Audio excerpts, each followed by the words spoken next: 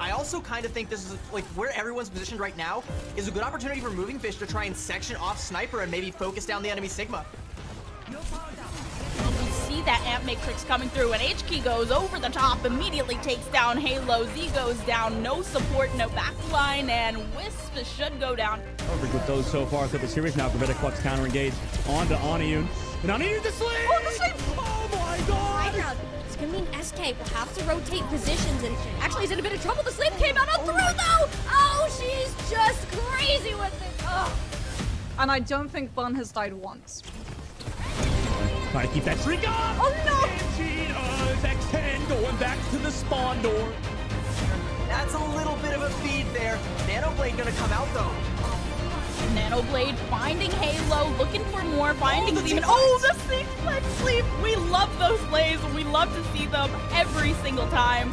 And yep, climbing up, you're in danger, Ana. Right now, just kind of overlooking the streets from this window, but they have to try and make something happen. They're able to get LOS, dueling Nanoblades, which goes bigger. And HK has the nano, both of them have Nanoblades. Zoe, however, is finding so much more value here on the backline. Whatever comes out of this match, y'all gotta remember that this is a community. Like, you even heard it from Wisp in the interview. They got friends on other teams. People know each other. It's a win or lose. It's none of this trash talk, really. It's everyone just supporting each other, and everyone wins at the end of the day.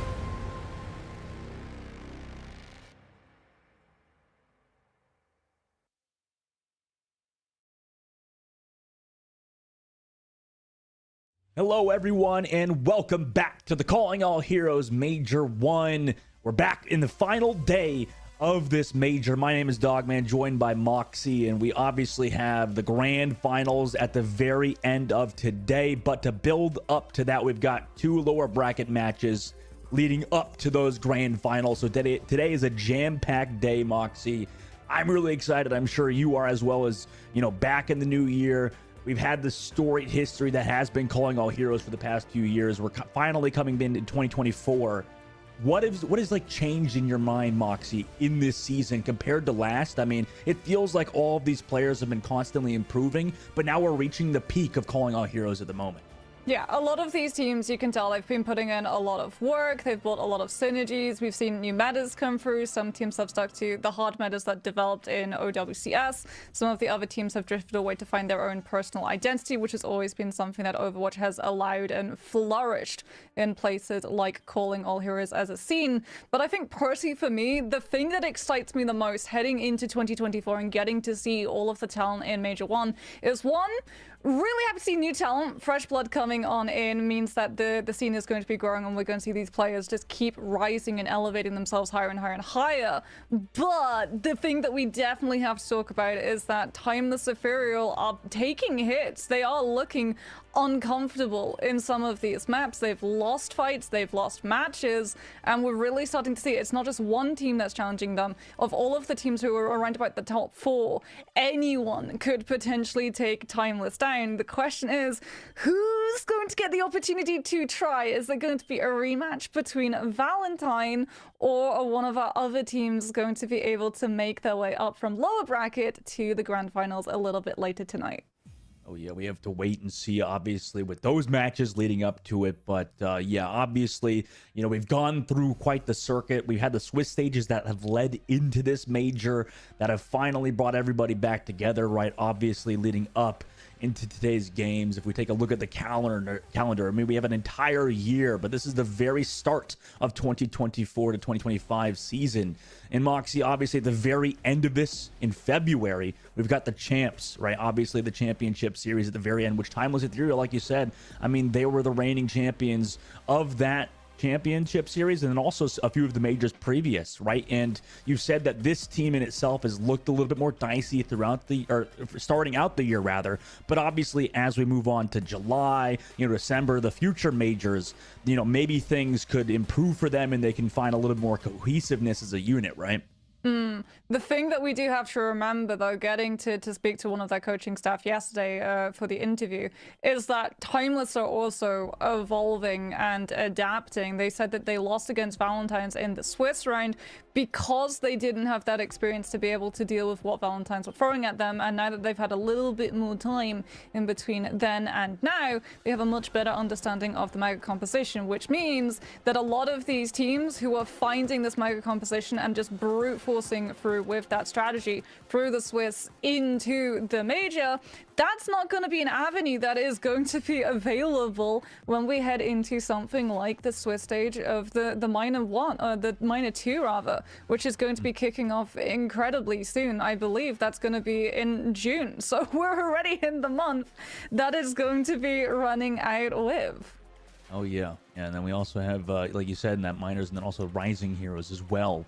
We have the overall prize pool of the entire tournament, obviously 3,500 to first place, and it's interesting that Timeless Ethereal are really trying to make sure they get that first place, but obviously there's other teams alongside. You said there's 4 more teams left. Obviously coming up, we've got YFP and Inarizaki fighting for that first place prize pool, and then also the points and to end up at the very the very tip of the year, the very but yeah, I can't even speak right now because I'm just so focused on these points. Yeah, towards the end of the year, obviously a lot of these teams are fighting for that championship spot, right, Mox? I mean, these points end up mattering more than anything else. Yeah, no one wants to go through last chance qualifiers. There's a couple of reasons why. The big one is that last chance qualifiers being so close to the actual championship itself.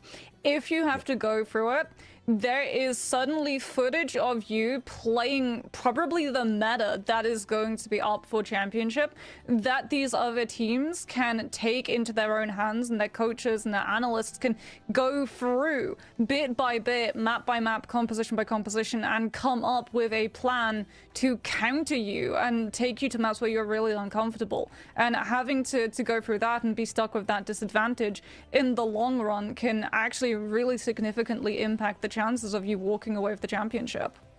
Yep, and obviously that's what everybody's goal is at the end of the day, to reach that championship, to win the whole dang thing. And there's a lot of teams, like you said, Moxie, we've got into the season this year, starting off in 2024, where we're seeing a lot of new faces integrating with those veteran players. And at the end of the day, we do have Timeless as that first seed kind of ending up, or not rather the first seed, because also Valentine was the first seed coming out of the Swiss stages, but there are a team that has looked good so far. And by the way, if you're watching this stream, we do have some incentives for you guys via the drop system. No exclamation point drops though, please. Okay, no exclamation point drops. But obviously, if you're tuning in now, you get a few of these sprays. Moxie, which one would you say is your favorite? You get a spray, you get these outfits for Venture. Yeah, Venture skin, 100%. Purple is one of my favorite colors. I'm not wearing any of it today, except the headphones. There's a little bit of purple representation on those. But no, I adore that Monarch skin. I've already bagged mine. Just make sure that your account is linked, because you do not want to go through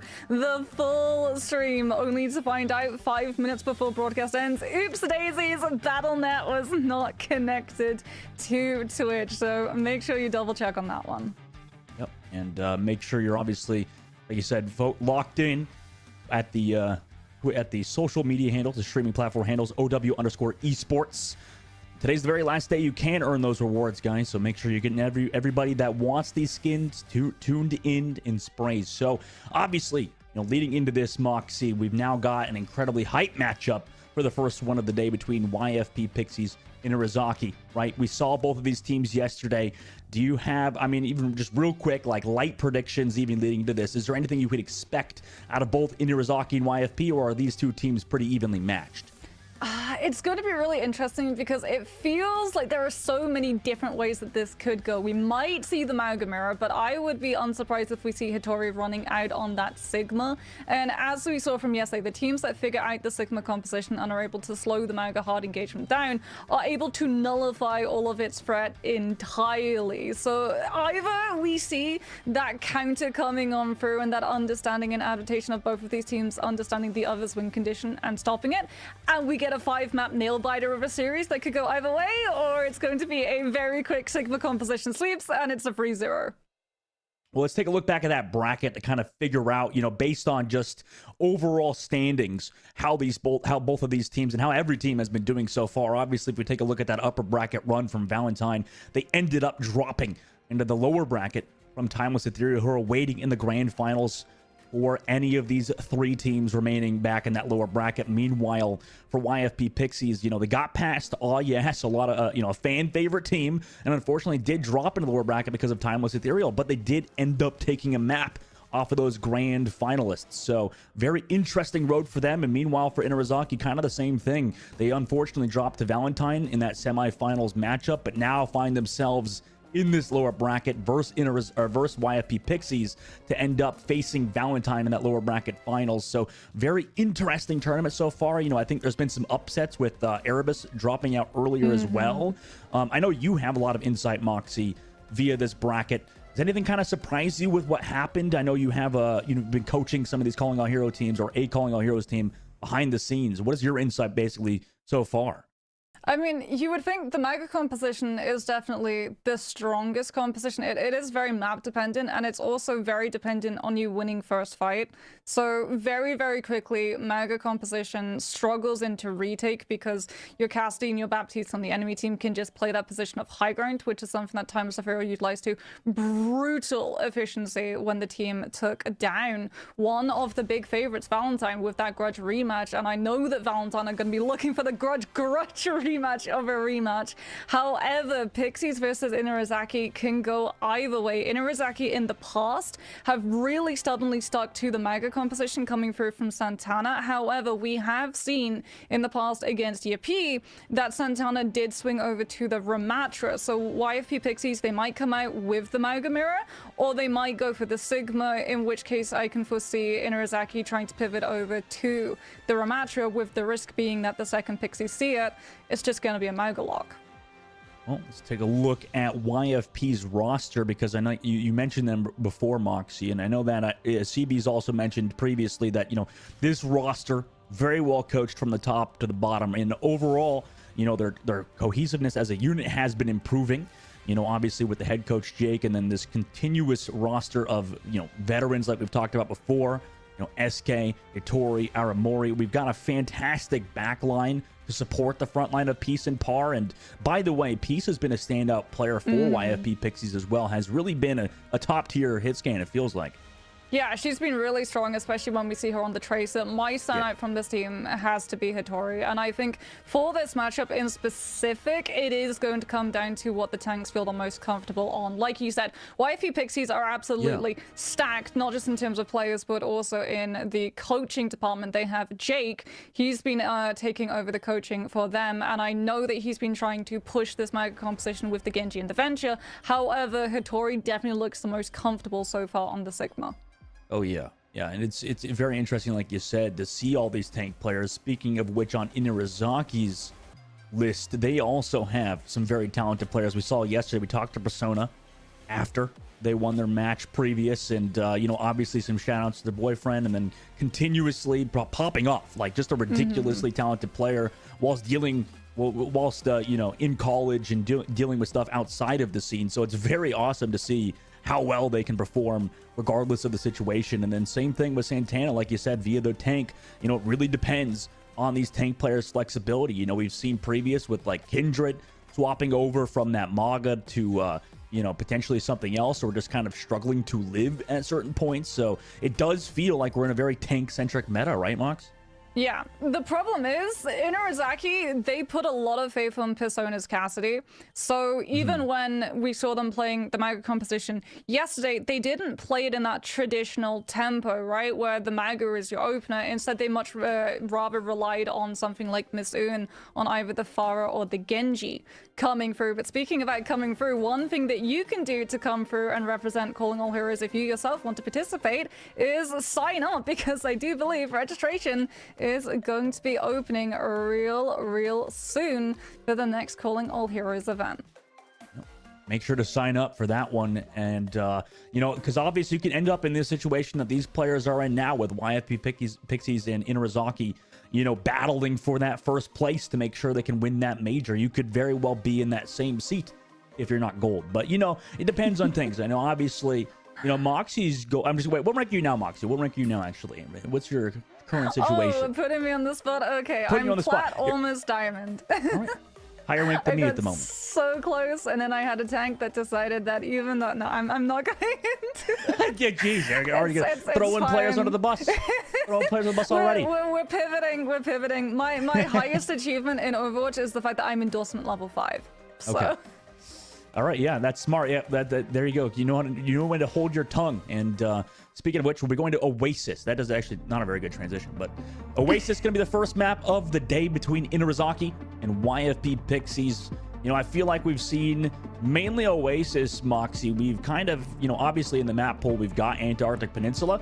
That is a map that is available, but, you know, for the higher seed to pick Oasis, kind of not, I would say, is kind of expected at this point. Feels like Oasis is the map number 1 of choice of the tournament, which like I said, I'm not opposed to that, right, Mox? Yeah. I mean, this is a great map.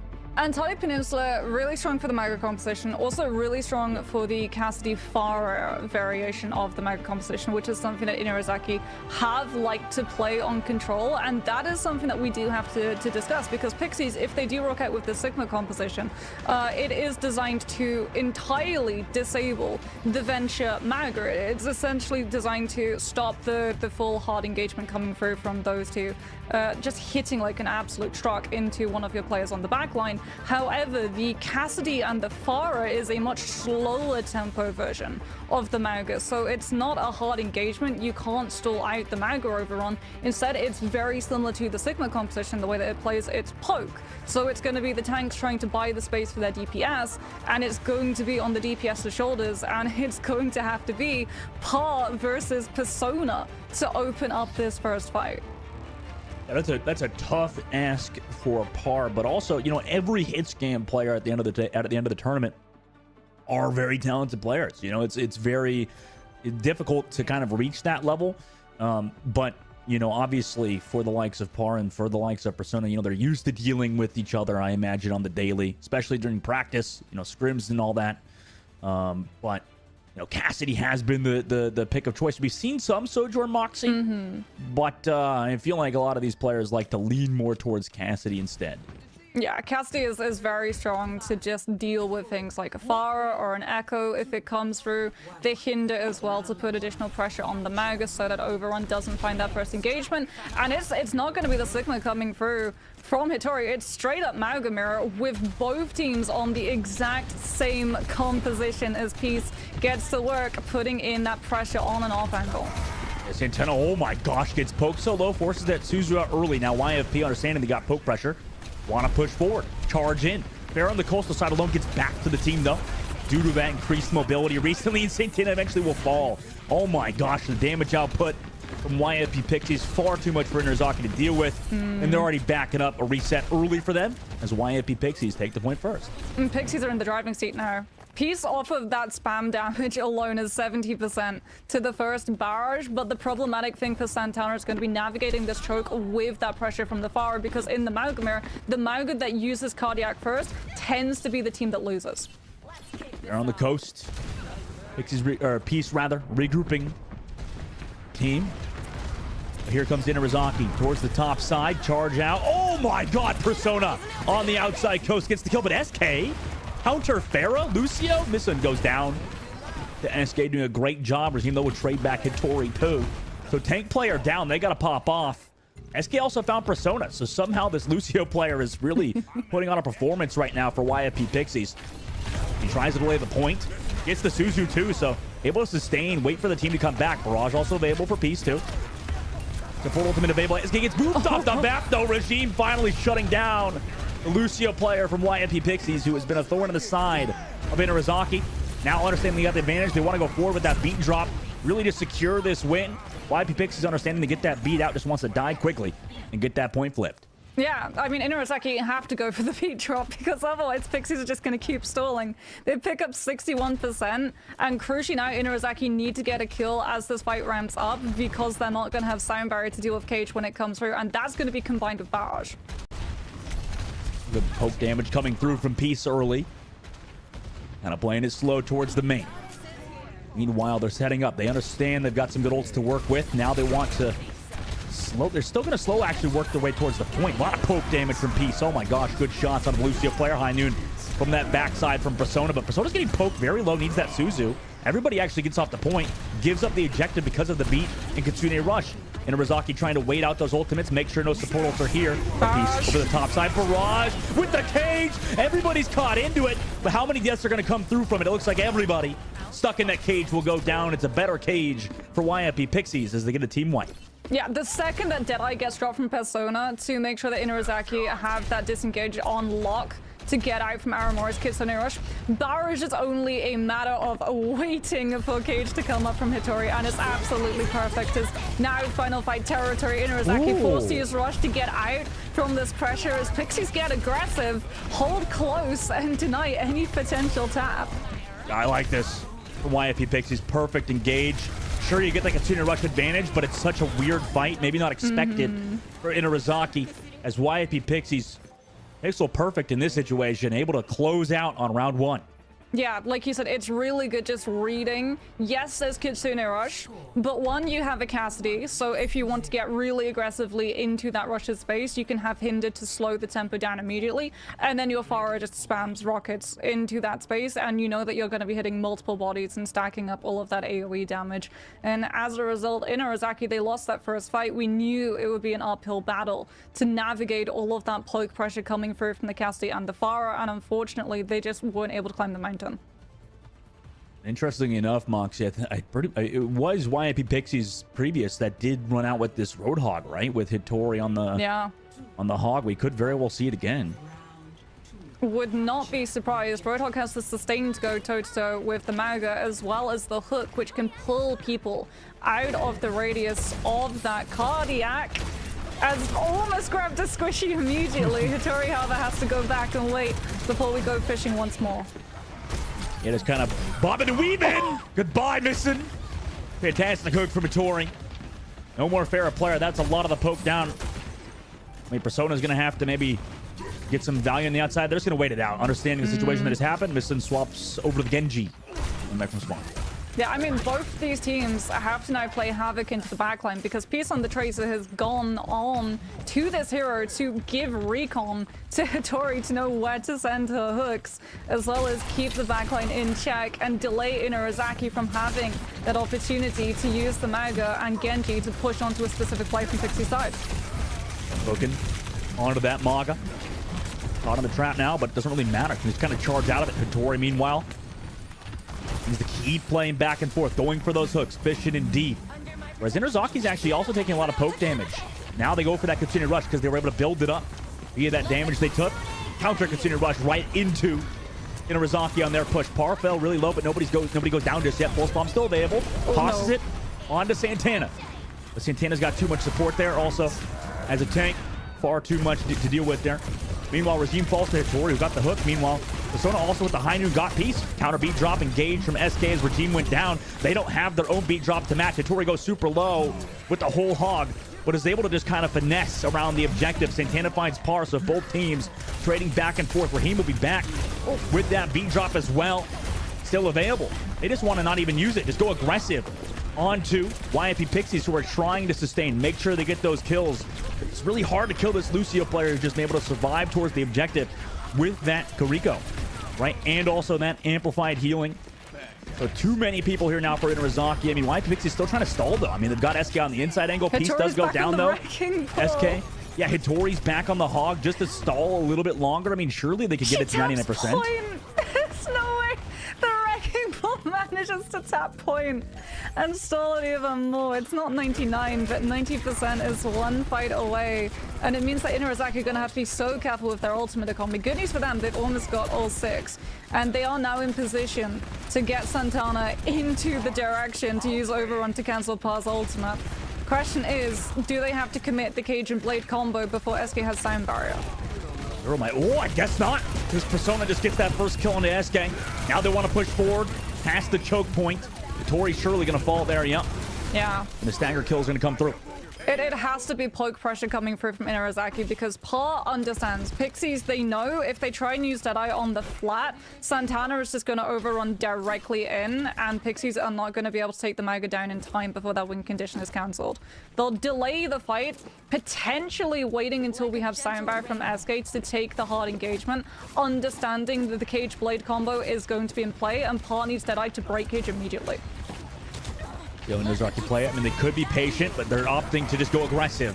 Kitsune Rush separating that Roadhog off from the team. So yeah, Hattori surely falls there. Fast reset now for YMP Pixies, but that's actually not terrible in terms of ult usage for Inarizaki. Yeah, the problem for Pixies is that Hattori wanted to take an engagement, and the rest of the team actually looked for the disengage.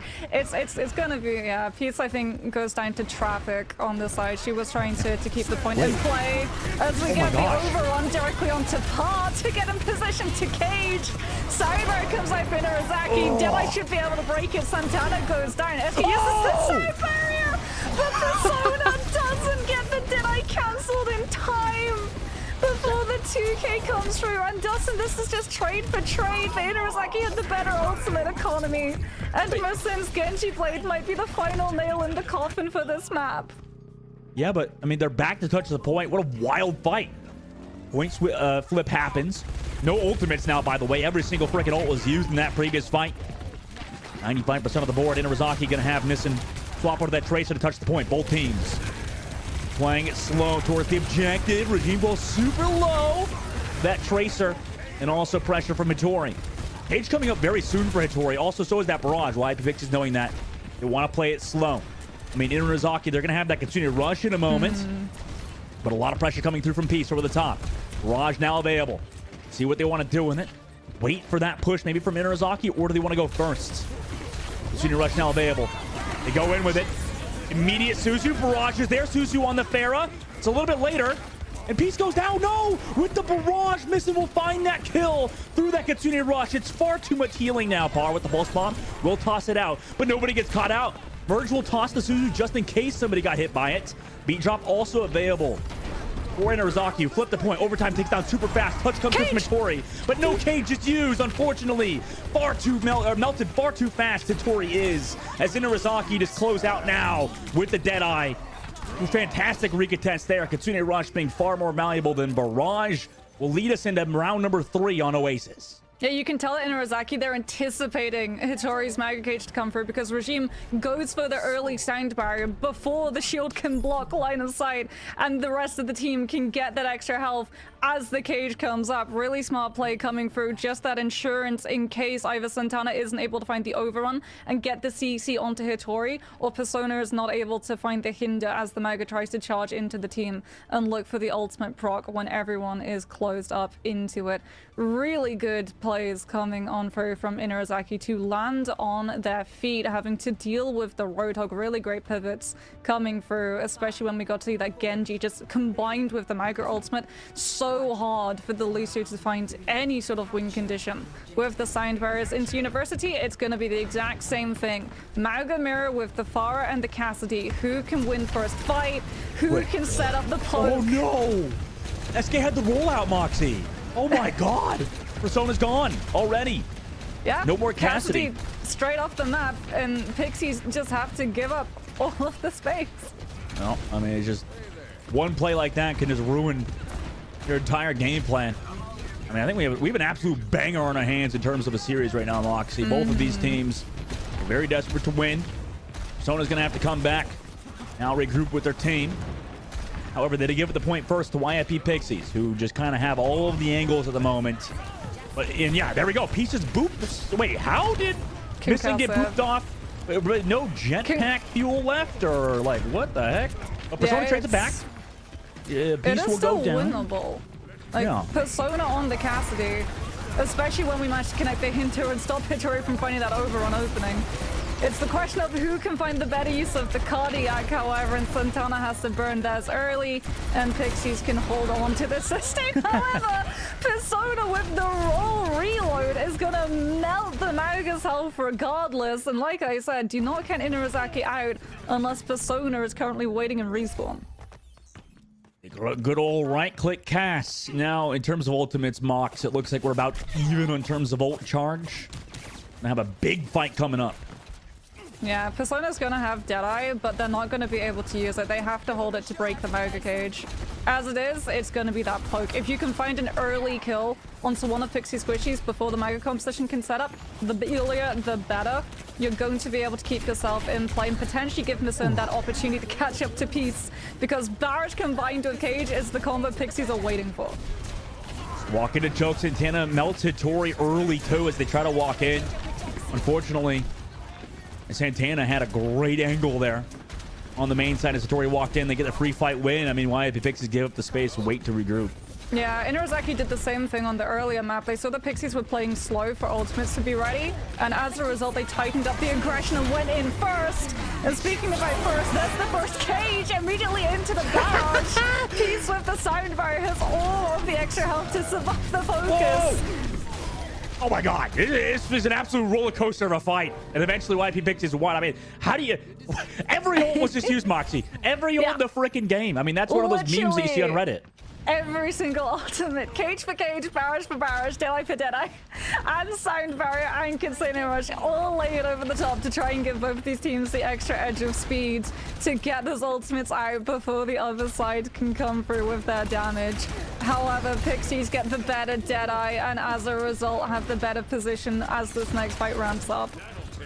Arzame looking a lot like Surefire back in the day. Just kind of flipping around. Hitting crazy shots. Now Peace goes to the outside. Tries to take the duel in the sky. Goodbye, missing. Peace to you. 80% of the board has been built too for YFP Pixies, but Hittori will fall. It seems like that's been a consistent here. Although Peace found that opening pick in Inurazaki through Santana in that frontline play, able to melt down the tank player of YFP. Santana as well has that sustained cardiac is available. And as a result, all of the damage that we're doing just contributes right back to our health. The problem that Inurazaki are going to run into is that Peace and Paul, off of the damage that these two DPS have been able to do from Pixie side, have a lead in terms of ultimate charge for this next fight. And Magacade just not going to come up. Gonna be consistent here. High noon available for Par. Peace also coming up with that barrage closer than Inurazaki's DPS. Understanding that, they just want to build merge with that Kitsune Rush. I mean, perfect ult tracking so far for Inurazaki. That's how they won the previous round. We'll see if they can do it again. High noon play now from Par. Peace also with that barrage with the follow-up on a Santana. That's a great kill. 90% of the board now. They don't have Santana for this fight. And they're going to have to take one here because it's getting last second. On the coastal side, Peace trying to take that duel too. See who the better Farah is. Meanwhile, B drop towards the point. Both Farahs kind of give up on the fight temporarily. B drop is here with that high noon. Nice concussive to boop away Persona, but Inurazaki's back. Also, Santana's also here in the fight. Barrage on the inside angle, interestingly enough. Not really going to find a ton of value from Missa. Now they have to go in forwards.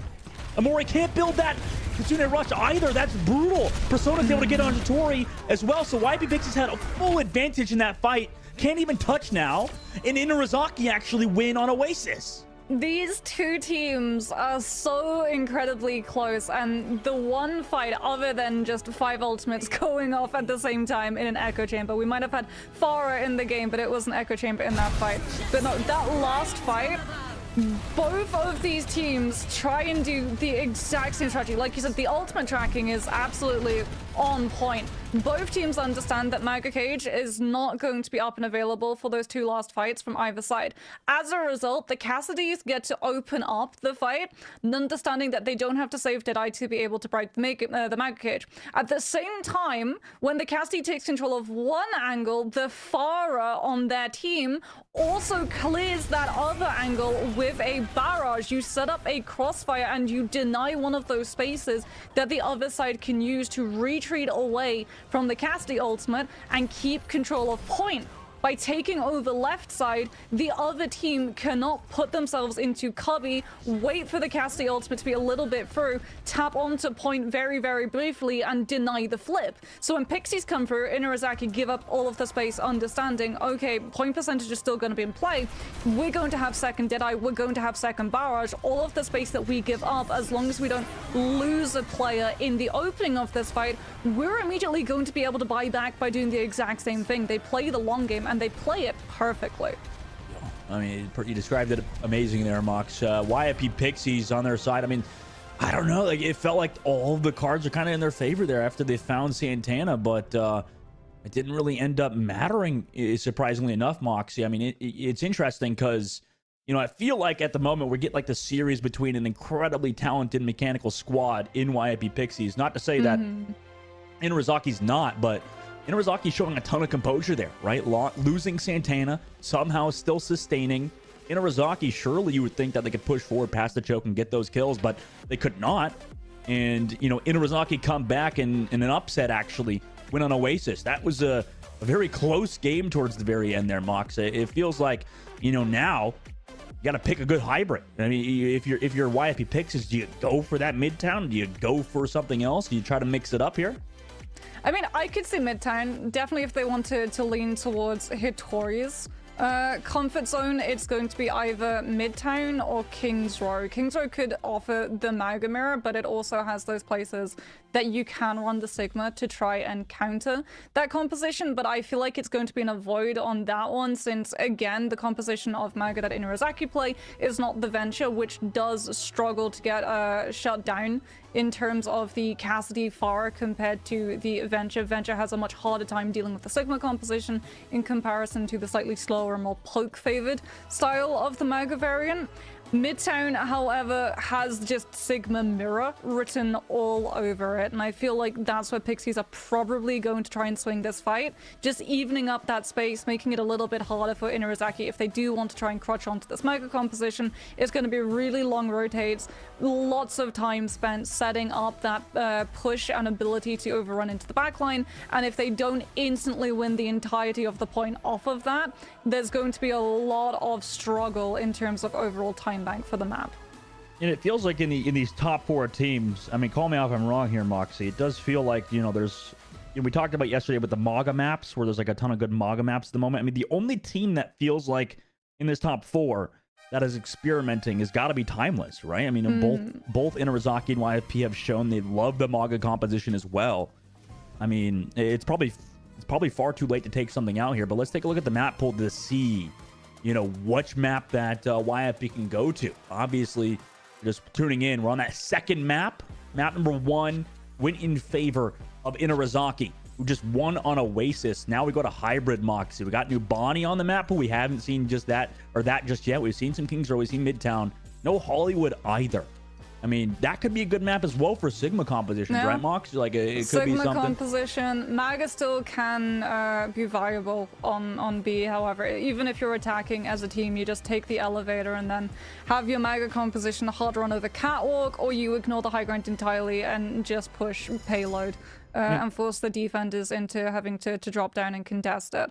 Something I think that we're not going to see. Yeah, it's not going to be Nambani. The reason why we're not going to see Nambani is because Maga on defense on Nambani has been shown to be absolutely exceptional. And an absolute struggle bus for Lucius to be able to find sound barriers, as unfortunately Massa found out during their match of OWCS. But it's going to be Hollywood. This is one of the first times that we're going to see Hollywood come through this major, so expect a little bit of dive, a little bit of Sigma, and potentially a pivot towards that Maga as well. Okay, let's see if it pans out for YFP. Obviously, understanding this could be their favored map. You know, a lot of things you have to look at, right? That's probably why it took them a while. They're understanding, you know, maybe we don't like Hollywood that much as a team, but potentially in, you know, practice and in scrims, could be working out versus Inarizaki. Maybe that's why you go to this one compared to other maps. And also, like you said, Mox, to potentially have that flexibility to go over to different compositions. You know, I'm really curious to see. Yeah, there's a lot of high ground, which, as we saw yesterday, and Timeless were really good at just showcasing. one of Maga's biggest counters is not a specific hero that you can play, it is your positioning. Take high ground and Maga will struggle finding that opening with Overrun, even if paired alongside that venture. So no surprises that it is going to be Hollywood, and I have no doubt that when we see Pixies on their defense, it is going to be a high ground position that they prioritize in terms of their hyper burst hit scan and also their support backline. Yeah, you mentioned Venture. I give flashbacks to yesterday with with Zoe on the Venture. Absolutely amazing. You know, we have to see if YFP can pull that out or in Arizaki. But obviously, Moxie, you know, this is, I imagine, not a very good Venture map just because of how many, you know, long sight lines there are and stuff, right? It seems more like a potential Genji map, I guess. And, you know, we get a lot of those Genji plays. It's interesting that both of these teams kind of just like to throw in ultimates. You know, like if you have every ult in the game, it feels like both teams just like, okay, let's just, you know, my stuff versus your stuff, right? See who's better. And it just ends up, you know, in large part in a result. Or I feel like YFP was actually winning in a lot of those like big team fights with ultimates, right? It was, I mean, it was definitely close. It's tough to say though. I mean, you would think that, you know, a lot of teams like to play it, you know, whether you like maybe use one or two ultimates, not pop all 5 ultimates on both teams. Well, I mean, meta at the moment and how we're seeing the rotations of these ultimates, there's a specific reason why you're seeing Die being held, and it's to pop Cage. Silent Barrier has to be held for Cage, Barrage or Blade have to be held for Cage, and then you need to have the Deadeye to break the cage and try and give your team, if they do get that Silent Barrier, that extra little window to navigate and live through all of the follow-up damage, which is why you see, like you said, the sort of chokehold of ultimates, where your hand is essentially forced. If the other side is holding on to use those ultimate rotations, you have to play reactionary with your ultimates rather than opening it up, and it means that attacking teams have an even harder time of being able to find full pushes on all of these maps. Mox, off topic, why don't you call it Baby Lawn instead of Babylon? Why don't you say Baby Lawn? Why aren't you responding? Mox? I don't know how to respond. What? You know, it's not often that something can make me speechless, Dustin.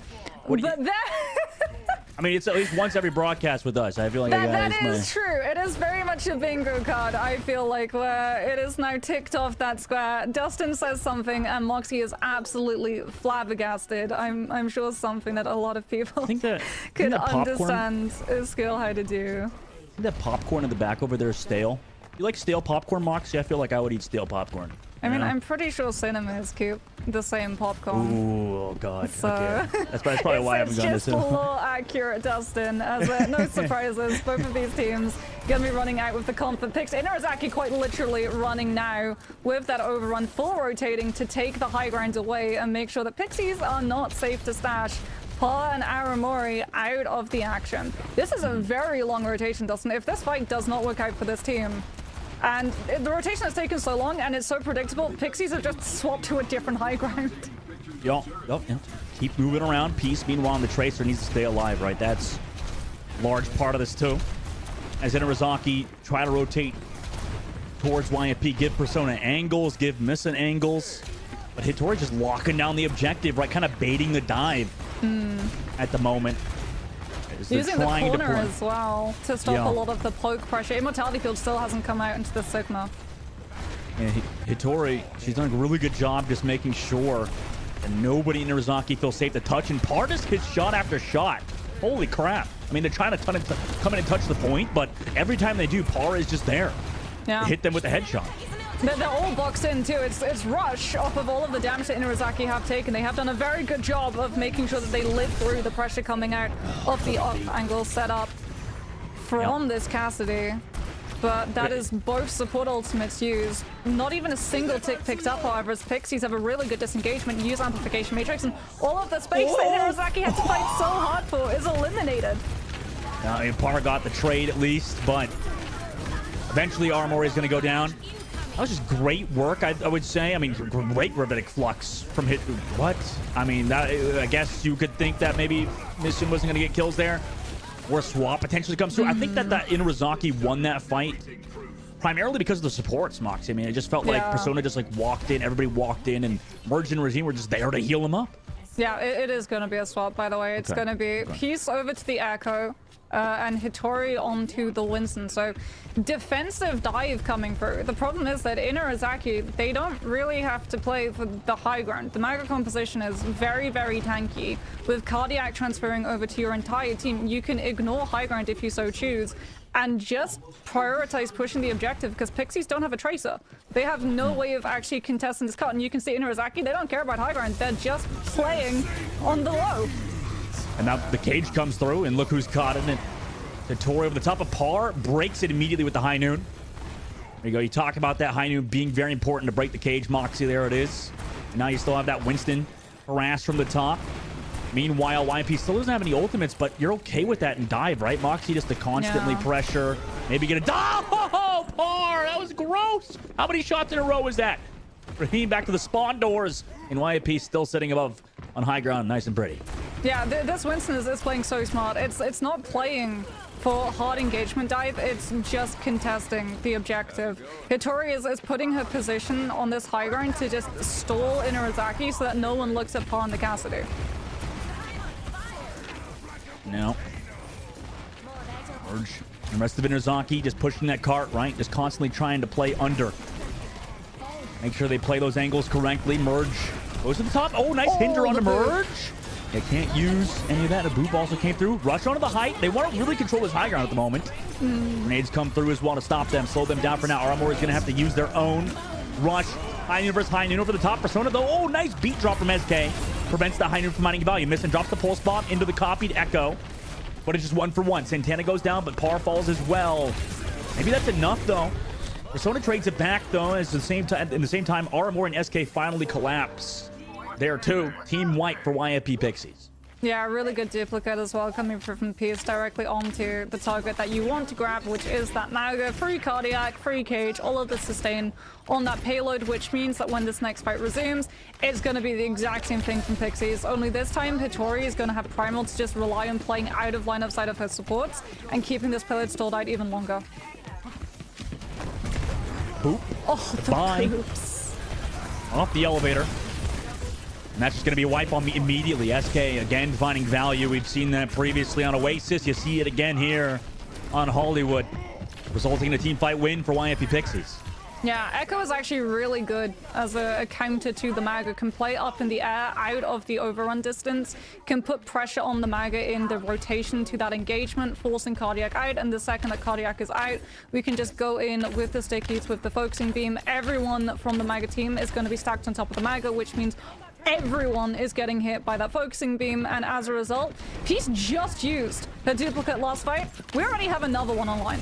Oh yeah, that's going to be so hard to deal with. I mean, this is first of all a great map pick for Inarizaki, or for YFP Pixies to take Inarizaki, because they can keep playing that dive. Cage comes through onto Hitori, but the Primal Rage is there to sustain. Peace also comes through with the copy. Meanwhile, though, Hitori and Armor fall. It was a little bit too late for Peace to get there. Kind of struggled to get off the top side. Now Peace out of the copy. Can't even get their own cage down. And everybody's already dead. Right? SK is going to come through and delay the point, but actually a good team fight there and good cage from Santana. Yeah, Persona's going to have Deadeye too, and the key thing for the Cassidy is that there is no Maga on the other side, so you don't have to hold Deadeye to stop that ultimate from coming out. Hitori's going to be swapping over onto the Doomfist, so CC is there to collapse on top of this Cassidy, even when Pixies are rotating off of the low and having to take the high ground in near. High noon from Persona, boop from Lucio player. Meanwhile, Regime also gets Hitori before that beat could come through from SK. And now, yeah, everybody just gets deleted afterwards. This is a disaster in the street space for YFP Pixies. They held pretty well, though, at least nearing overtime into third phase. However, Moxie, I mean, this is going to be a pretty solid point, it feels like, for Maga, right? True, but Pixies are going to have Kitsune Rush. Inarizaki are going to have to give the space up, which means that when we go back into Sigma versus Maga, Pixies are going to be in position to keep the Maga composition stalled out with the range that Spheres on that Sigma has with his primary. Curious how YFP Pixies play this though too, because you know with that Kitsune Rush, this is trying to by the way control this high ground versus that Lucio. But it feels like with the Maga you can kind of take advantage of Kitsune Rush a bit more, whereas the I guess the Sigma, you know, you're a bit slower naturally, right? But we'll see how YFP Pixies play it. They just want to give up a lot of space. In fact, let the cart go around the corner. maybe bait Inarizaki in, lull them into a sense of safety here. Now that rush comes through, but SK goes down. Merge is traded though, and Hitori also finds Santana. So Inarizaki not looking to disengage it. They want to fight in the midst of that rush, and it's going to result in them getting wiped with 37 seconds left. Yeah, one ultimate for a team fight win is the exact thing that Pixies needed. Now we're going to have duplicate for this next one, which is going to be onto the Maga. Misten is going to be swapping over onto the Mei so that Inarizaki have a little bit less pressure coming through from the poke of this Echo and Cassidy as they walk up to the fight, as well as Ice Block to stall the payload out and wait for a regroup. His piece is just waiting. Top Ropes wants to find the copy onto the Maga. Yes, we get it. Immediately overruns into the back line and just sets up for the Sigma Flux. But into the high noon. Persona is in the sky. Copy comes out, but oh my gosh, deleted by Peace. Peace now looking forward to the rest of their team's targets. Meanwhile, continue to rush with the card. It's just desperation just to get as much distance as possible here. Beat drop as well, so support ultimates are not there in time. Merge will get par. But I mean, they're down everybody in their team. They just get a little bit more meterage. You would have liked to potentially see that in the previous fight, but they didn't have them built just yet, right? Really tough there for Inarizaki as they're just coming in to try to touch the payload. But nobody else is going to be here. And YFP Pixies will stop Inarizaki in third phase with 55 meters into the map. Yeah, that Echo pick coming through from Peace, that pivot was absolutely key in stopping a full push. It's so good into things like the Maga with the free duplicate onto just immediate overrun, follow up with cardiac with all of your sustain. Even if you don't get cage up, no big deal. You've given your team all of that sustain to try and meet the Maga's aggression. And also, and it feels really weird to say this because Cassidy is a hit scan, and hit scan do traditionally make Echo harder to play. But if the Echo is able to get into a position with focusing beam, especially in the situation that Pixies find themselves in, where Hitori is able to find that flux onto Persona, and Persona is doing the Cassidy thing where you sit in Deadeye to get that 40% damage reduction to live through the after effects of the flux slam down. The Echo sees that the Cassidy is going to be trying to use that damage reduction, closes up the distance, knows that flux is immediately going to chop Persona's health bar into half, and that means that focusing beam is going to be doing the max damage, and the max damage of focusing beam is fully charged Zarya scaled damage. So Persona just disappears immediately, and when that Cassidy disappears, it's a free farm for Pixie's DPS line. Really good, very niche, but you can see how smart these teams are, that they can see those very niche strategies and immediately take advantage. Yeah, they've done their homework, obviously. Meanwhile, Par, they'll be swapping over to the Sojourn this time instead of taking that duel on the Cash, interestingly enough. As long as Maga. You're always going to have all fire up. Yep. See if it pans out for them, though. Inarizaki, meanwhile, you know, they just kind of are player on this point, where YFP Pixies take that control over that top of that cooler side. Oh my gosh, good deleted Santana is. Persona does trade back SK at the very least, and you got this trace over the back, so they can still clutch. But no, the Suzu's there, and with that, I mean, a lot of the pressure is now on that point. Inarizaki gonna have to play slow, wait for Santana to come back. Yeah, that is Jake's coaching in a nutshell. Pixies understand the win condition. If there's a Maga on the field, Par is always going to have ult fire stack on top of your Sojourn and prevent Mizun from being able to find the dive into the backline. You can't prevent that, however. Santana comes back into play with a huge overrun, opening up the field for Inarizaki. And Pixies have to rely on the flux. Yeah, and that's going to work, though. I mean, Par's able to get those 2 kills. I was a little bit worried that flux wouldn't find total value, but with no support ultimates, because Hitori built that flux so fast, yeah, why not? That was really, really smart there from Hitori. And with that, YFP Pixies close out first point. Yeah, Par is doing so much damage on the Sojourn. Would love to see the amount of times that she's built ult fire. And off of that, Inarizaki, they're done. They're doing the exact same thing that Pixies did. Santana swaps onto the Winston. This is something that I remember them playing last year in CAH, and it's just going to be the same stall strategy, as Pixies do not have a Tracer. Not indeed. It's interesting that so many different comps have been played on this map in particular, right? A lot of hero swapping to figure out what the exact play is. Where YFP Pixies now, Moxie, they're trying to set up for that high ground dive or just push the cart. Looks like they're happy and content waiting for Inarizaki to dive first because they know they have that copy as a defense. Now dive comes through, copy into the Winston. It's in a rush, meanwhile, from Inarizaki, results in Par going down early. Par kind of caught out of position. Beat drop here from Inarizaki as well to continue this. pressure. Listen will go down. Heinlein as well. Catches out Peace in the sky. Goodbye, YFP Pixies. As, yeah, Hittori, well, gonna keep walking forward. They do beat drop 2, so never mind. YFP Pixies still kind of in it. However, the damage output isn't there. Aramori is able to find Regime. Hittori finds Persona. So yeah, actually, YFP Pixies still here. Still in this fight with just both supports and their Winston. Full spam on to par, though. Missin still trying to make things work here for Inarazaki's side as YFP Pixies are making it dicey. Missin finds 2. Great Tracer play for Missin. It results in pushing out YFP Pixies. They just used both sorts of ultimates in that fight too, Moxie, and one that they lost. Yeah, both of these teams really wanted to win the fight. Inarizaki wanted to win it so they could swap Peace off of the Echo and onto the Tracer, because Echo into a retake with the Cassie set up on the high ground where the dive is just not able to reach is just absolutely useless. Pixies wanted to win it to keep the payload moving and deny Inarizaki the opportunity to set up on the high ground and stall them out even further as OC comes through from far. However, it's going to be absorbed by Santana, who just pops the Primal and keeps the Sojin out of line of sight of the rest of the team. Yeah, you'll take that trade until Par gets those kills on the Missin and the rest of Inarizaki. So as well as good of a job as Santana did there, it didn't stop Par from getting kills. Now 3 minutes left. Moxie, they're about to close out. I mean, a potential touch could come through, but we'll see what Inarazaki's decision is. Surely it's set up for next fight. Yeah, Persona is so close to Deadeye. Merge incredibly close as well to get to Rush. Plus, you can't take the fight too progressively right now because Aramori has Rush before you. You have to bend the knee, give up the space, and make sure you have the disengagement area if Pixies decide to keep playing aggressively. Setting up the high ground now. YFP Pixies leave Hittori, but Santana's also lurking in there too, so understanding how important, how crucial this high ground is for these dive comps. They actually want to quickly engage with a hinder, but Persona's the one to go down, unfortunately, to Hittori. But great there from YFP Pixies on their push. Pulse Bomb also comes out from Peace to continue their pressure forwards. I mean, if they get this fight win now, it's going to be a hard recontest here for Inarizaki, even with ultimates.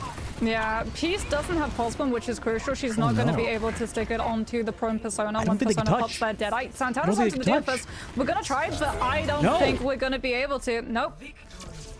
That is going to be Pixies taking it one apiece. They take us to Hollywood. There's very obviously a plan that Pixies have in mind, and that plan fully comes through. We moved away from the Mauga.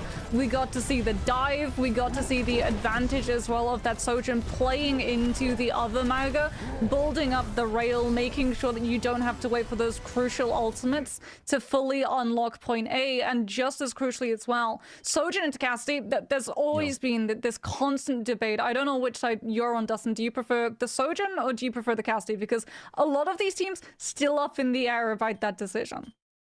I don't know. Yeah, it's really tough to tell. I mean, I feel like Cass is better usually, but you know, like you said, I think there's a little bit of discussion there that can still be had. Which one's better? I mean, personally, as a Cass main, I like the Cass more. Also, seeing what Par manages to do a lot of the time. Same with Persona. I mean, it's tough to say. It really is. Yeah. See, in that first fight, when Pixies are trying to take the attack on A, the Sojin is better than the Cassidy, and Par plays it just the way that you want to. Immediately goes for the disruptor shot onto the main door frame, so Inarizaki can't cleanly contest into the point, but also uses it to shut down one of those angles that Persona has access to, and as a result, we see the difference in terms of poke pressure that Pixies are able to output, as opposed to Inarizaki. Everyone from Pixies is free to very quickly set up the Sigma composition, something that is very clunky normally in terms of rotation. Sigma is a very slow-moving tank, into a position where the Sigma can stall and use those spheres to poke and just put pressure on the Mauga, chip away the health, delay the overrun contact coming through, and everyone from the side of the Mauga composition is stuck just having to give the space because they lose the Mauga to that poke pressure and can only come back into the fight when your Mauga is able to overrun directly and quite literally right into the middle of it. Yeah. Unfortunately for Inarizaki, it looked like at the end as well. I mean, they were saving ults for next map, and tough situation to be in. Next map, by the way, will be New Queen Street on push here. Moxie, you know, obviously that probably enters us back into the realm of Maga, right? Yeah, they're trying to take Maga. They're definitely trying to push that Maga mirror. They did get the better end of it, so no surprises that this is the direction that we are headed. The question is, are we going to see the Maga mirror, or are we going to get shenanigans starting to come on through? Well, I mean, we saw was it Timeless who played the Sigma on this map too? Because it's got long sightlines and stuff, so maybe it's not entirely Mog. I mean, like, it just feels like it's kind of a push version of, well, I guess every push kind of has like incredibly long sightlines at some point, you know, similar to long range maps, allowing more poke compositions to come through. So it's not out of the question, I guess, to see some Sigma, right?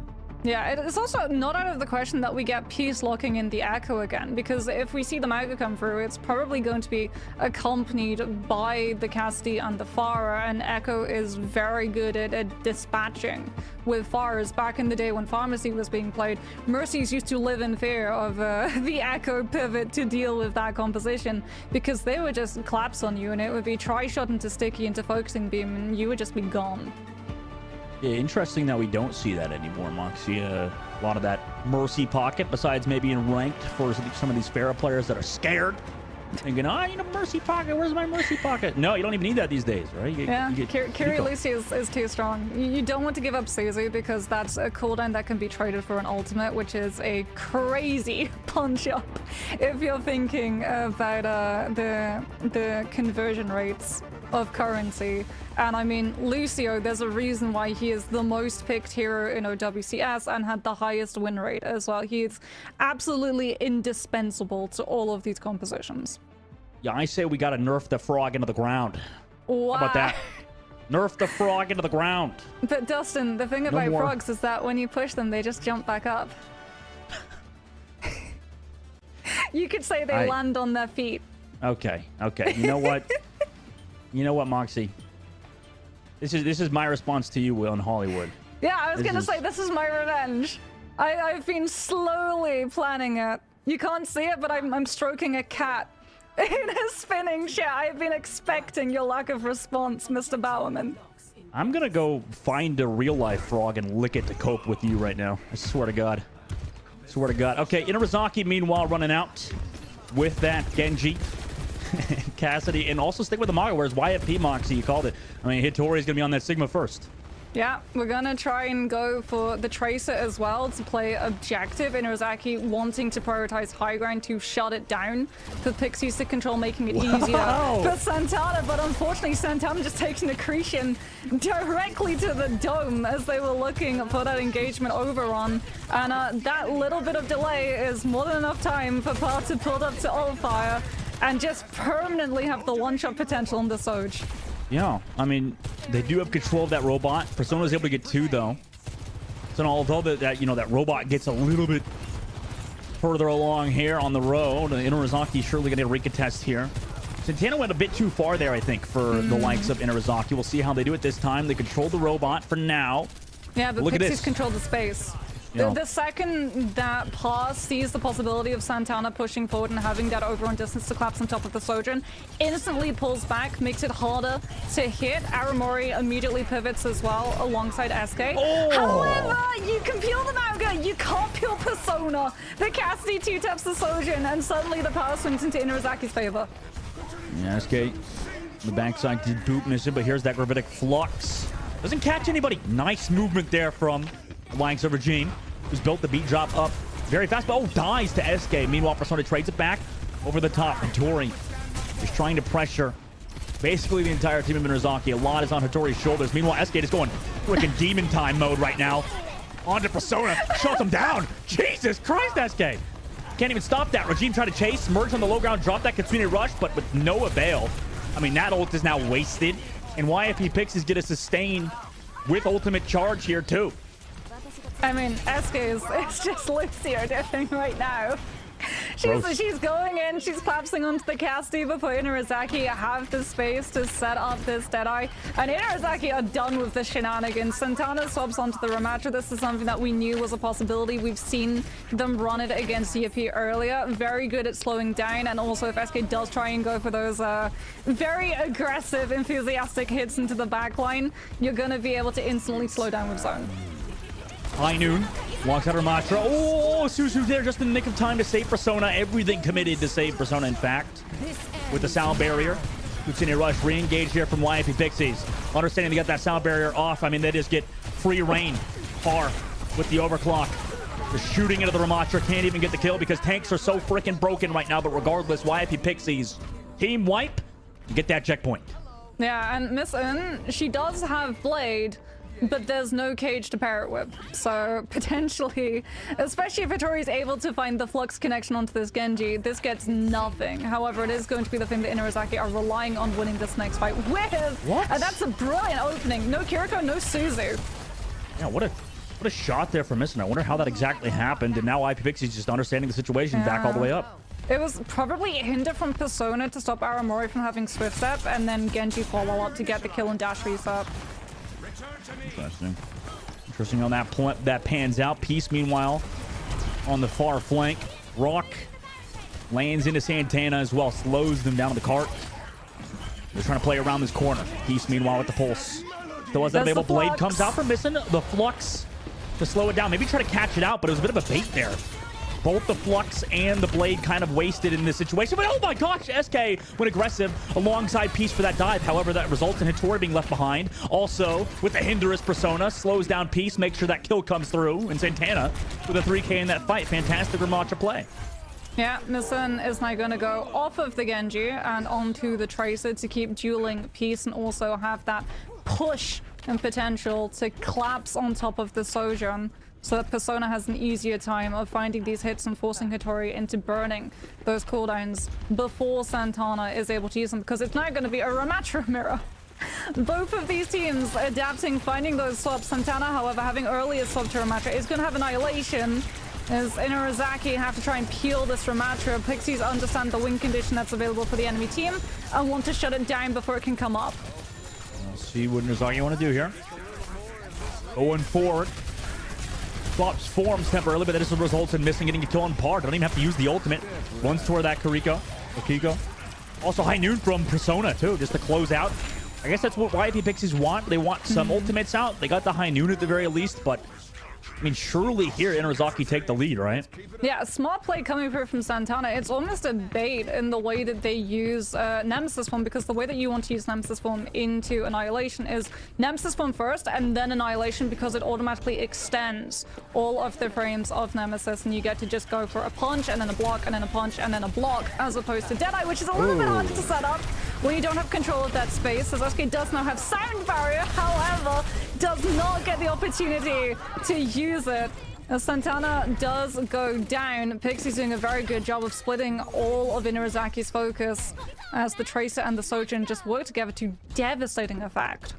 Yeah, I mean, it's very interesting, Moxie, how it feels like maybe to go back onto that conversation between Sojourn and Cass, it feels like the Sojourn in these neutral fights, I mean, as always, can find those opening kills. Whereas maybe in these more team fight scenarios, the Cassidy comes online a bit better. It's interesting how it's been panning out so far. Meanwhile, overclock over the top from Par. Does get Persona. Great opening kill. Beat drop versus beat drop too. And with the person advantage, YFP just able to run down Inarizaki at the moment, losing everybody on their team. Inarizaki's so close to getting that meter advantage, but just could not. And now, YFP Pixies just with ultimates take this fight win. Yeah, Pixies understand that Par can win the fight with overclock. So Hattori uses zone to force Persona off of the angle, which means the cast not within distance to hit the hinder. On the Sojourn, we have full access to power slide. On Pixie's side, and Inarizaki just cannot shut the Sojourn down before the team just loses one too many players, and they have to throw the towel into that one and stage for the next. Santana still holds on to this Annihilation, but Hattori is holding on to hers as well. It's going to be a ramp ult mirror. It's going to come down to the supports. Consumer Rush breaks Consumer Rush. Peace finds missing though on the flank. There's their Mantra ultimate. Oh, gets deleted by Par. Hattori also on the front line falls, so both those annihilations end up turning into nothing. Whereas the Tracer players and Cassidy's coming online. Peace with some excellent aim. Har with the follow-up, and they just get this robot pushing even further. YFP take advantage once again. Oh, and Pixies are gonna get aggressive. Hitori goes on to the Mauga. Santana has to go onto the Mauga as well. If Santana had stuck with the Ramatra, it would be game over for Inarizaki. It's the mirror coming through, and this is exactly what they wanted to be able to force taking us to this map. Deadeye's going to be up for Persona. Where is the cast playing from? Is it going to be a high ground angle that Hitori cannot get the slam onto to cancel it? I can't see where the cast is. I don't know either. You know, we'll see where Persona ends up popping up, but it feels like, you know, in this map in particular, it's been very heavily reliant on Tracer and cast play. Here comes that point for Persona. No kills just found us. The damage on Hitori. Also a sound barrier from Regime there. Interestingly enough, they don't get really a ton of value. It was perfectly disengaged there from YFP. Yeah, immediately we see Hitori understanding there's no Genji, there's no Venture, which means hard engagement onto the Cassidy. You're alone, or you're bringing your Lucio with you. Hard engagement, though, is coming out right now. My composition plays fast. When you have the Tracer with the Pulse Bomb to find the follow-up, and it's swinging in Inarizaki's favor, just as we saw previously with the Mauga Mirror, they look so much more comfortable. Oof. I mean, Par trying to do the late overclock clutch, but it could not result in a kill. And now SK going to get staggered out. Into late. Inarizaki take control of that robot once again, but there you go, Moxie. I mean, there's some ults out of there from both teams. I mean, Pixies agree. Inarizaki won the Mauga Mirror. Pixies go onto the counter. They go onto the Sigma to try and stall out. Pixies do have the lead as well, so Inarizaki are going to have to make the first move and take the engagement. And unfortunately for them, there's high ground that Par is currently in control of. Yeah, it's going to be rough. Peace here with the pulse bomb still available. Regime trying to check him. Make sure Peace can't peek that corner. Comes over on that flank as well. Here comes that dive already from Santana with the rush, but immediately pulse bomb dropped on a Santana. Everybody trying to focus down this tank player. Make sure that cage can't be found. Santana understand they're the target of focus. Backs on out of there. Great movement from Inarizaki. Cage as well as there, but oh, dies for it. Everybody's caught in it. Is the damage there? We'll have to see. Sure, one falls. Pulse bomb's there for Missin as well. It's traded. Missin will find two. Everybody kind of caught together now. Hitori, as long as Hitori's still alive, YFP at least has some value here. And Hitori finds Merge as well. This tank player doing far too much towards this payload. And Missin has to recall. Back out of there will get staggered too, so YFP will win that fight. And surely with 10 seconds left, we'll see what they want to do. I mean, sound barrier up for Inarizaki. 5 seconds left. Santana comes back to touch and ram a bit early. They have to. Beat drop is here too late for Majin into the sky. Oh no, it's a whiffed. Oh my gosh, it's a whiffed. Gravitic Flux. Persona goes forward with the high noon. Can anybody even touch? Peace drops the pulse bomb. Persona's able to find one with that high noon at the very least, but now it's very dicey. Merge goes to touch Inarizaki. Full in desperation mode at the moment, trying to touch the robot. Unfortunately, Regime and Merge will both fall. He's doing a great job just tracking down Missin. One of the staggering players from Inarizaki as YFP will win on New Queen Street. Yeah, I mean, that map, it was just a seesaw. It was a pendulum swinging in terms of power between Pixies and Inarizaki until the very end, when Hitori swapped off of the Mauga Mirror and pivoted over to the Sigma, just in the way that Inarizaki just looked so much more comfortable on the Mauga.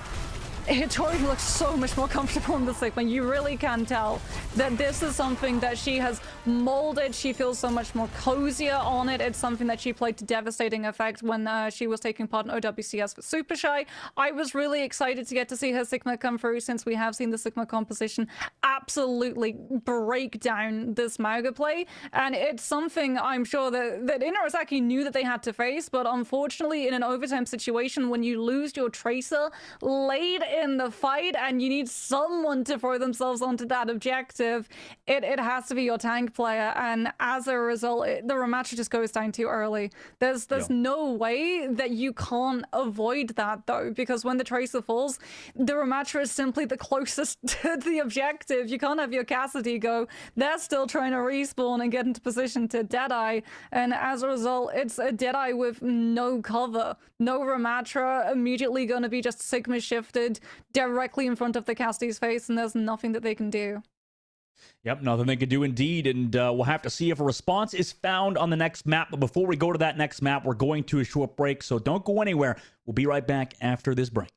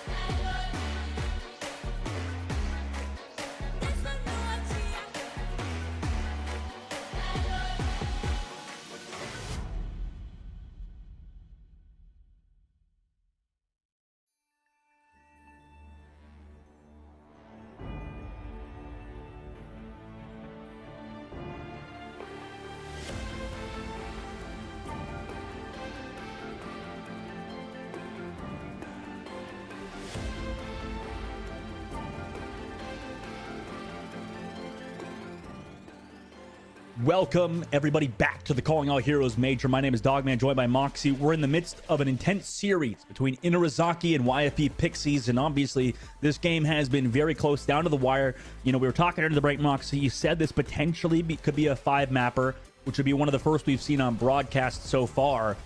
I mean, as we take a look at the replays, you know, what have you seen so far to maybe prove that this could be a very close game? I mean, the big takeaway is that Intermission look more comfortable on the Maga composition, but Pixies look more comfortable on the counter composition of the Sigma. Intermission, unfortunately, losing at the last possible minute. That new Queen Street was so incredibly close. They do at least get the opportunity to decide where we go to next, which to me suggests it's going to be a new Junk City coming through if they want to try and force the Maga mirror, especially because if Pixies do try and go for that Sigma, a lot of the time on first point especially, the Maga can just ignore it entirely and go straight for the backline.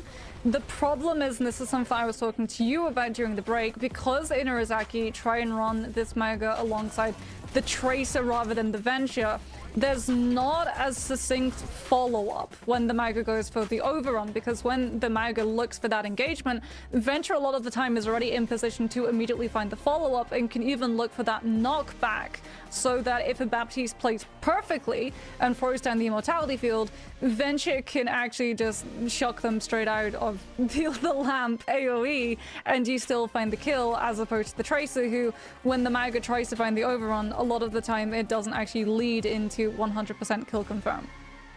Yeah, it's very interesting to see how these compositions kind of play differently, and you know, in New Queen Street, right, the smallest mistake could result in a team fight loss, right? I mean, it just feels like that last map was definitely a matter of inches, right? It was just a very close game between YFP and Intermission on push. Obviously, Flashpoint could be very well different, Moxie. I know as a precursor you were talking about how, you know, we could see a lot of Maga Force, and New Junk City is going to be the map we're going to, and I think you expected this one, right? Yeah, this is definitely the one that I expected. We obviously have only 2, so it is a 50-50 toss-up to see, but there were a couple of things that led me to think it would be a New Junk City pick. One, you can run a lot of different compositions on Suravasa. You can run the Maga. You can also, however, run the Dive, but more problematic for Intermission to face would be the Sigma composition, and you can get away right off of the rip with running that Sigma composition, as opposed to New Junk City, where if you start taking control of a lot of the tempo, and even for the first fight, it might just be a Maga mirror straight off of the gates, which is exactly the thing that Intermission are trying to currently force. Yeah, I could definitely see that. I could definitely see the Maga mirror coming through, because yeah, I think was it Timeless who tried to play Sigma on this map, and it just did not pan out. Did not work. Yeah, until they made the swap. Yeah, kind of worked for them at the end of it. But yeah, obviously Maga has just been kind of dominant in the compositions and in the meta at the moment. You know what? Yeah, it is a hot take, I guess, Moxie, but I do feel like the Maga comps are pretty interesting to watch, you know, compared to, you know, we had Ramatra over there. Just friggin' Ramatra, just everybody's just ulting, and it's just like this giant conglomerate of goofy stuff. Okay, you know? I agree with you on some. I will concede, okay? Maga meta is also a worthy sacrifice to give us Venture representation, very fitting in Calling All Heroes. And I feel like when the Maga is run alongside the Venture and the Genji, and it plays for that very fast dive style hard engagement take, it's really interesting to watch because of how quickly it actually runs out. So for the other team to be able to play around it, they have to be so fast on the uptake of figuring out who the hit is on and how they're going to be able to peel all of the positions for. However, if it's that slowed down, sort of watered down aggression, 50-50 hybrid, a little bit of rush, a little bit of dive, and a whole chunk of poke phase, it does somewhat lose a lot of the energy in terms of how the composition gets played. It does. And, you know, we did see, like you said, that we saw some Venture yesterday, and it didn't really work in the mirror, though. It was more against the counter comp with the Sigma, right? And it just, as soon as the mirror comes out, Genji comes through, right? Why is that? Why are we not seeing Venture more in these kind of compositions with the Maga? I mean, some teams just don't feel comfortable on the Venture as a pick. They're a very recent hero if you think about it, and a lot of Venture as well. Mauga is sort of, you figure out who you want to run onto, you make sure that you get your timing on Cardiac and your Cage lineups of your Genji, and you're pretty much set to go. As opposed to Venture, where there are so many intricacies, there's animation cancels, you can do all of these different things depending on which angle. Like, if you wanted to do a proper Venture breakdown, we would be here for hours.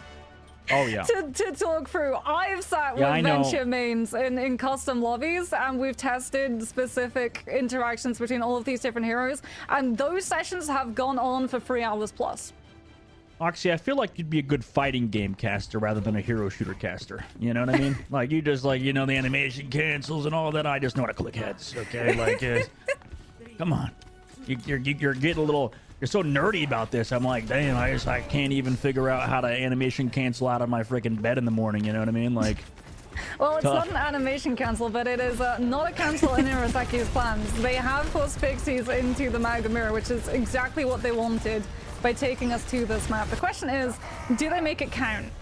Yeah, it's going to be back and forth at the moment. Santana and Tori just spamming those bullets into each other whilst Persona finds Par. And Peace with the follow-up damage able to find Santana. Great work there to trade out the tanks at the moment as Hattori's still alive, just trying to get healthy. Walk on forward. YFP understanding the situation they're in, just want to get towards that point. Nice deflex actually. Force missing to go super low with a dash and another dash and make that 3 dashes to make sure Merge goes down. Peace with some beautiful Genji play to start us off.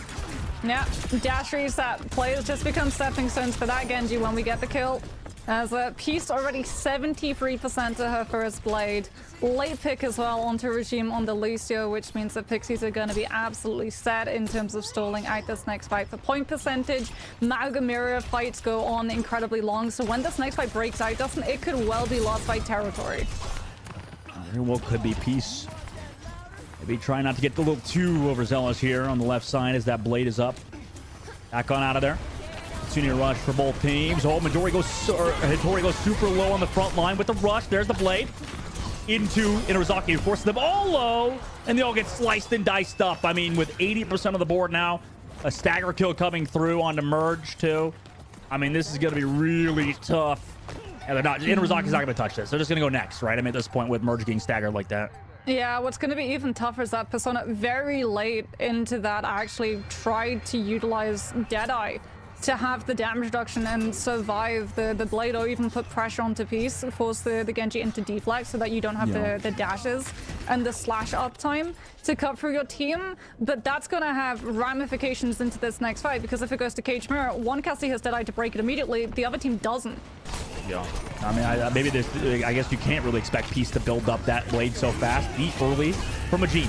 Counter blade here from Missing. Let's see if Missing can get as much value. 3K. We're missing in that fight. Fantastic beat. Blade re-engage. Gives Inarizaki the first win there. Gives him a team wipe and first to take the point.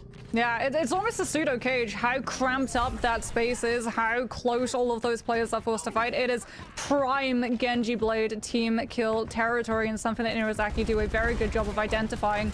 SK tries to use Soundbarrier as well, and now Santana having Cage up. Yes, Par is going to have to be able to break it, but that's not going to matter if everyone from Inarizaki just managed to disengage the mirror cage.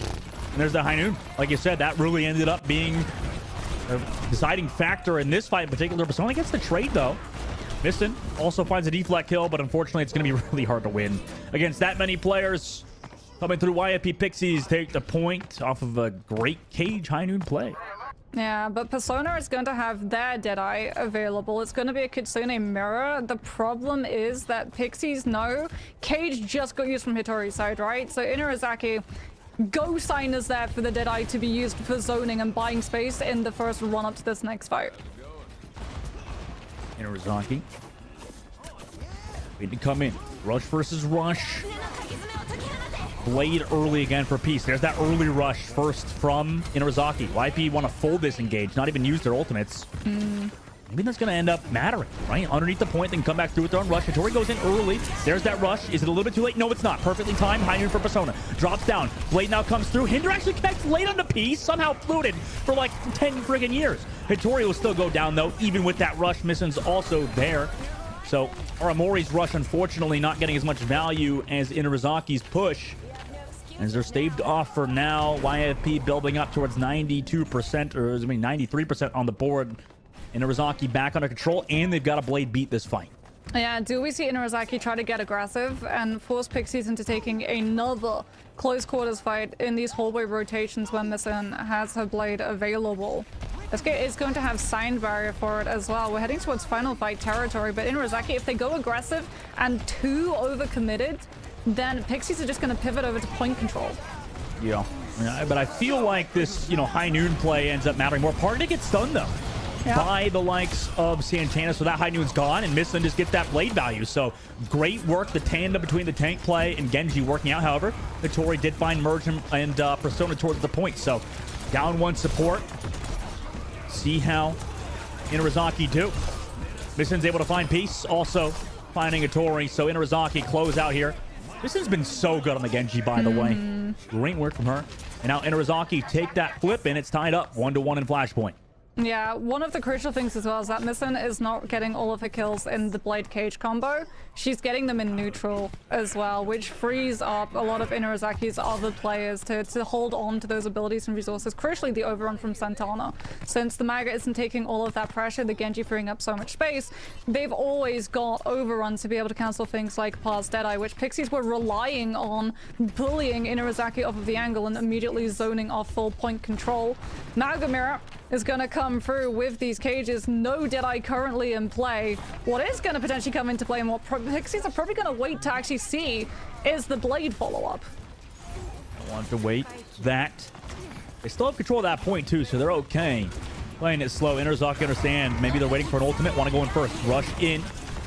Hinder stuck onto Santana. Suzu's there. Cage also to follow up. And Tori drops their own ultimate. But unfortunately, everybody's already dead because of a fantastic cage from Santana. Team wipe as well. Inarizaki take that point back. Yeah, Peace did a Blade. What? Wait, what? Wait, what? Persona? What? Okay, all right, good. That was very... Oh my gosh. I was very confused. I was like, there's no way the Cassidy swaps. Maybe... The Cassidy is such a crucial part of this composition. And you're 91% away from Deadeye as well. Like, there's no way. Okay. Shenanigans are afoot. Our faces are currently back on camera. Hello. Which means, Dustin, that we get to do analysis on that last fight because we do have to discuss. There was no Genji Blade follow-up. There was a Maga Cage mirror. But there was no Genji Blade follow-up, and I almost want to say it was hubris from the side of Pixies. Because if they were ult-tracking, they knew that Sound Barrier wasn't online. And before the Maga Mirror Cage came out, it was actually Suzu that Inarizaki was forced into burning early. So maybe they thought there's no Suzu available. We'll be able to find all of the follow-up and save Blade to keep a tamper on Sound Barrier in this next fight afterwards. But that just doesn't happen. Unfortunately for Toria, she just focused down too quickly. I mean, it's just a tough situation to be in. They wanted to play slow for the Blade. I think that was just a good read, I guess, from Inarizaki to push in there at that moment, right? Just understanding, okay, maybe they're playing slow for a reason. Get in there, disrupt their game plan, and make sure that they can't really get anything set up. And yeah, I mean, Hattori forced to use her cage early there, and maybe it been unexpected. So like you said, yeah, I mean, I think it really came down to, maybe they had to play more proactive. I don't know. What do you think they do differently there to win that fight? I know we were talking in hypotheticals. It's probably not really worth doing that, but in hindsight, would you have liked them to go early to give them that opportunity with the cage to build the Blade, maybe? Or is it just the smart play to play it slow? It's so hard to call because there's so many consequences that can happen. One of the ways that you could have taken that fight, right, is you could have disengaged Kitsune Rush. So yes, it's on point. Yes, you're giving up first control. You know that when the next fight resumes, Sound Barrier is going to be active, but we've already seen Sound Barrier is insignificant in comparison to when you have that Blade and that cage combination. And I think one of the reasons why they try and take that fight and they meet the Kitsune Rush is because they think, okay, we've got Mago Cage, we're going to be able to set it down. That's going to devalue a lot of that rush. It's going to stop those players from taking advantage of it. as long as we don't get caged on the other side, we're going to be able to potentially disengage and use it as a buffer between all of ourselves and have the opportunity to come in with a late blade to find the follow-up onto sound barrier. But the problem is, if you try and play from the disengagement angle, because of how tanky the Mega composition is, especially when sound barrier is in play, that fight potentially doesn't end until 50% and upwards is picked up on the side of Inarizaki, and that is such a huge risk to take on Flashpoint, where point percentage moves up incredibly quickly, and it's also really dependent on which side of the map the point actually is. If it's closer to the enemy team's respawn, with how quickly Maga and Lucio can come back into those fights, that is a risk that a lot of these teams are just not willing to take. No, yeah, I mean, great point. And perfect time too, Moxie. Wow, oh my gosh, as soon as we get back into the game. Inarizaki now in a weird situation because Persona, unfortunately, off the map. Now YFP get able to walk in. I mean, they're just going to go towards that point. It's not just Persona off the map. Persona disconnected, so that's 91% of Deadeye lost. Oh, jeez. Yeah, they get to walk in, rush. Get that first kill on Emerge. Missing will fall too. And with that fight, I mean, yeah, that's a quick wipe. With the rush at the very least for Inarizaki, so that's something. Take away. It's going to be Blade into Blade. Pa, however, has her Deadeye. Soundbar is going to be available for both these teams, but Deadeye is going to be the huge decider. As 50%, like we said, these Maga mirror fights do go on for seemingly forever, with the Magas just having used Cage in the last fight as well. There's no risk in using Deadeye early as SK gets caught out by a dash. Yeah. Potentially, SK was trying to get into an aggressive position to build Soundbar before Blade comes through. Yeah, Mission's been kind of coming online. Absolute mad last. Santana's able to find Hattori as well, and with that engage, yeah, they get High Noon out too. Peace to use Blade, and man, there's so many alternatives used. Inarizaki get a walk in after finding those 2 opening kills. The target focus really isn't that good at the moment, though. Beat drop is here from SK. Blade for Missin just to close out because they understand this is the situation. Really calls for it. Sono gets onto Peace as well, so it's a Blade for Beat. I mean, you'll take that too if you're Inarizaki. Yeah, Inarizaki yet again sensing that Pixies are waiting for a win condition wombo combo to come up. Just full engage in, and when the Maga composition wants to go fast, it goes fast. And now they can just start tearing away, stop a full reset, stop the regroup, force Pixies into just being so uncomfortable. SK swaps over to the Life Weaver, will be able to find the grab onto Hattori to deny all of that extra ultimate charge going through to Inarizaki's team after killing a tank, but not going to be able to deny the point pickup. Inarizaki put themselves onto match point on this map and also potentially keep this series alive. Yeah, great win there without Persona, obviously, in the previous one. And, you know, leading into this, it was that they were kind of the backs against the wall, right? Against all odds. However, Inarizaki proving they really know how to play this manga composition to a high level. Now, defensive High Noon available for Persona. YFP Pixies have to walk in, build towards that Kitsune rush because Inarizaki don't have any support ults just yet. Regime nearly 75%. YFP Pixies playing slow for it as well. I guess it's very hard to play it fast on such a long angle here. Now that rush comes out. Persona goes for the High Noon. Try to counter it, but gets deleted by SK on that push. There's just far too much damage now to deal with for Inarizaki as the rest of the team just gets wiped. And YFP Pixies take this point first. That is, however, Rush traded for Deadeye. However, that is a trade that Pixies are more than happy to pick up since Hattori has Cage for next fight. Peace 20% away from Blade. A couple of shurikens spammed into one of those chokes is going to be able to instantly pull that one up. And Regime may have sound barrier, but like we said, Deadeye is the thing that Inarizaki would have been relying on breaking this hold that Pixies are going to have when they decide to pull out this combo. One to the back left of the point. YFP Pixies really taking these long angles. Similar to how they would play the Sigma composition, so very interesting enough. Now Cage comes out with the Blade and Beat on both sides. High Noon on the right side. Walks into the cage, pops it off. It doesn't matter at that point, though, because Peace and SK found their kills with a Blade and a Boop in their own regard. And now 80% of the board, nearly to full team wipe. It's going to be hard to recontest, Moxie, because of how fast Flashpoint ticks up, right? Yeah, I don't think we're going to see the recontest. And this is really bad news for Inarizaki because they didn't take that fight dry dust and they contributed ultimates of their own instead of saving them and just cutting their losses on this point. And as a result, it goes 2-2. I think you talked about it, Moxie, earlier. She's like, if you don't have that blade for the cage, it's really hard to get value out of them, right? I mean, there was no follow-up. Especially because Pixies had time barrier. Yeah. Like, Regime has time barrier as well. The difference is Lucio is forced into being inside the cage with the rest of the team, as opposed to Pixies, who can play inside the cage, but like you said, have the blade to follow up and just shred all of the time barrier. Sustain, however, Persona shreds keys down. More Persona POV, please. Waiter, more Persona POV. Inarizaki, though. I mean, perfect shots from Persona. Now they get to sit in this fight nice and pretty. YFP have to regroup, right? Yeah, this is a really rough point, though, for the Cassidy into the Maga, because you can see the ramp. The ramp access means that Overrun is going to potentially be there to cross the corner and drift onto the Cassidy. So it's going to be a Suzu coming through from Merge to keep Deadeye in play. Okay, deflected Hinder. Whoa! No way! No way! Was that SK that boot Persona into that hiding Cassidy around the corner? Getting killed by the hiding? Oh my god. That is friendly fire. It did look like it. And now Inarizaki, they're just gonna get a little bit more aggressive, try and hound down Pixies, build up some of their ultimates, delay the fight as well so that Merge has the opportunity to build this Mirror Kitsune rush. As we do head into final fight territory, and Inarizaki do not want to give Pixies any control space. Charge in. Oh, does catch out Santana, but the counter Kitsune rushes on both sides. Both Genjis have blades. Santana will fall, though. However, Par does too.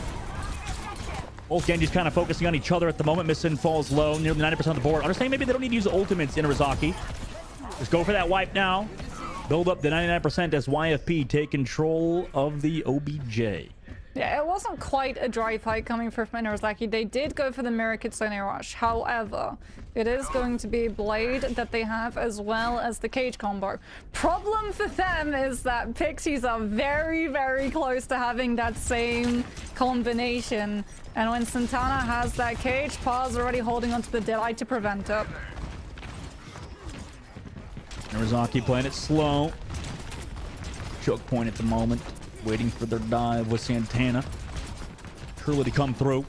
No, Moxie, you like to call the Maga composition kind of a dive comp. But look at this YFP sitting so far back. Nobody really to go on except this Genji, I guess. Allow Persona to hit those shots, but now drops to High Noon. Everybody wants to wait it out this time with speed boost. Yeah, they just control that point, force overtime at least. Hitori goes to touch.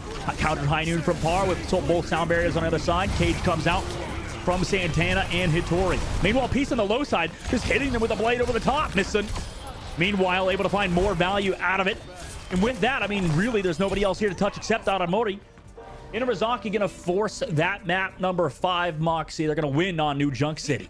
Yeah, really good read coming through from Inarizaki. Yet again, they understand this tempo so cleanly. Every single one of these points that they took on this map was off of understanding that Pixies were trying to sit in downtime and delay a fight to have those ultimates build up and match. And Inarizaki made the first move every single time. That last fight, Deadeye comes through from their side, buys them the space, bullies off Pixies so that you find the point flip. And even when cages come through, yes, you've used the Deadeye already. You're not going to be able to break it. However, you have a cage of your own. You have a blade to follow up. You can make sure that everyone is just looking at the Genji, looking at the Maga, trying to stop that one. And as long as you put the resources into those two ultimates, they will find your fight win. They will be the win condition that you need to sweep that map with the better positioning that you got earlier at the beginning of the fight. Really clean stuff coming through from them. And I am so happy that we get a map 5 between these two teams. Oh yeah, to be fair though, it does kind of make me worried in terms of the grand scheme of things. If both YFP and Inarizaki are kind of struggling with each other, right? We have to wait and see what happens in the next series. Obviously, versus Valentine, it's going to be a tough matchup for either of these teams, considering how close this one has been. Would you say that it's more of a matchup thing, Moxie, or both YFP Pixies and Inarizaki, are they just fighting for that third place spot? It's hard to call because Pixies, they like running the Sigma composition, right? So if they run into Valentine like running the Maga, but they like it with the Venture alongside.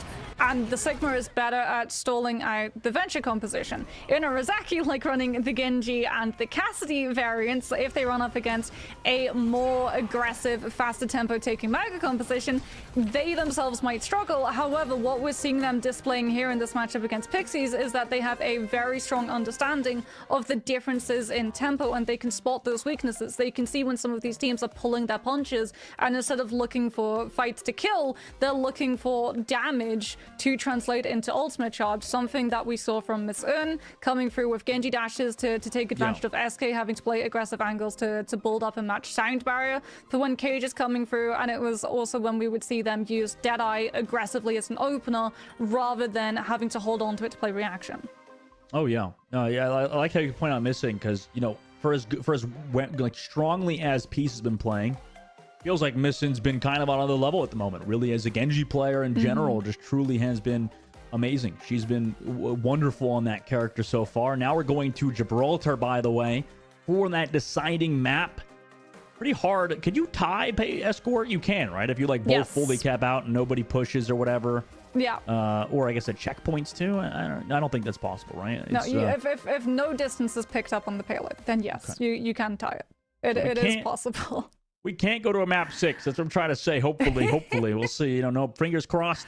No funny stuff happening today. Actually, that'd be kind of funny. Right? Listen, it would be kind of funny. I would say, however, that when you have a Mega composition, you do tend to bundle up all on point and ignore high ground entirely and just play for that payload to go underneath Car Wash, as opposed to having to play that very slow death by 1,000 monkey jumps coming through of dive to take high ground from the defense. YFP's shown, Moxie, like you said, that they're kind of like in that timeless, kind of ethereal type mindset where they'll play the dive, they'll play the Sigma, right? And Gibraltar's a map that bodes well for those comps. Yeah, I wonder, is it going to be the Kiriko Lucio dive, or is it going to be the Brig Anna, however? Because Brig Anna on the defense tends to be the thing that attacking teams struggle with when they play dive. However, there is a real risk attached to that support line, because when you play the Brig Anna, it means that a Tracer 1v1 on the payload itself is actually tipped in favor of the attacking team if they have a Kiriko Lucio. Because all they have to do is send either the Kiriko or the Lucio to help the Tracer out, and suddenly it's not a fair 1v1, it's a 2 versus 1. And payload pressure just goes forward, and the Brig Anna, despite still getting control of the high ground, eventually has to give it up when the payload crosses that first corner. Yeah, I guess it's very sideline dependent then, the way you phrased it, for like that Brig and that Anna to get value with the Tracer. But we'll see, you know, what both teams decide to do as we eventually make our way into Gibraltar. It's definitely interesting which, you know, compositions they're going to play, what sort of variance is going to happen, because, you know, we've seen both out of Hattori and the likes of Santana. They could play those different heroes, right? I mean, they could play, you know, over for Santana, loves to play that Wrecking Ball. Meanwhile, Hattori obviously favors that Winston at points, and both can play the Winston at a high level too. So. Yeah, we did see the Winston from both of these teams when we went to Hollywood and was on the defense for that point B. But I think that Inurazaki, when they're on attack, it's just going to be Mega, ignore high ground, full focus, payload, try and force the dive to drop down and contest you. It's really going to be, for me, the big breaking point, the decider between both of these teams, how well Pixies are able to defend that threat. I think extra factor here, Moxie. I know that in Overwatch 2, they nerfed the sun on Gibraltar, so that's also, you know, previously that's something you got to worry about. Gibraltar first point, that sun beaming into your freaking eyes, you can't even see. Now you don't have to worry about it as much. Have people not heard of sunglasses? I guess not. No, the characters. Do they not exist in Overwatch? I guess not. Yeah, everybody's just got extreme sensitivity to the sun. Must be because they're gamers, I guess. Makes a lot of sense the more I think about it. It would be very, very funny if they did it specifically where it's still the same intensity for everyone else, but crucially when you use the Widowmaker Summer skin, when she has the sunglasses that go down on activation of her ultimate, immediately the sun just gets cut in brightness by 50%. They could very well. I feel like there's a lot of back-end work that they'd have to do, but they got to get it done, you know, make sure everybody except Widowmaker. Think of the clout, Dustin. Think about finding that Easter egg. I mean, it's not exactly an Easter egg, but... No, that's literally a pay-to-win advantage. Then you get people on... You get people on social media like, oh my god, you pay to win skin. I can't believe it. Which, to be fair, they're being the right for that, I would say. There are some that basically say, this is my head hitbox. Like, if I play Farah, I never use her Halloween skin. You know, the one where she has, like, the blue? Yeah, because her head is bigger. Because it gives away the head hitbox when you're going up against something like a hit scan. It's so easy to just go, oh, there it is. Critical headshot. Bye-bye, birdie. Yeah, behind the scenes, CB said skin maxing. Kind of true. Although, don't get me on the freaking tangent of skins, because the fact that there's been, pro play where you have to play with certain skins. You can't have your fancy skins because, well, I don't know, hitboxes and all that, like you said. It doesn't really matter at the end of the day, okay? Doesn't matter. Whatever skin people use, they can, right? That's the point of the drop that we're doing this for this stream, right, Moxie? The Venture skin drop. How are we going to know what the Venture skin looks like if we're not going to see any pro players using it? True. Actually, that is something. Have we seen any of the Venture players using? I guess we have to pay attention to Zoe next time. Yeah. See if Zoe has it on. Using the Monix skin. Yeah. Okay, on a scale of really good Wrecking Ball skins, though, talking about skin maxing, like, Bumblebee is up there. However, I still feel like canonically every Wrecking Ball should have got the Chengdu Hunters. The Chengdu Hunters one? Yeah. Yeah. That's the true skin maxing, because whenever you go up against your opponent, they're so busy crying tears of sadness that they can't see the I'm tears of happiness, because I had to play against freaking Chengdu Hunters, and that was pain. That was absolute pain. They freaking just running that Wrecking Ball composition. Nobody else playing that during the GOATS meta. And just went, I do special, play the Wrecking Ball. And they just absolutely crushed my team every time. It's not the Wrecking Ball. It does still begin with a W. But I would say that the W in Winston stands for win. It is going to be a Winston mirror. And we are absolutely winning that we get to witness this one on Gibraltar. Break Anna coming through from the attacking side. Anna Lucio coming through from the defenses. Aramori challenged. Hits that anti and forces Inurazaki to back on off, since even though it didn't connect, it did force bubble. Yeah, I mean, that was a great bubble there from Santana to block the nade in the first place. And, well, Hattori will go down to merge as they walk forwards. Meanwhile, this payload is not going anywhere because of this delay. Peace will win the duel. Oh, no. Forcing this payload to be stuck all the way at the back. And Peace will just get out of there. I mean, that's just already a minute off the clock of that cart not even getting around the freaking corner. Yeah, Hattori does come back, or rather Santana does come back to make sure that the payload does finally start picking up distance. As Inurazaki actually lose both Merge and Razim and are forced it back, and Pixies get an inch, take a mile, back into spawn. Inurazaki is forced. I mean, that's the tough part, is I don't really feel like Inurazaki have a good Winston comp in comparison to YFP. I mean, Hattori does seem a lot more prepared on that Winston dive, whereas Inurazaki, it's kind of, I mean, questionable, I feel like, for them.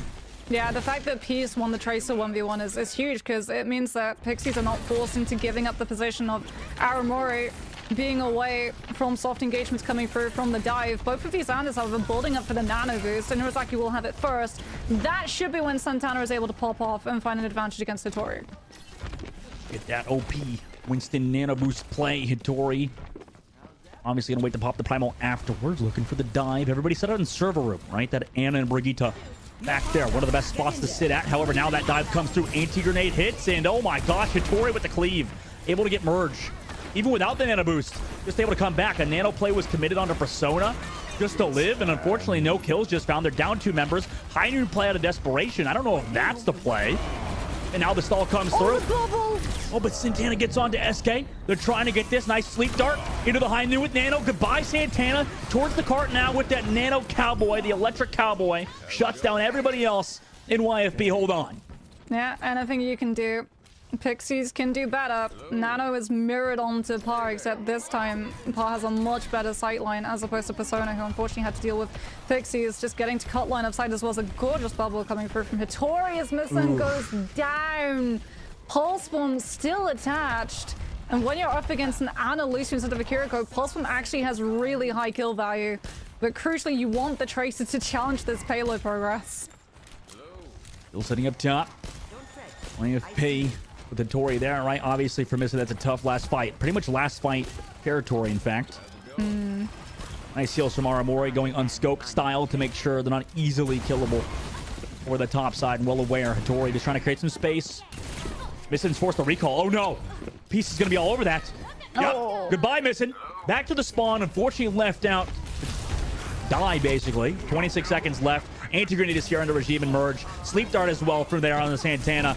And the supports. The backline of Aramori and YFP Pixels has been doing so well. Yeah, listen, unfortunately, just not getting value. Merge is going to go on to the Kiriko as we're going to... Okay, Symmetra Reinhardt strategy coming through from Inarizaki just to get out of spawn, because yet again, Pixies just get aggressive and try and slow Inarizaki down from even activating over time. And they are successful. Santana, even with the charge, is not going to be able to hit the payload in time. And that is where the payload finishes, and the line has been drawn in the Sign Dust, and it may have gone 5 maps, but it's definitely not going all the way to Point C of Gibraltar. No. I don't know. I mean, you can't play Maga. You said how Inarazaki's kind of a Maga one-trick team too. You know, it's tough for them. I feel like, considering Gibraltar is just such a dive-centric map, or can be a dive-centric or even Sigma map. It's not really a map they can really go to, and YFP Pixies picking the perfect, you know, map to go to. Just great decision making to do that, right? It's just unfortunately the struggle that Inarizaki were up against, right? In terms of they won the last map, they had to win the last map to continue in the series. But Catch-22, it means that Pixies immediately get to decide where you go next, and no surprises, it is going to be Gibraltar, the place where you're the least likely to run into that Maga mirror. I honestly would have loved to see Inarizaki just try and play the Maga and full stack 5 players on the payload, but that was not something that they did. They kept trying to force this dive composition, and it just did not work out for them in the long run. As now we get to see, is it going to be Pixies that get to progress forward, or is it going to be Inarizaki? Either way, we're going to be finding out incredibly quickly, as we only get to see a third, actually even less of that, of Gibraltar. So whoever for the defense manages to build up these ultimates, it's going to be on them to finish these fights fast. Otherwise, Pixies are just going to play macro push. DP out of spawn, get their cast onto that high ground early. Got that poke. It's interesting as well that Inarizaki running that Rico alongside the Lucy instead of that Anna with a Brigitte this time. Whereas YFP Pixies just poked down. Oh my gosh, Persona just deleted. Tried to get on the high ground, removed, or dropped off the high ground, rather, removed. Par does get traded though. But Hattori trades it back again on the Merge. So no more Kuriko. Back towards that cart. Mission's going to stall, but nobody's even there. Look at the split as well from Pixies. Like, they're not going for the hard engage dive onto the high ground. They had one goal in mind, and that was payload possession. Because now we're in final fight territory. That was first fight, and we're already in final fight territory. I hate to say it's Jover, but with 3 minutes left, last fight territory. I mean, this could be it for Inarizaki. Backs against the wall. What do they do? They try to walk out, drop that Winston towards the payload to contest SK with the peel there towards the server room so that Anna's still safe. However, the heal's not there for Hattori. Hattori kind of jumped the wrong direction. Still has some support though. Back to the team. Nano boost now available. Inarizaki have basically nothing. No kills to show for it either. Going with the Winston dive. Nano boost now comes through. Missing. Surely gets deleted. Yep, there it is. Primal Rage also available. No ultimates here for Inarizaki, and YFP Pixels trying to punch their tickets into that lower bracket finals. Hattori with some nice Winston juggling and kills there, as YFP Pixies will remove Inarizaki and move for that third place potential, or third place minimum finish. Yeah, they put themselves now up against Valentine. That is going to be a banger of a match, but what a hold, what a push on Gibraltar. Absolutely textbook. They very quickly understood, okay, if we try and play for this high ground and we have to play into that slow, a little bit of soft pressure, a little bit of just nano charge for our Anna before we can full commit to this dive, potentially we get held out. We lose control of the high ground. We don't have payload progress. We just need to prioritize having that payload progress, because naturally, if you have the payload progress, the high ground control comes alongside it the further that you get into that map. And they played the macro so much better on Gibraltar than Inarizaki. Inarizaki very good at getting a read on tempo, but unfortunately, tempo does not matter in that instance. It is just payload progress that you want to prioritize, and Pixies win it. Yep, win it indeed. And, you know, shout out to Inarizaki. They played a very well played Maga composition. I mean, whenever they played that, but obviously YFP Pixies, you know, like you said, Moxie, they've come prepared as a unit. They've just figured things out and got the number of Inarizaki down.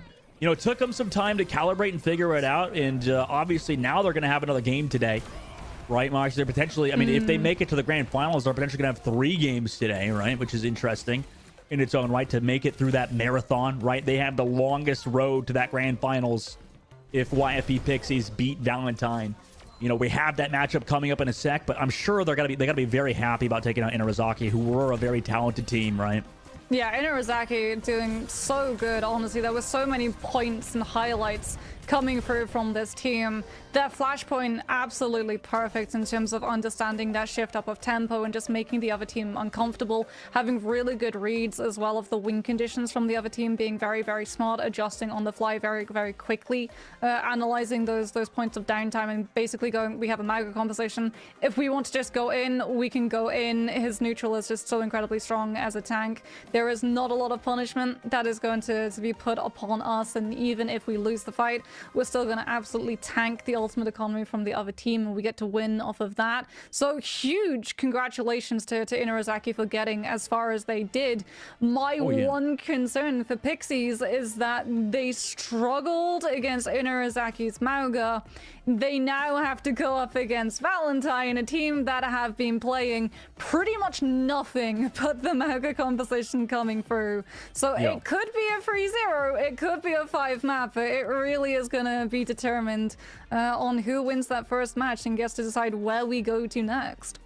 Yeah, I mean, taking a look as well, like it was just looking back at the Swiss bracket, right? It feels like, I mean, the only upset we really have was Erebus dropping out so early, right? That was the big thing in the lower bracket earlier. Now Inarizaki to make it all the way here, like you said, that is a huge accomplishment for them. But for YFP right now is now the real test starts, right? I mean, obviously, if they beat Valentine, that would be a huge upset, considering how things went in that specific matchup. But we're gonna have to see, guys. We're gonna have an interview after this break, and then we'll kind of wrap things up leading into the next matchup. So don't go anywhere. We'll be right back for an interview.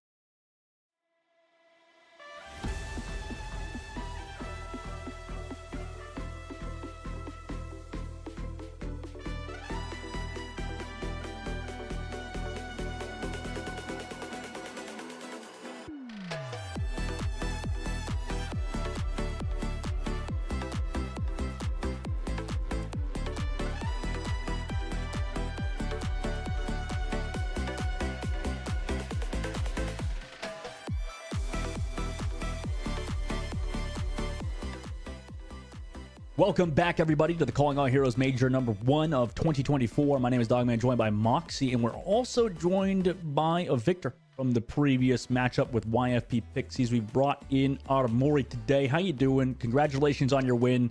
I mean, obviously, I think the last map, you guys kind of dominated in large part to your Ana. How you feeling after that one? Uh-oh, this is awkward. I'm not Aramori. Whoa, SK's here! Oh, my God! Jump scare. SK! Okay, Oh, SK. no. I mean, in large part to your Brigitte, I guess. I didn't even play Brig. Oh no. You didn't play that It map. was You were... Lucio, Dustin. It was Anna Lucio. Oh no. Oh, Anyway, no. SK, how you doing? How you doing? I'm doing How you doing? great. How are you? How are you both? I'm sorry. Not good. Not good now, after you said that. But it's okay. Okay, so obviously Dustin is a little bit tired after that 5-map series. How are you playing that 5-map series? That must have been exhausting considering how down to the wire it went. I am not exhausted. I am built different. I have 10 more hours in me. Let's get it. Okay. Do you have another 5-map in you, or is it going to be a 3-0 when you'll face Valentine in the next match? Oh, this is definitely going map 5. This will be a dogfight down to the very last overtime.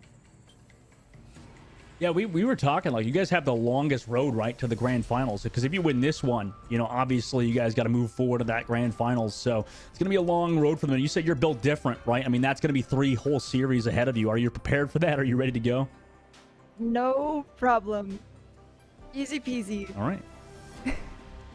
If you say so, if you say so. And but SK, you know, we've seen some crazy boops from you in this playoff so far. You know, I think that you're definitely one of the more aggressive Lucios. Is that constantly? I mean, obviously you've been, you know, a big proponent of that play style, of like that Reddit Lucio play style. Is that something you still try to emulate to this day, just consistently making sure that their team is not feeling safe? You know, getting insane boops and kills. Oh yes, I love limit testing. My team likes to tell me that if I didn't get away with what I get away with, I would be the worst Lucio player of all time.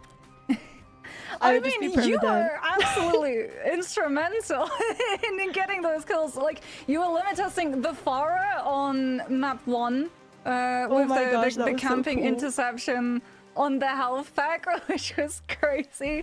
And then jumping on the Cassidy as well on New Queen Street. Do you have any tips to other Lucio players so that, as you said, you get value from that style of play instead of being the worst Lucio in Overwatch? Oh gosh, tips. Don't do what I do. That's my biggest tip. Save yourself Actually the pain. accurate.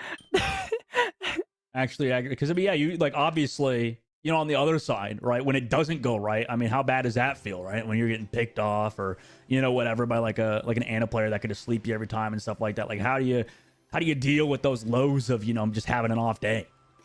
I dial it back, and then I stand next to Par and I let them kill everything.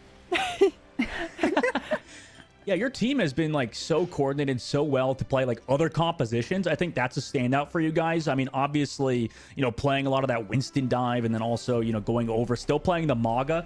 Which composition would you say like you guys are most comfortable in? Because it feels like you guys are so flexible. I think we like our dive. I think our dive's pretty crazy, but it, honestly, like, we're still a very new team, so what we're the best at and the most comfortable on changes every single day. Like, it's actually probably good that we got through the lower finals, because now we get more practice together. We're becoming more powerful. Speaking then about comfort, as a Lucio player and knowing that you're going up against Valentine, a team that are notorious for playing the Mauga, how is it as a main support who, even when you have sound barrier, a lot of the time, if you use it successfully, you still lose the fight? How do you go in to having to deal with Mauga Cage forcing sound barrier into something like the Genji Blade follow-up? You know, sometimes if they cage us, and I know they have Cage Blade, like, we do a really good job of tracking their ults, so we know what's up. If they don't beat, then I won't beat. Like, if they Cage Blade and we're not going to commit 3 ults or something, if I beat, we're still going to die. So I will just not press it sometimes. Sometimes it's better to take the L. That's smart. Yeah, that's definitely very, very high level thinking of you. And SK, you know, just like to close it out, I guess, is there anything you want to say before we let you go and move on to your next match? Because I'm sure you're trying to get ready for it. Is there anything you want to shout out? Maybe a free, you know, primage sub to twitch.tv/SK. You know, is there anything you want to say? I would like to say I am entering demon mode. Good luck, Valentine. And search the SK YouTube guides if you want to learn Lucio. There you go. Demon time activated. Thank you, SK. Good luck in your next match. Thank you. Bye-bye. All right, that was SK from Team YP Pixies. Moxie, obviously that match is coming up in just a bit. I think everybody's excited for it. You heard it here first from SK. She said, okay, we're expecting that match number 5. You know, she straight up, right out of the gate said it. No 3-0 from them, surprisingly enough. She just wants a dogfight. Content. Really, just content, bring that to her. I mean, I just want a 1v1. Give me a Lucio 1v1. We were all waiting to see it because she's been taking the deals against the DPS, but we are yet to see today a SK Lucio 1v1. Unfortunately, we'll be waiting a little bit to see that next match where they're going to be facing up against Valentine. We'll be right back with the next match after this.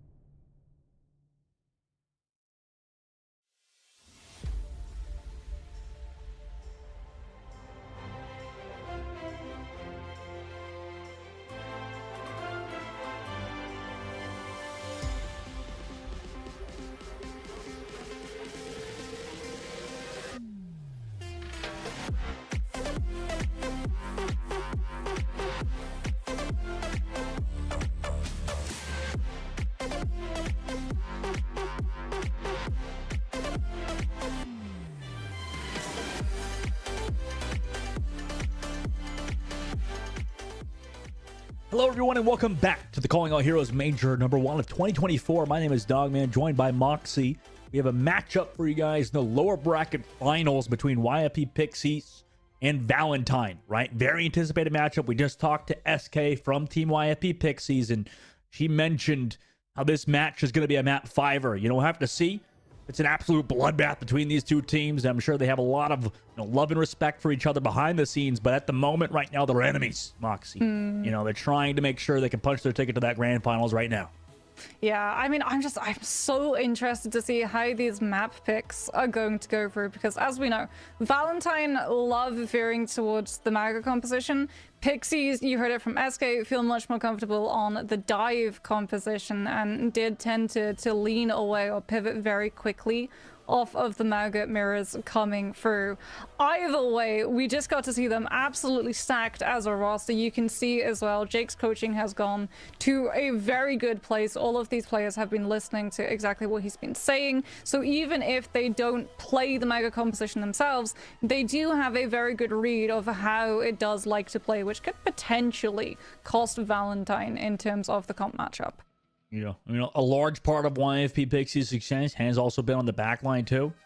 You know, they've been super, super good. Also, let's take a look at the villains against their... they're not the villains of the tournament. If anybody, they're one of the main protagonists. Valentine, though, the people in the way of them making to the grand finals. And, you know, it's been a very consistent team so far for Valentine. Also a newer team because of all the swaps coming through, you know, previously in the Swiss stage and then also leading up to the major. This team, though, you know, they've got the talent on the roster, Moxie. It's just a matter of putting it all together. Yeah, I mean, you yourself have loved getting to see Zoe's venture in action. Has definitely been one of the standout talent coming through from this major, picking up the latest hero, the latest addition to the Overwatch roster, and just making them look absolutely natural in terms of coming through, having all of the animation cancels, having all of that 100 to 0 that you can have as a potential with Venture paired up with the Mauga composition. Valentine's definitely have looked like one of the strongest Mauga teams in the tournament, right next to Timeless. The problem is that Pixies have been able to deal and see out the threat of the Mauga composition just like Timeless have. Yeah, it's interesting they're actually going to put, you know, like you said, Mari back in instead of Kindred. You know, that's definitely something to watch out for going forward. And by the way, the first map's going to be Oasis. I think, by the way, another player that's not really talked about enough in this team is AJMR. Definitely a standout player on the Baptiste. They're just like a really, really good flex support and has been a very consistent backbone of this team throughout the tournament. You know, it's going to be an interesting matchup too, right? You have Wick and HMR versus both SK on the other side, alongside Aramori. You know, obviously fake interview, didn't have her, just had SK instead, which is totally good. I'm happy interviewing SK, but you know, both of these backlines are very, very talented, right? Both of the supports on either side, and Oasis is a real big test to it, considering you have to support your front line so heavily, right? But like you said, Mari is going to be playing and starting instead of Kindred, which means we could see Valentine move away from the Mauga composition, and actually we might get a mirror between these two teams, but it might not be the Mauga, it might be Dive, because Dive is incredibly viable still on Oasis, especially if the other team isn't running a Mauga composition, which just anchors on point. Yeah. No, yeah, I mean, we have to... It's definitely going to be a huge, I think, mental change as well, considering how... You know, first time YFB decided to play, you know, they had Hattori on the Hog, and then they had Hattori play some Winston, or not Winston, sorry, mainly Maga on this map. So then, you know, obviously making that transition over to playing more Dive would definitely be, I think, hard mentally, because it's always tough to, like change play style, right, Moxie? Right? Like, depends on what map you are, but, like, obviously you have to play differently depending on what heroes you play. And also sometimes you have to play versus other compositions in a different way, right? If you're playing more counter dive, if you're playing faster, you know, more brawl centric, more dive centric, always a tough thing to do, I guess. True, but we have seen Hattori be able to move between all of the different tanks on Hollywood, and she had very good grasp of all of the different tempos that she needed to have when she went through all of those different tank identities. I am just so excited to get to see what exactly Valentine have playing, because like I said, so far in this tournament, we've mostly seen Kindred get locked in for this roster. Mari, I remember her playing Doomfist actually in 2023 CAH. So who knows? Maybe we got a little bit of Doomfist coming through. We could. Yeah, we definitely could. I think that we've seen, you know, behind the scenes is what I've heard, you know, from the likes of CB that, you know, some Doomfist has been played at points and scrimmages. We'll see how much Doomfist can really be played here. But, you know, like the level of players I just reached like new heights for sure in Overwatch in general and in Calling All Heroes. I mean, already you could hear off of when we talked to SK about how sometimes she just doesn't press the ult key, you know? Yeah. If it's a lost team fight, I feel like I never learned that, you know? When I played, I was just like, okay, Dogman Transcendence again, you know, waste of an ultimate. Oh, In this wait. situation, SK doesn't really Kindred is waste. starting. Marius is not on Valentine's roster, right. so it is gonna be Maga. Sorry, chat, no dive. It's gonna be Maga into a Sigma comp coming on through. Everybody waiting on the inside angle too. Make sure they avoid that Pharah spam until Zoe's ready. On the outside, Zoe been a very flexible DPS player. Oh, but just gets shut down by Par. Casper Curse indeed. Par, amazing shots out the left side. Now has to disengage the Maga. And I mean, surely they do. Kindred goes so low. Sure, there's a lot of pressure on Par, but the sustain is there on the inside. Wisp does hit the shot over the top, but Par hits him back. And Peace is down. Wait, Wisp hitting some insane shots. Eventually, Par will shut him down. So nice work from Par. Via that low ground angle. Now a point goes in their favor. And so we're going to make over that swap to the Venture now, Moxie. Immediately dives onto Par to the backside, roll towards the inside angle, get the damage reduction. But oh my god, Zoe. Alongside some dive support was there. AJMR, though, did fall. So it's back and forth. An absolute bloodbath at the moment. Zoe tries to desperately dive under the ground and does so successfully. But it trades. Zoe goes down to Hattori, who is bunkered here on the point. Still has that pressure as well. Wisp, though, back on the objective. Make sure that damage is coming through, and eventually Hattori gets collapsed on. So Valentine, in the long term, will take the point. It's the tempo change. The second that Zoe swaps off of that Pharah and onto the Venture, we go from 0 miles per hour to 60. And as a result, Hattori does not get to sit and use the shield to line of sight cancel Kindred's connection to the rest of her team with that cardiac. However, off of all of the shots that Par was able to pick up, Deadeye is already built. And Kindred is forced off of the angle over and not used to engage, but disengage rather. And Peace. That kill, also that continuing rush here. I mean, there's a great engage from them. Now Zoe just gonna run away with her life. And YFP Pixies control the point. Wisp swaps onto the Genji and then onto the Widow to see if Pixies are gonna try and push that advantage before swapping back onto the Cassidy. I thought for a second maybe it would be the full pivot, Genji and Venture, so you can play even faster, but you need to have the Cassidy to keep this far in check, especially with that hinder when we have Barrage in play. He's sitting above. Barrage ready to go. Really aggressive dive from Kindred, though. Gets stunned. Beat drop here, but barely connects on a Kindred. Meanwhile, Peace drops back through. Has the barrage of their own. Now pops it via that left side.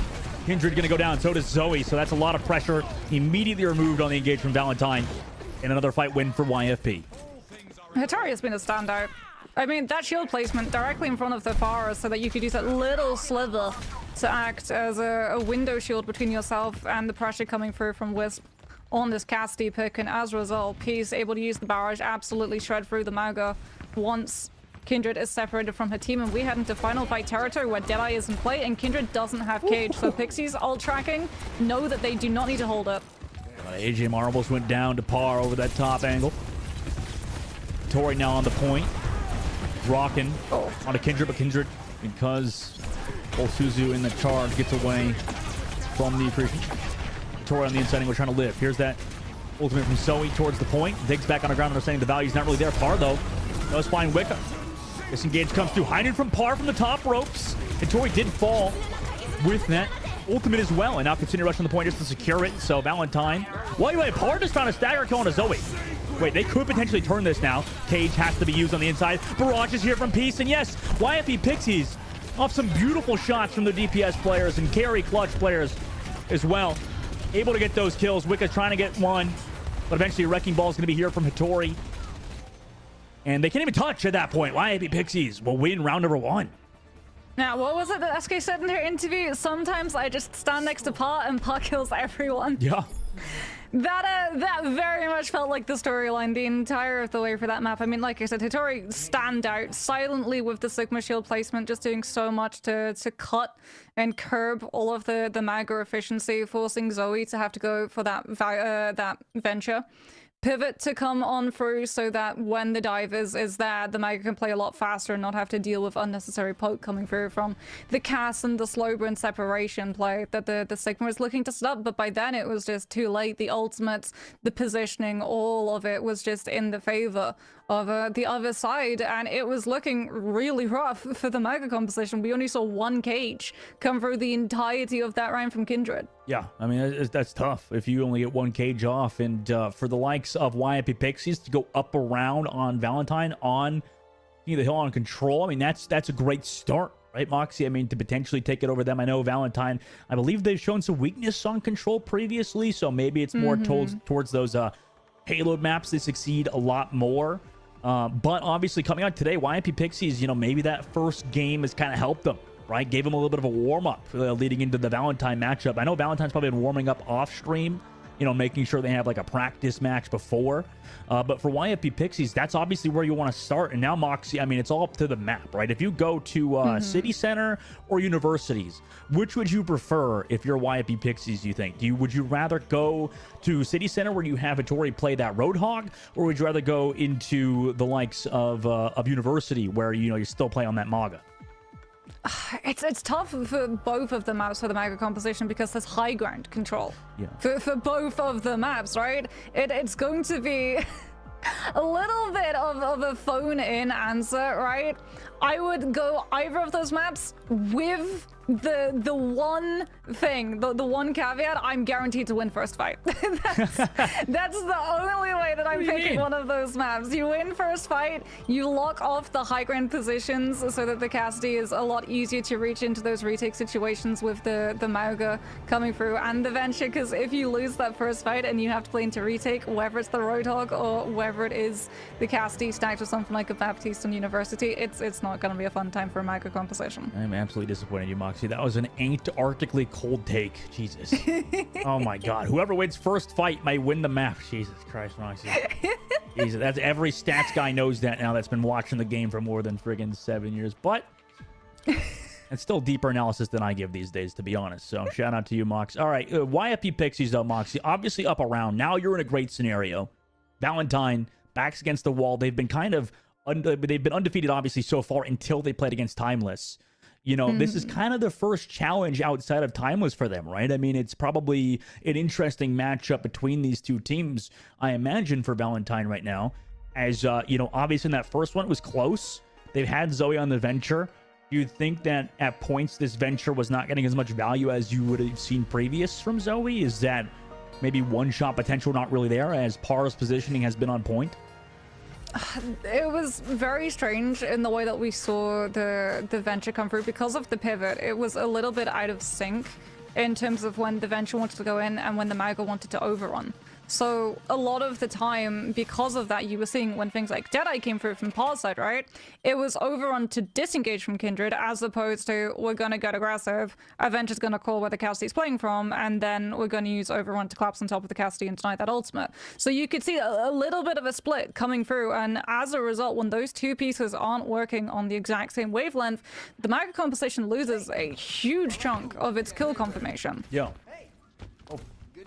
For sure. And now, you know, leading into this one, could be a bit of a better map for that Venture. I mean, YMP Pixies, though, probably going to have Peace back on that Pharah against it, right? And there's, I guess there's not really much that Zoe could do against the Pharah, too. I mean, Peace is just kind of free, except against Wisp. Interestingly enough, that Valentine and them actually take the outside angle, make sure that Pharah doesn't have the coast to work with. It's not just the Pharah denied coast, it's also Par denied that high ground to play out of position and away from Zoe and Kindred's focus. However, SK could find a huge boop because of how riskily Valentine is positioning around cliffside. Yeah, but with Wicca on the top, right, just kind of countering that. So if SK goes too far, she just booped off the map by Wicca. So both Lucio's kind of trying to outplay each other, bit of a mind game there. Meanwhile, YFP Pixies, first one's on the point with the Sigma contested by Kindred. But now Kindred's the target focus of the entirety of YFP Pixies, who gets the lamp from AJMR. Zoe there with the final blow into Par 2. Perfectly placed immortality field from AJMR also. A little bit of displacement from Zoe onto Hitori, understanding that they're killable there. And nice work from Valentine to play it slow and take the objective first and the first team fight win. Yeah, really good fake out coming through from Zoe at the beginning of that engagement too. Baits Aramori into using Suzu a little bit too early, and then the second that that's on cooldown, we can actually commit to the full hard engage. And they've won first fight. Like I said, that was the thing that Valentine needed if they wanted to have a good chance of going up against the Sigma, because Parnheim doesn't have that prior positioning to play away from that dive style. Oh, Zoe tried to commit hard onto Hitori, but with how many people were there, it was kind of a tough scenario to be in. Zoe, maybe waking up a little bit into this one. Baptiste window, little win. Oh my Jesus! What shots there from Wisp and the likes of AJMR, as well as Kindred to find the final blow. SK goes deep just to find something. With no ultimates there used in that fight, Valentine hold on against with a Baptiste window. Yeah, no sound barrier. Cassidy having all of the amplified damage through AGMR's ultimate. Wisp was just not going to miss those when everyone from Pixie is sitting right in main. The good news for SK is that she's going to have sound barrier potentially for this next fight. Going to be waiting a very long time for Cage counter though, as Wisp still sitting on that Deadeye, can use it to zone. He's having to take a very long rotation play into rush with Barrage. Oh, and the lamp's a little bit too late there. Beat drops there though from Wicca. The rush versus the beat, but no beat ejected from SK. Oh no, she's lost 2 members of her team before the beat even goes off. But now you don't have that that high noon. At least they get that point flip. But that's tough. Both support ultimates were not used, or sorry, were used, and YP Pixies don't even win that fight. We've got Flux, we do have Deadeye, and when you play with Magic composition, you don't have a shield, which means that you should get kills off of the back of this Deadeye unless it gets overrun cancelled. And Hitori, as long as you Flux Kindred, you do deny that CC cancel. The danger is Valentine can just make the first move. Oh, what a rock from Hitori. Shuts down Zoe early on. That's what you need if you're YP Pixies. Meanwhile, into the sky with that Sigma. Lamp is there. Can't get the follow-up damage, unfortunately, in the sky. Nobody's killing the Lamp. So, I mean, it just seems like AJMR can just survive there. Eventually, we'll go down to SK. Aramori is able to get Wisp, so YP Pixies making it a bit messy, resulting in a fight win, even though Valentine had ultimates to work with. Yeah, but crucially, they don't use them. Yep. So Pixies have to commit everything to guarantee that you win that fight. Valentine can just shore up resources and come in with 4 ultimates and steamroll Pixies team. Well, you know what's going to be on? It's going to be a par, right? Who's hitting these shots on like an off angle or something. We'll have to see. Poke kill on his squishy, yeah. There's the window. They can't peek through main. Hitori has to back up. Kindred goes low. Peace will fall down. Cage is also here. So, I mean, there's just way too much support here for everybody in Valentine to deal with for YP Pixies. And unfortunately, it's not going to work out for them on this map. Maybe somebody touches towards the point. I think it's just Hitori who dropped down under earlier. And now we're going to round number 3. Yeah, potentially this is where we see the Roadhog run it back as well, coming through from Hitori. There is something that was noticeably different between how Valentine played University now than how they were playing the Venture and the Mega yesterday, and that there is a very noticeable split in terms of positioning between Kindred and Zoe. For instance, when we were taking the fight against Hitori, who had Sigma Flux, Zoe took the fight on right side of doors, alone, as opposed to Kindred, who tried to stuff with the rest of the team, choke on left side. As a result, Venture took the one-on-one against Sigma and lost. Yep. Oh my god. And now Hitori's going to be locking on the hog for this one, Mox. So it won it earlier. I'm pretty sure the likes of Valentine are aware of the situation they're about to run into with Peace on the Echo too. Yeah, Pixies understanding. If it's the Maga and the Venture, they have to be able to play self-sustain for themselves. So Aramori on the Kiriko can Swift Step and Suzu out of the slam. Peace is going to be playing up into the high ground, making it harder for Kindred and Zoe to find an opening, as well as putting pressure onto the Maga with all of that poke. And Pa is just going to be playing out of range right next to the Kiriko with that Suzu benefit. Yeah, oh, wow. Zoe just shuts down SK early. Nice work from Zoe on that offside. And now you just got Wisp on the high ground. Really tough to deal with. Peace has to go and dive into that. Disgusting there from Wisp. That's gotta be a swap. Oh, brutal shots there. Yeah. Valentine win first fight. The last time we saw Peace try and lock this Echo into first fight, lost the first fight, and immediately swapped off of it. It is going to be a swap. It's not off of an aerial hero. Peace is going to be coming back in on the far. Satori off of the Roadhog. Now goes for the Mauga Mirror, and we have fast, hard engage, commit Mauga, compared to a little bit of a slower burn, more distance poke play coming through from Pixie's side. Yeah, Zoe going really deep, just out of AJMR range, and Par is there with the follow-up of the rest of the team. You get a kill. Meanwhile, AJMR just making sure in the back. Oh, High Noon play comes out, just shoots it. Par goes low to Wisp in the 1v1, and Wisp wins it. Meanwhile, on the car side, SK, able to get the kill alongside YP Pixies on the rotate. So Wisp was able to get that one trade off out of the Cassidy, but it's far too fast of an engage from YP Pixies, who was able to make it perfect for them and retake the objective. They've spotted that little bit of indecision coming through from Zoe and Kindred on who these two players want to commit onto, and immediately that pivot onto the slow burn poke pressure composition. Slows things down monumentally, and something else is going to be slowing Valentine's down is having to wait 30 seconds for Wisps to find their respawn room. Brutal. Right after a roll 2, Mox. I mean, that's tough. And even look at that. Wisp just swapped back to the Widow for a moment too, just to hit that Pharah. And now Valentine, Moxie, they've got, a weird situation after that opening pick, because now they're down ultimates against YP Pixies, right? Yeah, it is going to be a mirror considering rush, so Valentine are giving up a lot of space to make sure that they can back off and still keep point in their possession as Peace is just waiting so that they can use Barrage in her next ultimate. And they just wanted to wait to use that rush. Making sure Kindred's not safe. Oh, I had a cage to save themselves there too. Unfortunately for Kindred. Now the Barrage comes into the cage with a sound barrier. Goodbye, Cage. Goodbye, Wicca's life. Par, and with some nice kills there too. Give Pixies the lead. That wasn't even Pixie's Mauga Cage. That's the salt in the wounds. The 1,500 shield was Valentine's rather than Peace's extra health bar, but she's still able to find the better value, and now Pixies can play more aggressive. AGMR has to swap over to the Baptiste because we want to have Immortality Field to live through. The Mauga Cage coming out! Oh, big stun! As Par gets stunned! Huge play comes through from Kindred, followed up by Zoe on the far. That was the play that Valentine's needed to find any sort of turnaround. Man, yeah, that's not a team that you want to try to do that against with the High Noon play, as Kindred was in a perfect position and they also used their ults. I mean, Moxie 52% of the board now. Valentine sitting pretty as well with the High Noon play of their own in this fight. Yeah, on high ground too. I'm sure that Wisp is stored well away from overrun distances. Like you said, that poke pressure slows the fight down, baits out the overrun. Cassidy gets the go-ahead to use Deadeye to sit into space and clear Pixies further back.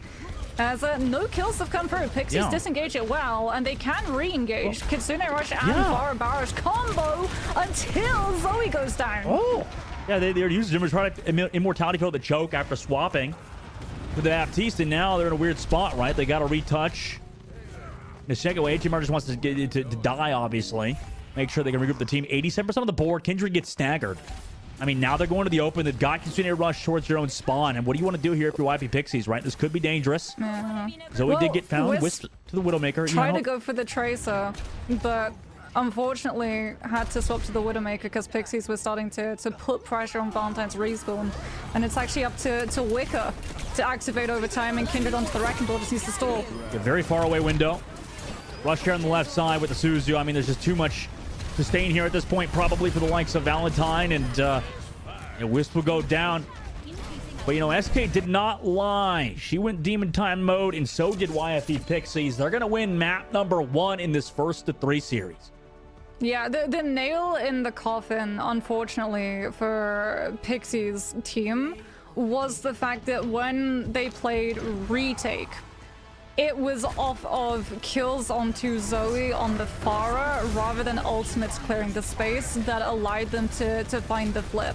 So in the fight afterwards, they still had the better ultimate economy to just bully Valentine further away, get to hold super aggressively forward in terms of putting pressure onto their spawn and making sure that the Mauga composition had to swap onto really fast-moving heroes, because suddenly you're not just playing for a 5v5, suddenly you're playing for a time bank ticking down against you. It is essentially a 5 versus 6 with Father Time is the enemy that you unfortunately have no way of taking down. Sadly, you can only draw against that particular opponent. That was a great matter one for the likes of YFP Pixies, and now, you know, obviously Valentine to go to the drawing board. There's not really, you know, these two teams are interesting in the fact that they can play a lot of different compositions, or at least specifically YFP is, right? So you have to be worried, I imagine, Mox, is like, I imagine, you know, what you're probably going to say is that since we're going to the hybrid, you know, we're not going to see anything but Midtown, considering, you know, Kindred loves that Maga, right? Yeah, I mean, maybe we see King's Row. Oh, yeah, Wouldn't be surprised if we see King's Row. It's definitely, again, stomping grounds of the Maga, especially with the Venture. If you want to try and do it. The problem is, and this is the one thing, I talked to you about this, for my fear of when Valentine ran up against Pixies.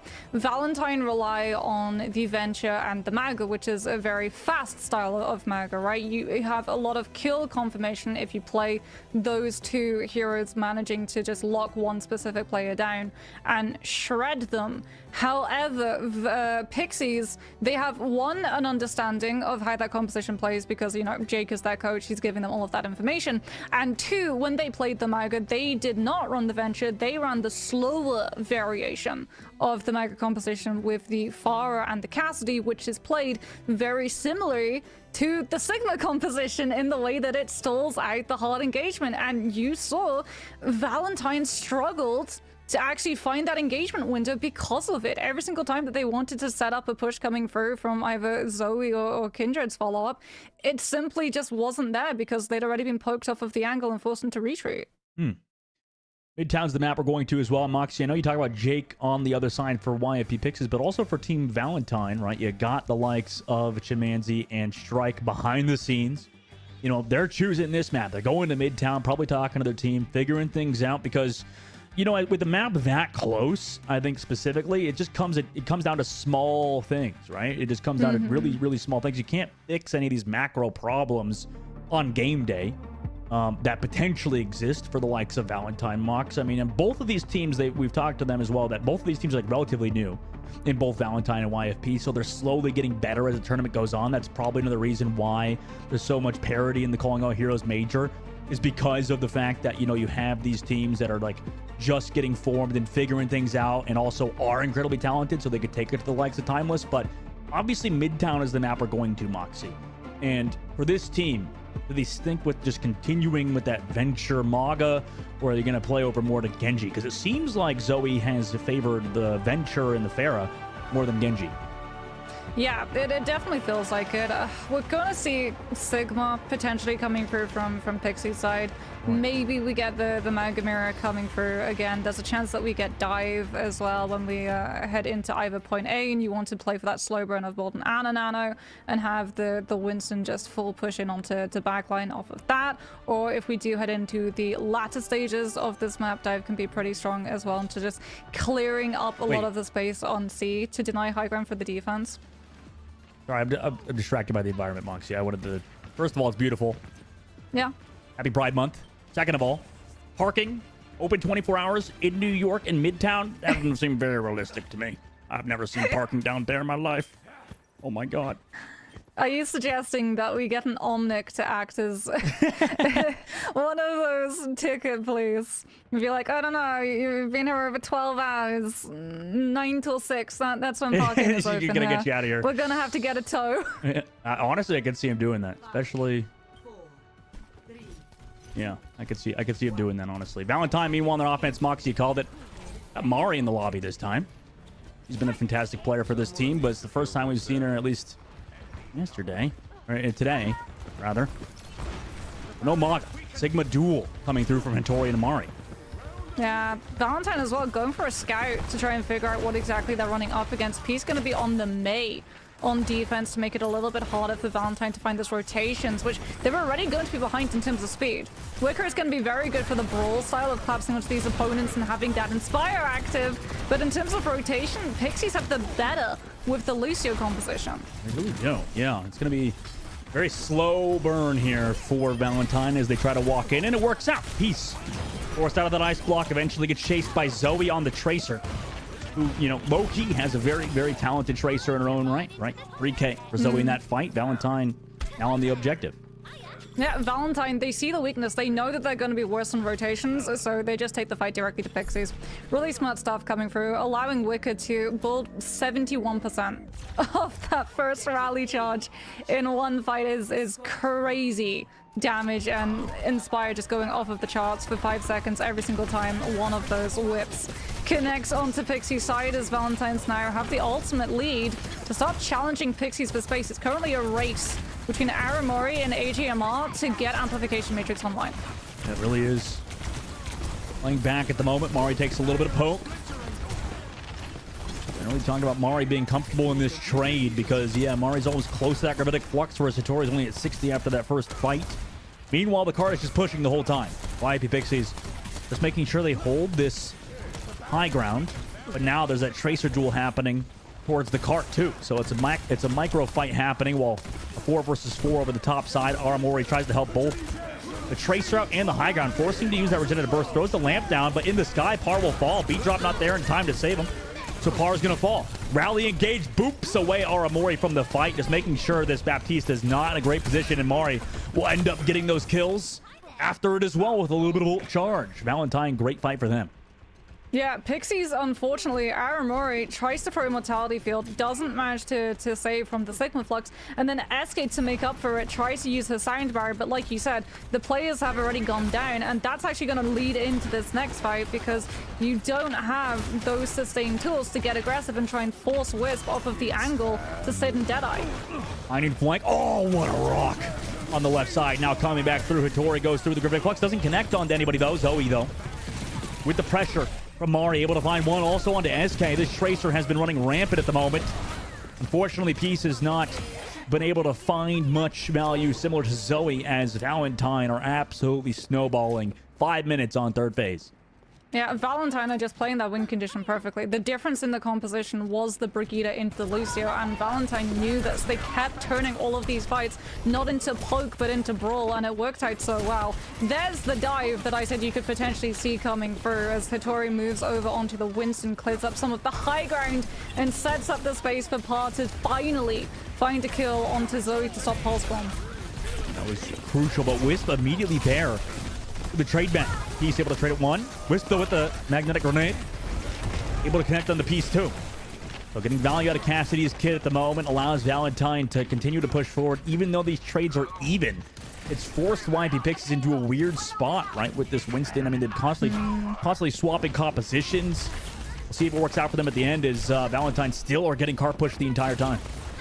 Par's got Deadeye, but we've already seen that Mari is more than capable of using her accretion to cancel that one out, so it's definitely going to be on a Susie for Aramori to come through with that. Hattori, unfortunately, not going to be available for her team as Amplification Matrix from AGMR. He tries to shut it down with a huge Pulse Bomb, connects onto the Brigida. But the problem, they're just too many. Valentine find the kill onto the tank, they've established themselves onto payload, and we just keep moving. Let's go, Wicca. Take one for the team. Doesn't run into their Baptiste, Moxie. I know you talk about that a lot. People running with Pulse Bomb into you. But now leading to this last fight, Valentine have rally. They got Pulse Bomb available into the dive with Hattori, but no Winston Primal Rage available here. Either High Noon versus High Noon. Wisp is the one to shoot first. Pars eventually runs out. Rush now from Aramori, who is super low. Will fall to Zoe on the flank. AJ Amari onto Hattori as well before the beat drop is there from SK. And unfortunately, no ultimates will be able to be used for YFP Pixies. And that was absolute amazing, clean gameplay from Valentine. 3 minutes and 8 seconds. They capture out Midtown. I mean, Wicca's Brig. What more can I say? Wicca's Brig was just the standout for me.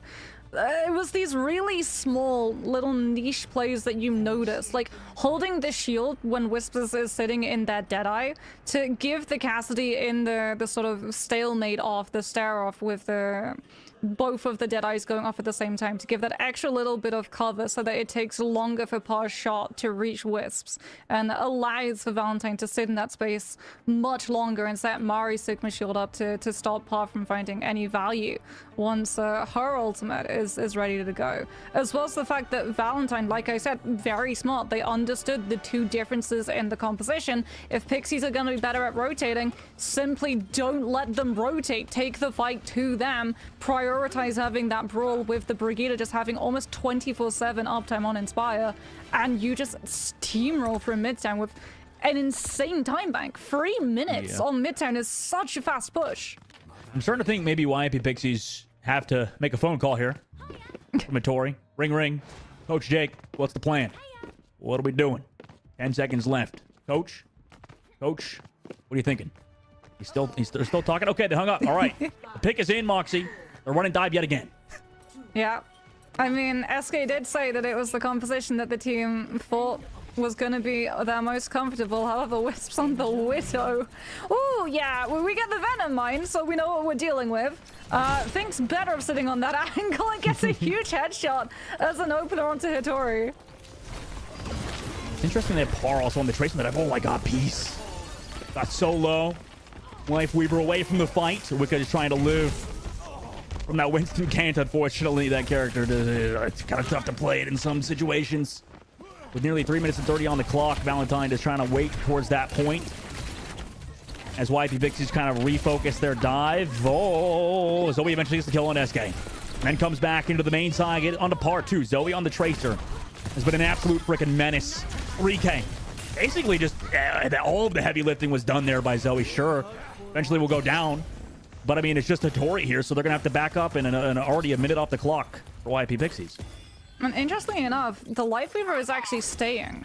So Wicker is going to have to life grab whoever the dive is focused on, but can also use life grab to force PO position to her. She's the target of focus. Unfortunately, Mari was the target of focus there, and without the Sigma to anchor this composition on the point, Pixie should begin ticking up percentage. Yeah, but like, oh my gosh, Zoe got SK. So like, while that was happening, you still got this Tracer who's built up pulse bomb. Par goes down to Zoe in that trade, just diffs on the other side. Primal Rage from Matori tries to equalize it alongside Peace. He's building towards that EMP. It's just disruption. Yeah. This Primal in the backline is to make sure that Valentine don't get to set up on point. Hitori's so good though. How is Hitori still alive here? I mean, Zoe did get the kill eventually. She's not. Yeah. Well, not, yeah, eventually does get found. Meanwhile, Zoe towards the point with the 3K. Okay. Well, you know, tough to stop this Tracer at the moment, it seems like. Par does eventually get Zoe. But it seems like every time they go and focus that back line, it just feels like Zoe's just trading. Yeah, there's no Cassidy.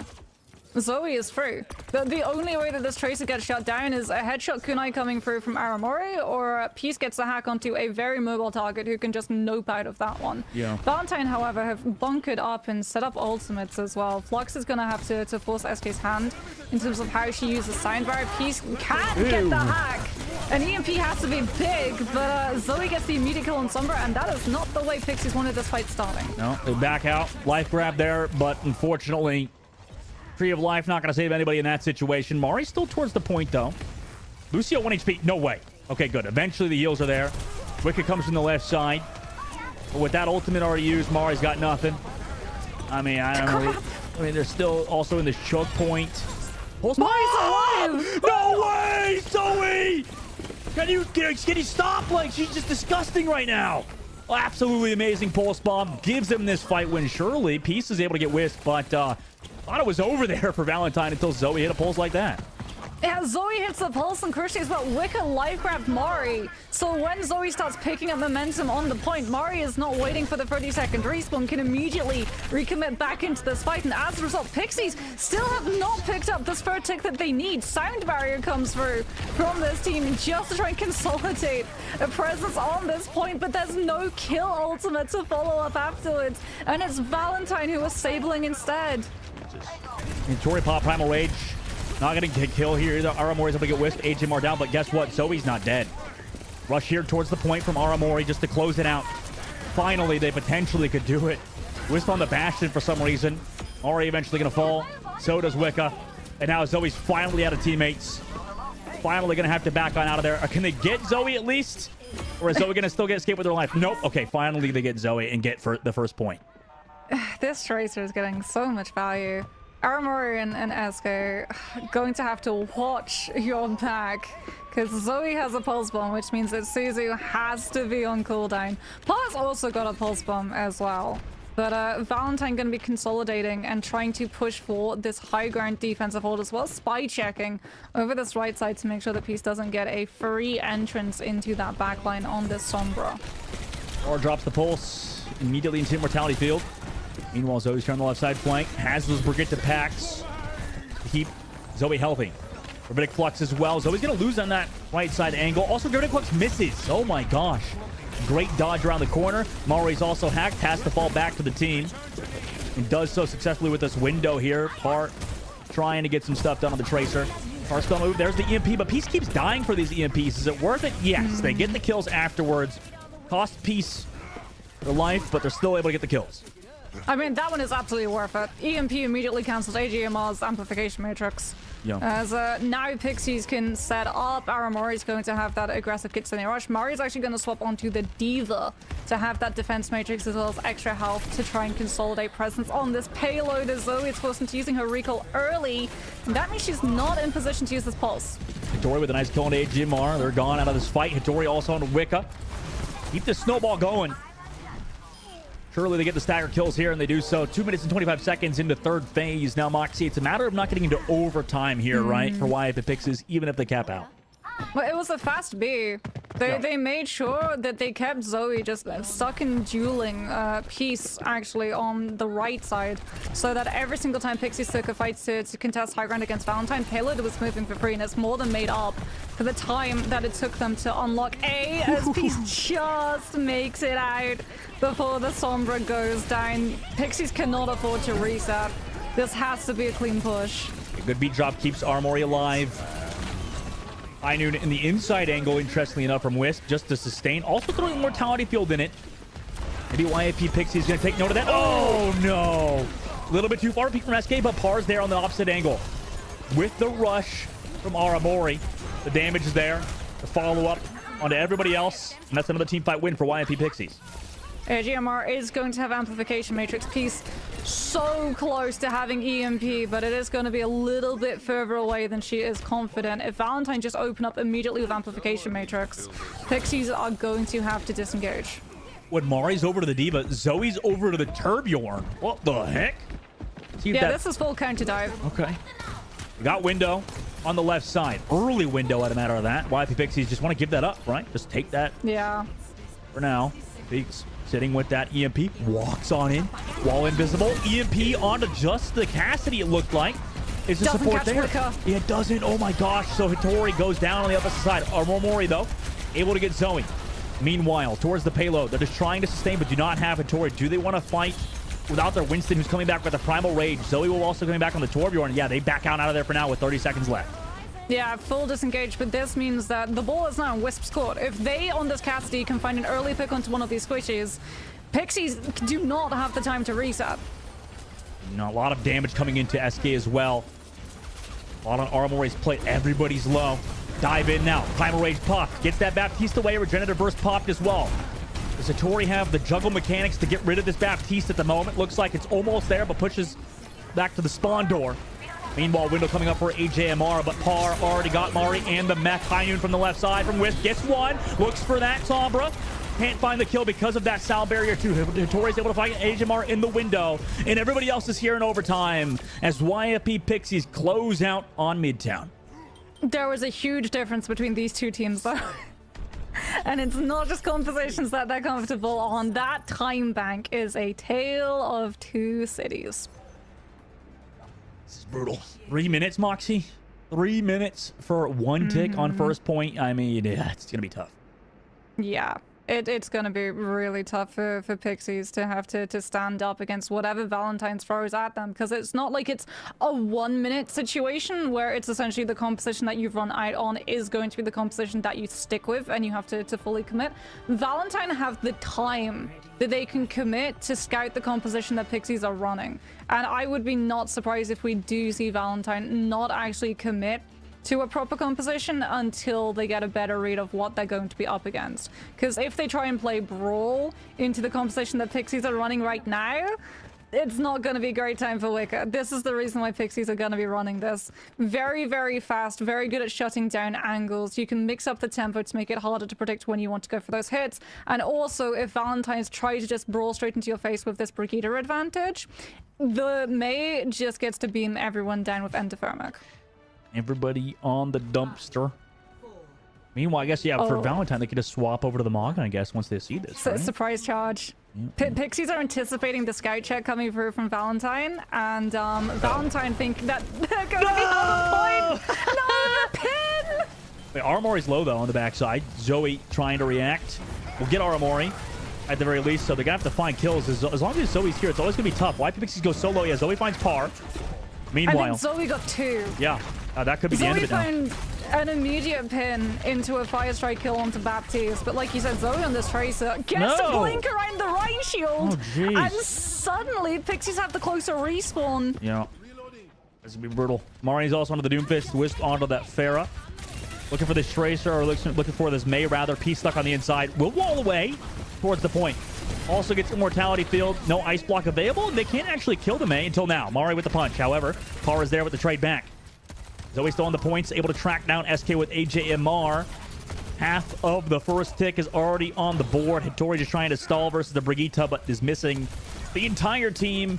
And Valentine, through amazing Tracer gameplay and teamwork, are able to win the second map. That would win the distance for sure. Now we're all tied up 1-1. What I would be to be a fly on the wall of Valentine's comms when they sim TP to try and get a little bit closer and try and read what they're walking into, only for it to immediately charge on top of them. That curveball surprise pin coming on through has got to have been one heck of a jump scare, but they really did adjust very, very quickly. Like you said, Zoe on that Tracer able to utilize all of the mobility that is provided to her. The fact that it went so heavily into trades between the two teams. Valentine's are having the closer respawn, so they were going to be able to regroup a lot faster. Mari on the Doomfist as well with that pivot, identifying that if she swapped onto that hero, then she can take a fight and regroup with a team much faster than the other side, and from there it just entirely unraveled. For Pixies, that Rhine composition, it was either feast or famine. It was either going to be a full hold or fall apart at the seams the second it gets contested. Yeah, that's going to be a tough map to give up too if you're YFP Pixies. I mean, sure, you understand that Midtown maybe not one of your favorite maps to play on, considering how Valentine, picked it on purpose and kind of just, well, for good reason. I mean, cap out with 3 minutes. But also, Moxie, you're giving a lot of momentum now to Zoe, right? And that's not good. Considering map number 1, I would say that Zoe didn't look like her normal self. Now she comes into Midtown and just puts on an absolute performance. So, you're back. You have your star player that's able to warm up maybe on a different role, able to kind of wake up, and that's tough to see, especially if you're YP Pixies, because I don't know if really we saw a lot out of either Par or Peace on that map, considering how things went on Oasis. Yeah, the silver lining for Pixies is that we've seen, like you said, Zoe starting to pop off and really warm up and find her footing, but it's on the Tracer, and a lot of the time off of her own play as opposed to setups coming through from her tank, which means that if we see Kindred coming back in for the composition, potentially there's still a little bit of that miscommunication and divide coming through from the Mauga and the Venture style of play coming through from this team, plus the fact that even though it was incredibly close, Valentine walk away with the win on Midtown means that Pixies are the one who gets the swivel. And this is why I think all of us, all of the players and us on the desk included, are expecting a 5-mapper, is because both of these teams are incredibly smart and intelligent about when it comes to countering the other composition's comfort zone by taking us to a map that throws them out of it. Yeah, I like that. I like that out of them. See if it pans out on Esperanza. Meanwhile, obviously we have to see if any substitutions kind of come through. Like you said, we maybe potentially have Kindred coming in for Mari, which, by the way, great map for Mari, right, Mox? I mean, just to play that, to play the Sigma. And then, considering how Mari's has kind of been known as like a Doomfist player previous, to pick up Sigma to a high level is definitely impressive.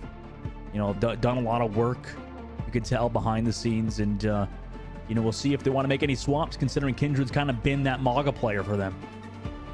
Yeah, I wonder, is it going to be Tracer coming through? I feel like Tracer is one of these maps, one of those heroes that you need to have a lot of the time just to be able to choose the macro style of push, in terms of just, even if you take a fight that you're losing, if you have a Tracer just pushing the objective or shoving it back from the opponent's picking up distance, you can still in the long term not win the battle, but definitely come out ahead in the war. See who comes out on top on this map. Obviously, it's a pick from YFP Pixies. Mari's still in. Review. Oh, interesting. Mari's still in. Maybe that dive comp Moxie could be viable if they want to go for it, right? That or Valentine's are going to be the one fielding the Sigma. Like you said, Doomfist dive is very much viable on Esperanza. There's a lot of open spaces, but there's also a lot of closed off hallways where the Doomfist finds a lot of value being able to punch in and find those immediate connections onto walls. As Wicker is going to be playing that Brigida, trying to play Protector to AJAMR, and Wisps over onto the Sojourn. It's going to be able to, like we've seen previously, absolutely farm all of these ult fire shots off of the Mauga. Valentine playing it slow at the moment with Mari on the Doomfist.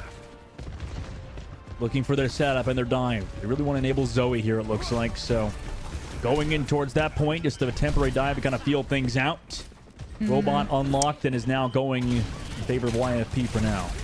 I mean, Valentine's composition is very temporary when it sits in space. Pixies can consolidate and sustain on the objective, as opposed to Valentine's, who sort of have to dance in and out, pokey their way around this map until an anti-nade hits. Huge anti-nade. Where's the follow-up? Unfortunately, all of the plays on Valentine's were too low. They had to back off rather than take the engage. Yeah, YFP hitting their shots at the moment. No safe space for them at the moment, though. Zoe's able to get Hattori, who went a little bit too far.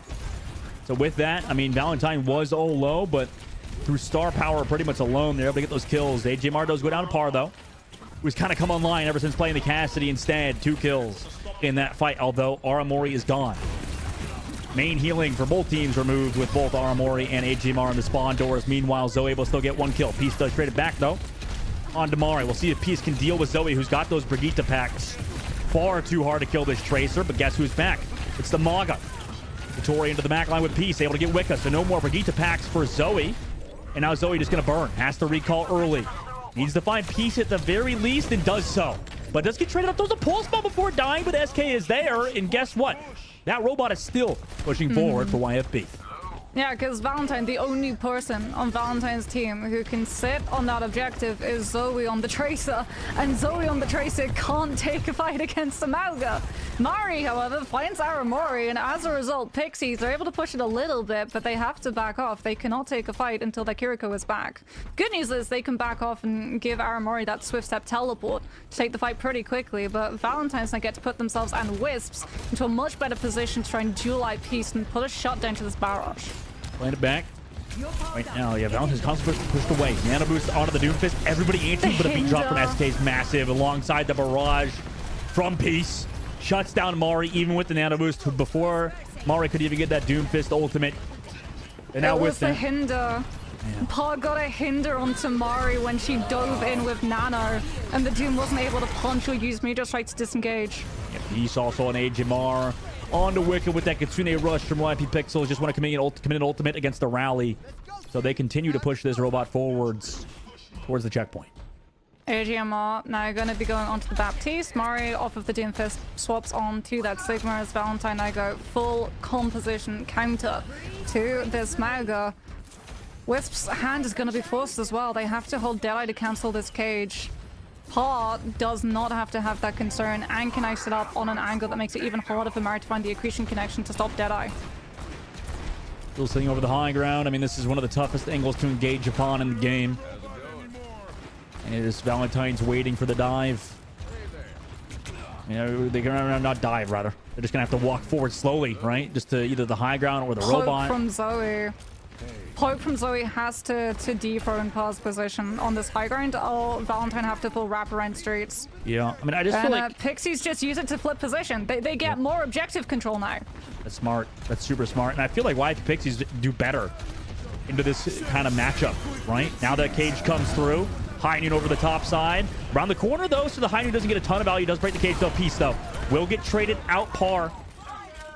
Meanwhile, the other side gets Zoe. So both Pharahs out of contention Hattori also goes low, so does SK, but the heals are there. The robot also not moving. Eventually, Hattori will get found, though. And Mari and the rest of Valentine are able to whittle down YFP Pixies and force a reset out of them in just a moment. Yeah, the problem is that Pixies got so much distance picked up by just anchoring with this micro composition. Valentines win the fight, but they're not going to get any distance until Pixies are ready to take the next one. And Peace has Barrage, Aramori's going to have Kitsune Rush. Valentine cannot take a fight aggressively on the low ground and prioritize objective control because they have to get into position to disengage Rush. Window. Oh, goodbye, Hattori. Barrage with the beat drop, though, is enough to get AJMR. But not any more than that. Beat drop counter engage allows Wisp to kill Par. Now Peace just has a dance around, waiting out that sound barrier. Alongside SK with the dive, but Peace just gets shut out by Mari. A little bit of a jump scare there. Mari in your face on the Sigma.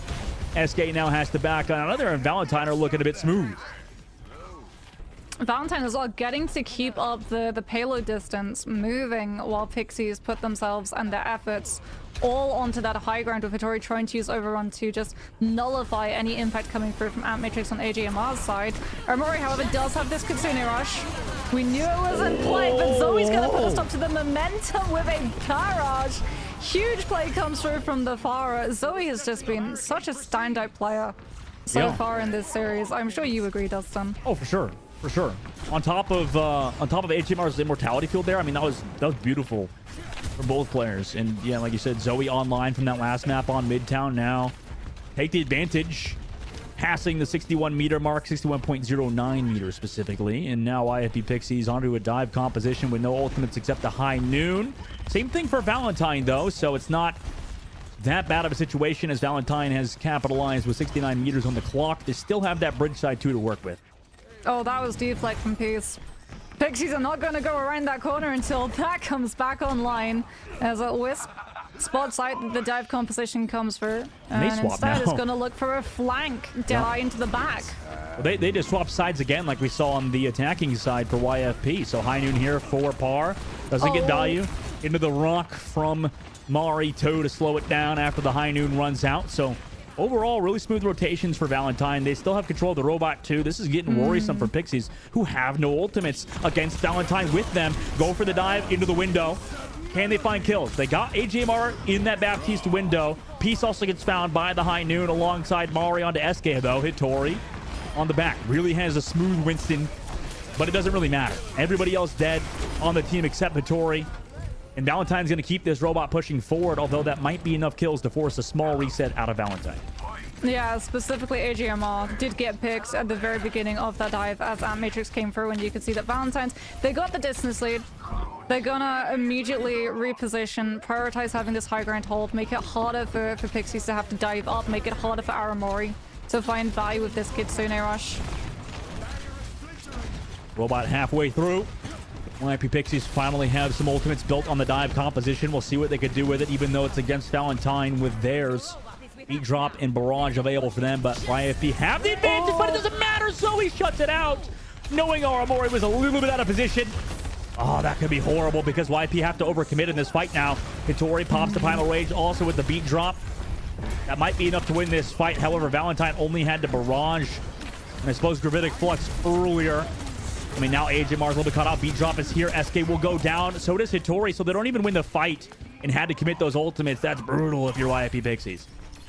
Peace at least is going to have Blade for next fight, but Valentine's winning the fight means that you can position so that all of your players are separated enough that if a kill comes through onto the Genji, dash reset's not going to be able to confirm another kill, or you just put your faith into Immortality Field and Hinder being able to shut Blade down, as alone without that Mega Cage to lock all of those players into that tight space, Blade gets a lot less value.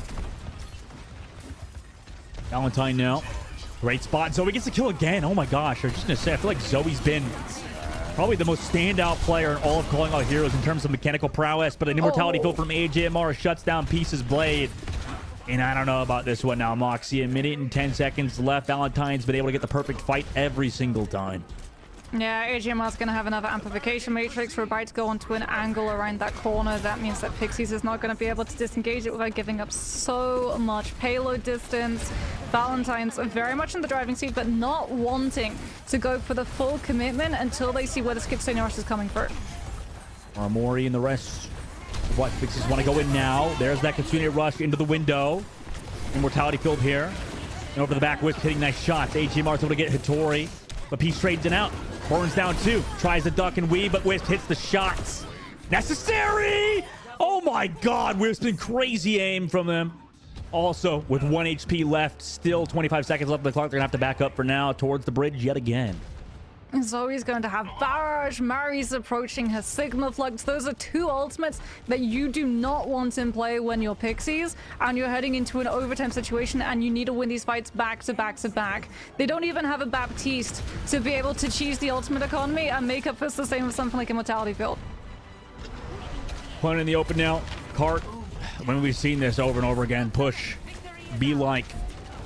SK goes forward, tries to avoid all that damage from Zoe, who's been kind of free reign at the moment. Still has the barrage, Immortality Field as well play.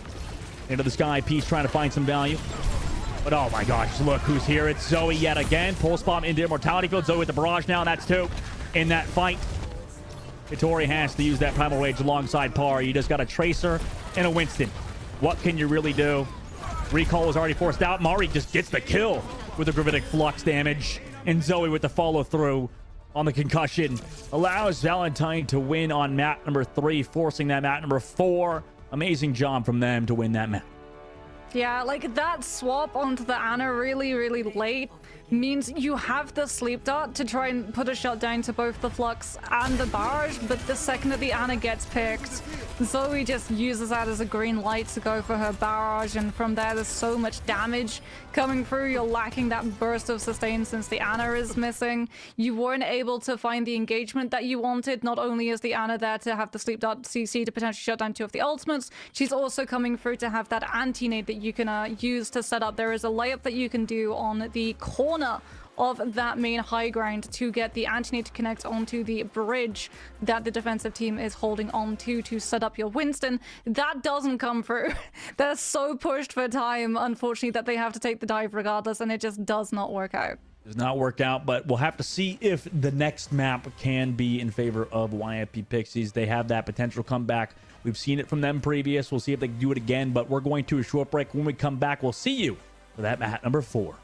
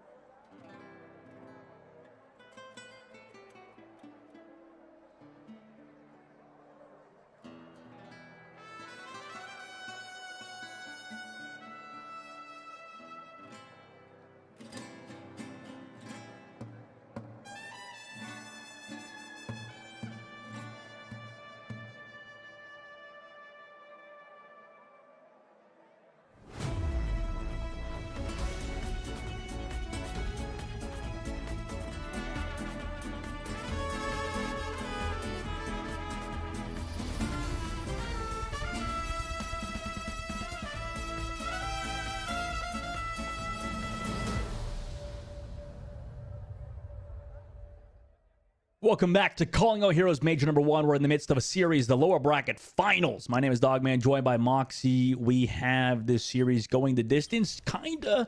Valentine at the moment have come back on the past 2 maps. Sure, YIP Pixies won map number 1 on control.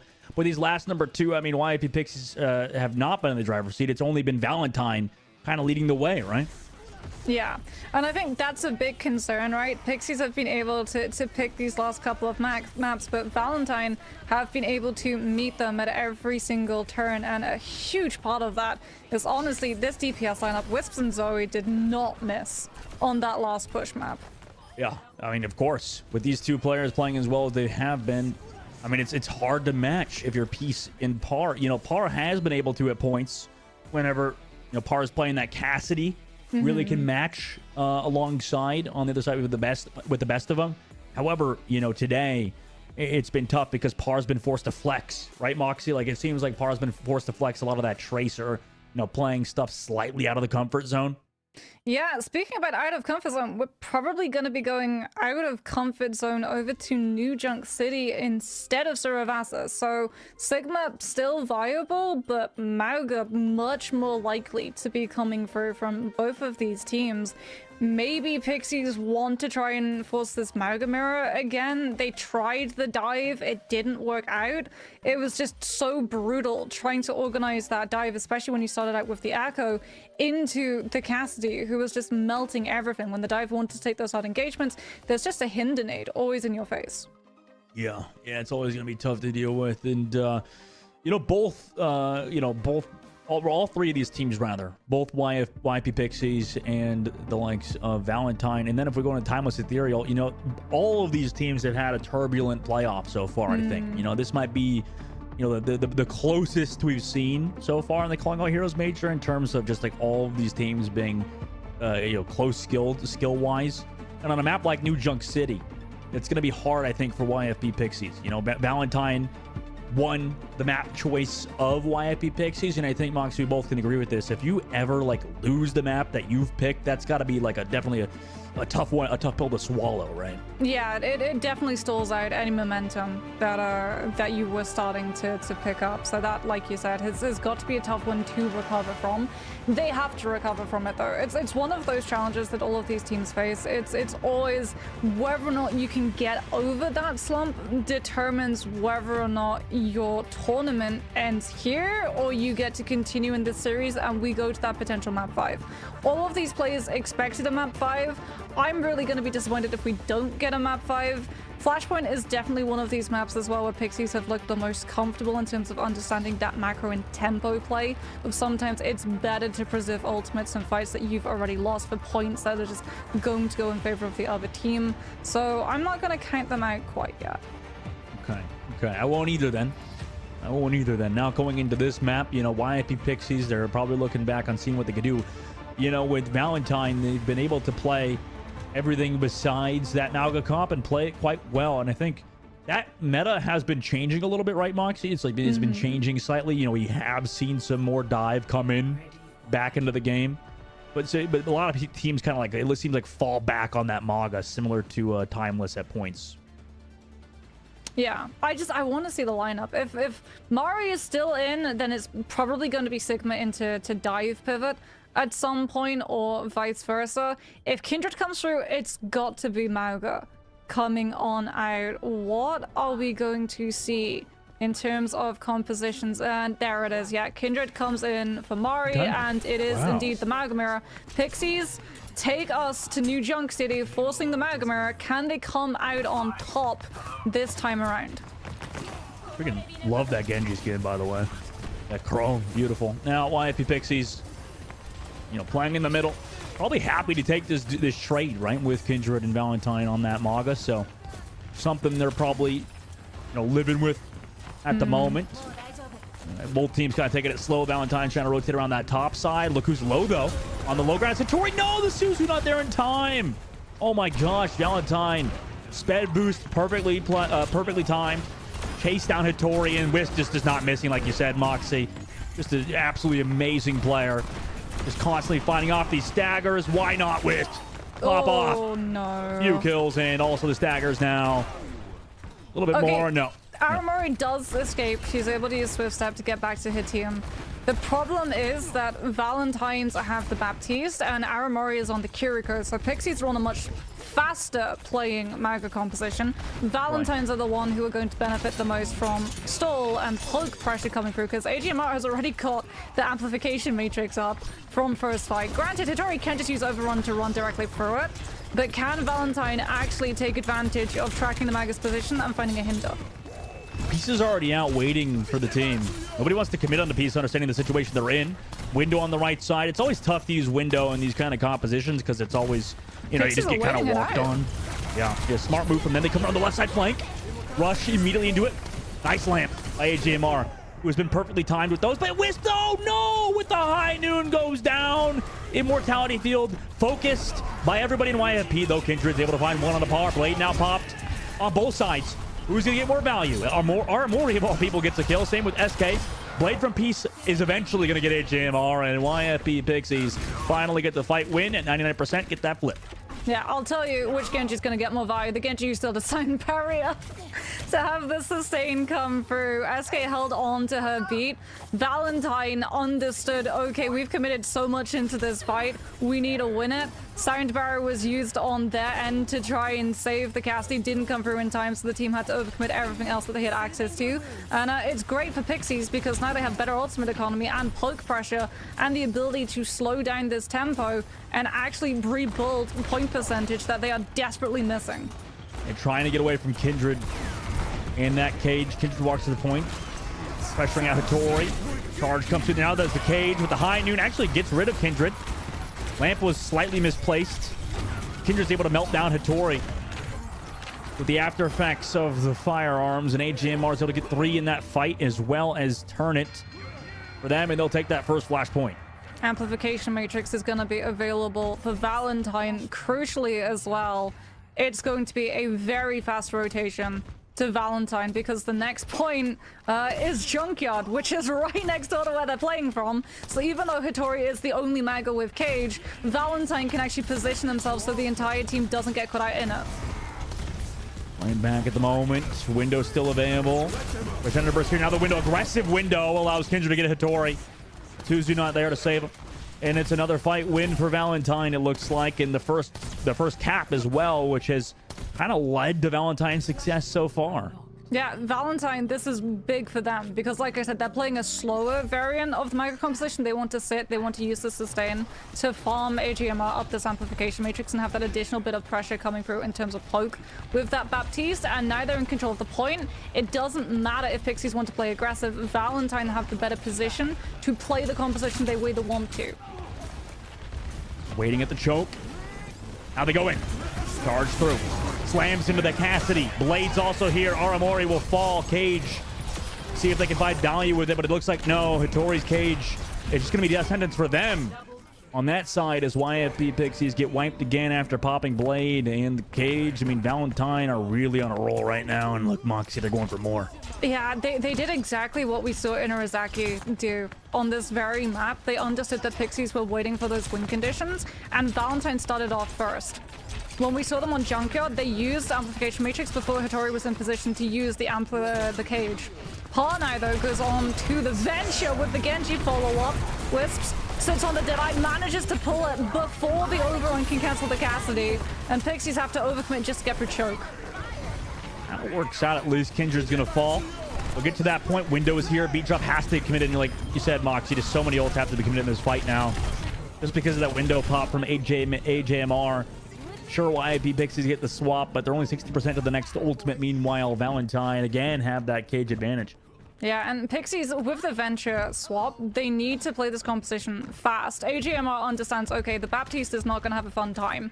If you try and use a Mortality Field to save whoever gets overrun onto, you're just going to get knocked out of your AoE. Swaps over to the Kiriko to instead use Suzu to stop it, and also Swift Step to a teammate if they get challenged. There's a part on off Angus looking for the scout and wants to lock someone down. Whoa! And it's just immediately Valentine seeing an easy kill in front of them, Kindred cages, and nothing Pixies can do. Yeah, that's a wipe for sure at this point. Valentine going to rotate to the point now and get that flip again, giving them 2 flash points. And only one to go until they win this map and would push themselves into the grand finals. YFP Pixies, their backs are currently against the wall. Wicker's got sound barrier too. So Pixies, they have Cage, they have Blade coming up, but potentially they have to use both ultimates, and Wicker might take a page out of SK's playbook on the Lucio and just hold on to sound barrier instead for next fight afterwards. Beast was in a very aggressive position, dash towards the team, and Par gets picked again. Oh no! Immortality Field also forced. You had some ults to work with here in this fight, too, and it looks like you're not even going to friggin' use them. Aramori, though? Okay, wait, never mind. Zoe went a little bit too far. Deflect used here on the outside. YFP Pixies slowing it down. Point now under test. Understanding that people are going to be split, trying to capture that point, want to go in. High noon from Wisp. Vittoria just going to peek around the corner. Understand that Wisp wants to use that high noon there. Make sure you get at least some value before that wears off. Now continue to rush, counter engage comes through. Headshot after headshot from Wisp. Far falls back to the spawn doors. Then onto Hattori with that rush. I mean, just an absolute Gatling gun for the rest of the team. Valentine will take the point and the fight win yet again. Yeah, Pixies, they look so split. When the rush comes through from AJMR, like you said, Wisp just gets a headshot after headshot, entirely uncontested, as all of Pixies seem to be stuck in indecision. Do we try and challenge the Casty or do we full disengage? And no one made a decision, and they just stuck around in the fight around Pillar, and Valentine off of the rush just get a push up and absolutely tear through the entirety of the team. Now the Casty and the Fire are set into position to be able to stall out this next fight. Pixies may have better ultimate economy, but they don't have the space to comfortably use them until they get close, and the Casty and the Fire are going to make that so much harder. Well, Peace drops down to touch the point. Now is contested by Zoe. Down to 100 HP. Needs the team to kind of push in, but now they're not there. SK goes down before the beat drop can even be popped, and Zoe's barrage will get maximum value because of it. Par though on the flank there. Also Peace with the blade. They need to win this fight desperately, and they shut down Kindred. 1 versus 2. Wisp against the Genji. And a Cassidy will get one, but oh my gosh. YFP Pixies finally will get the point. A little bit of emote too. Not even close. Deadeye for Deadeye. Zoe off of the Farah. Doesn't want to have to play and navigate through the retakes and the hallways to get into position before Par can just poke her down. Swaps onto the Genji to be able to match. Has that deflect, can put pressure onto Par before Deadeye gets pulled as well. Last fight territory for Valentine's, and Pixie yet to find a pick. Walking in. Everybody's so low on Pixie's side. There we go. High noon, counterplay. Cage now here. Beat drop. There we go. From SK. The next counter high noon on the other side.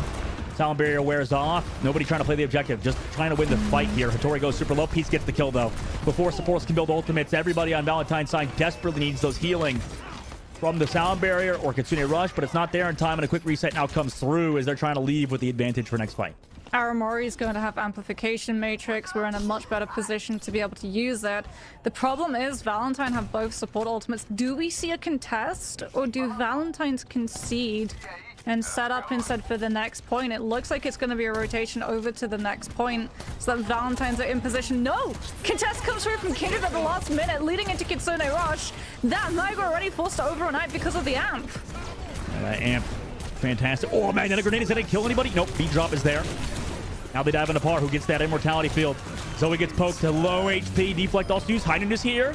Zoe goes down, but AJMR's traded back Peace, so both Genji's out of it. Hattori is down. Oh, no way. Kindred has so much HP towards the point. Tracer as well from Wisp is there. Wisp will go down. The point flip happen. Overtime now ticks down towards the point. Par trying to clutch up, but can't. Aramori also falls. It's just SK who gets deleted by the tank player of Kindred. And Valentine will 3-0 on Flashpoint to win the first of 3 and punch their ticket into the grand finals. Oh, that last minute contest is real sneaky, because everybody gives up the high ground and drops onto the low, and the Mauga is the one who can anchor onto the point, because as you saw, even in the face of Amplification Matrix, when we have Suzu, when we have Cardiac, and when we have Overrun, we have the means of surviving all of that double damage coming through from that window. And one window might have opened on the side of Pixies temporarily before Valentine's just immediately slammed it shut in their faces, walking away with that third Flashpoint control, and unfortunately ending the series before it could get to the promised 5 mapper. Yep. End in the series, unfortunately, for SK and Gang, but they, you know, like SK mentioned earlier, our new team, right? They were getting better as the tournament went on, I'm sure. you know, with practice for future majors and stuff. We still have champs leading up at the end of the year. I mean, there's so much time in between for them to come back. But meanwhile, for Valentine on the other side, right, they have a fantastic unit right now to get to that grand finals and avenge themselves against Timeless, who, you know, have been the undefeated champs for so long now. You know, maybe it's time for Valentine to step it up, right? Make their way in that grand finals to get the win, because it looks like they got the star power, right? You got Wisp on the Cassidy, and most importantly, Zoe too, right? Just so consistent on that flex DPS role alongside a very talented backline. It's just a matter of, you know, which maps you're going to put Kindred Amari on, right? There's so many things this team could do well, and they've kind of figured it out, it feels like, Moxie, to get back to the grand finals. Yeah, and it's going to be so interesting to see, because Timeless, when we talked to them in the interview after they were able to win the rematch, said that they felt that they needed, ironically enough, time to be able to figure out how to play up against Valentine. Valentine figured out how to play against Timeless in the Swiss, don't get as much time to figure counter strategies going up into Timeless, because they played them yesterday. They have had literally less than 24 hours to go over and figure out what exactly went wrong. One of the problems that was definitely apparent was that Valentine tried to play this micro composition just continuously, and I think one of the big adjustments that we saw coming through from them today was that actual ability to sub Mari in and swap off of just the Mauga and getting to run things like the Sigma and the Winston, and I think that's a really strong precursor to their rematch against Timeless, because they're going to be doing the exact same thing. It's not just going to be, we're going to brute force Mauga into a Sigma composition who understands how to slow things down. I think it's going to be that back and forth, that cat and mouse chase between both of those two teams, taking us to these maps where they feel strong enough, but even when they get taken somewhere that they're not necessarily comfortable on, they still have the flexibility of their players to go through these different compositions and still look very strong. Yeah, they're looking good. They're looking good. That flexibility definitely key, like you mentioned. And we have an interview with a member from the likes of Valentine. I was going to say KTP. Yeah, Valentine after a short break. So don't go anywhere. We'll be right back.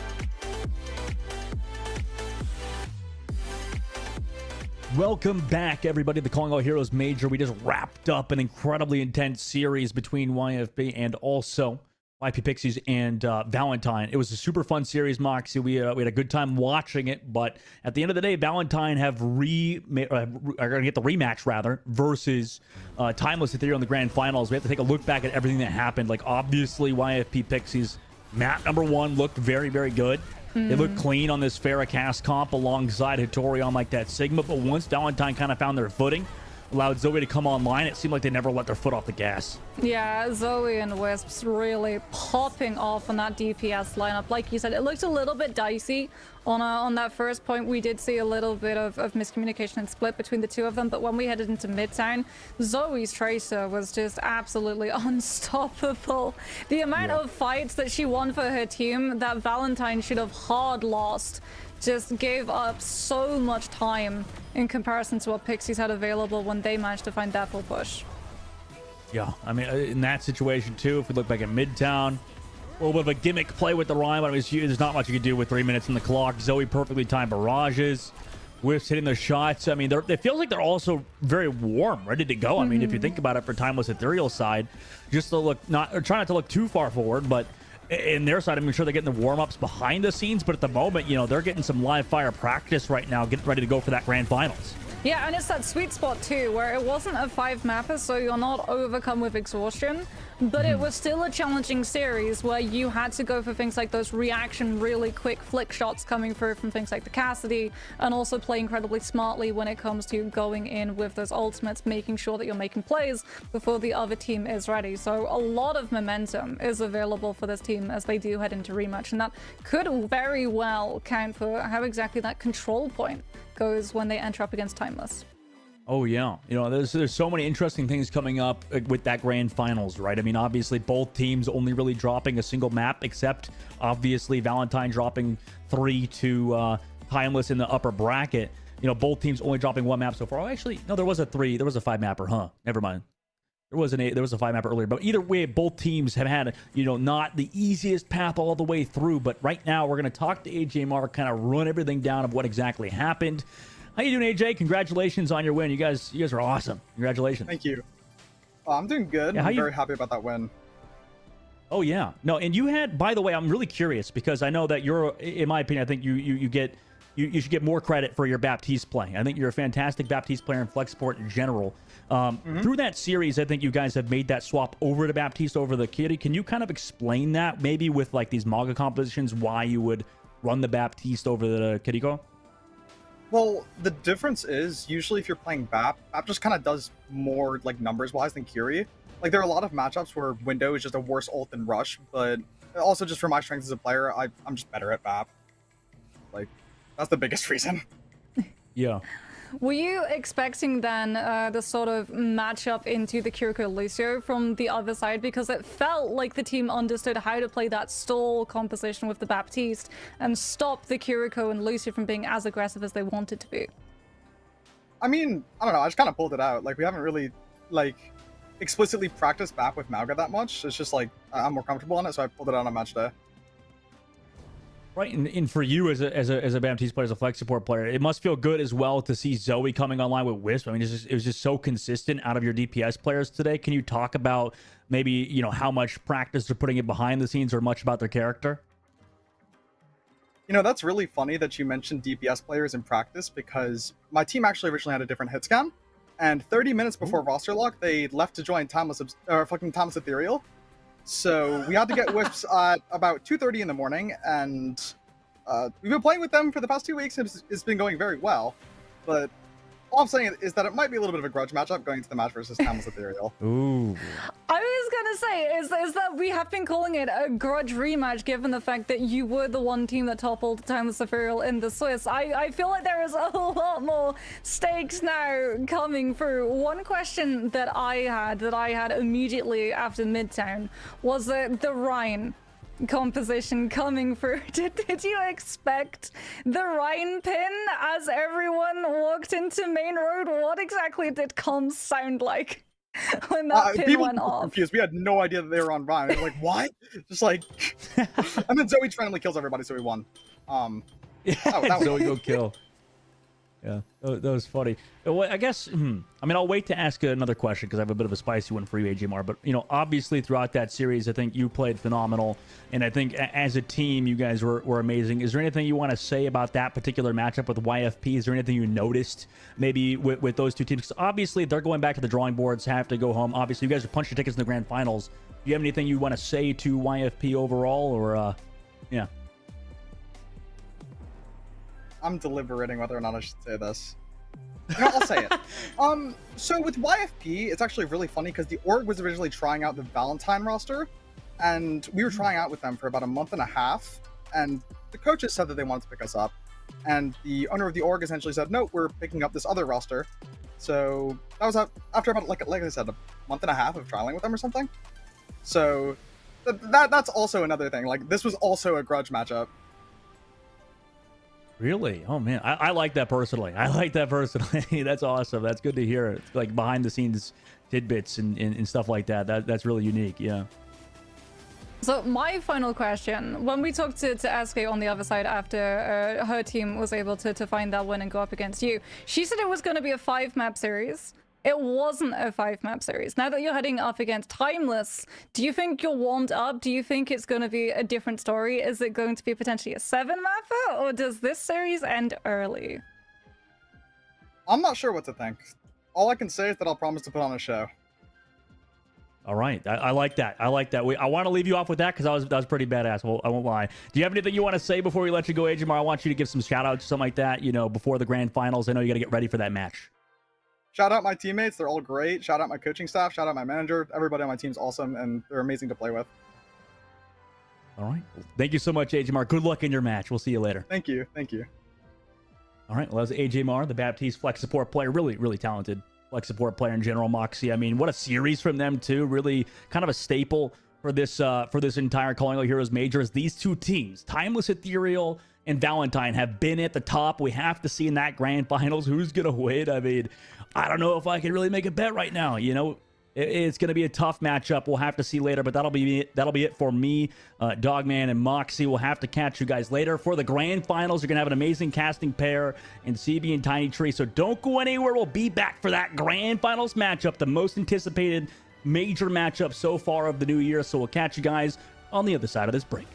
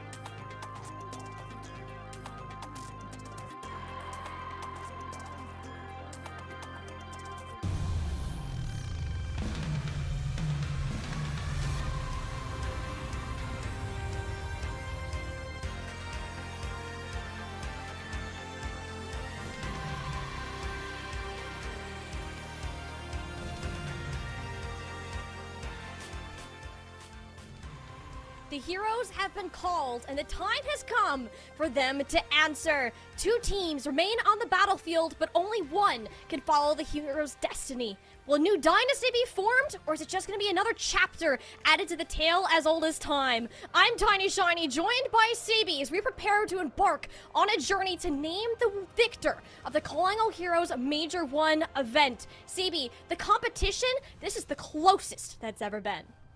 It absolutely has been. I have been completely thrilled to see this tournament and how successful it's been and honestly how close it's been from top to bottom, how competitive all of these teams have been, especially when you take a look at the top 3 and how we got here. We're looking at our grand finals right now, Timeless Ethereal versus Valentine. We'll talk a little bit more about them in due time. We'll talk first about how we got here, and we got here with banger after banger.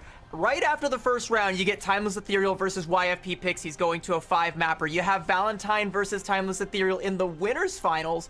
It goes 3-1, but it's a close 3-1. And realistically, had a couple things change. That could have been either a 5-mapper or we could have gone the other way. But unfortunately, it was Valentine being sent down to the lower bracket where they would meet up with YFP Pixies just earlier today in a great match. Another... not 5-mapper, but one that could have definitely gone the distance. But, this is where we are. This is how we have gotten here. This is the landscape as it currently sits. It is the 2 from our top 3, Timeless Ethereal versus Valentine. It's the bracket that many of us predicted to land Timeless Ethereal, Valentine. This is the 3rd time that they'll be facing off against each other in the entirety of Calling All Heroes Major 1. Except for CB, this time, it gets real serious. This is only the first event of many to come within the next year of competition. Prizing on the line, circuit points to be claimed, and both these teams looking for that top spot.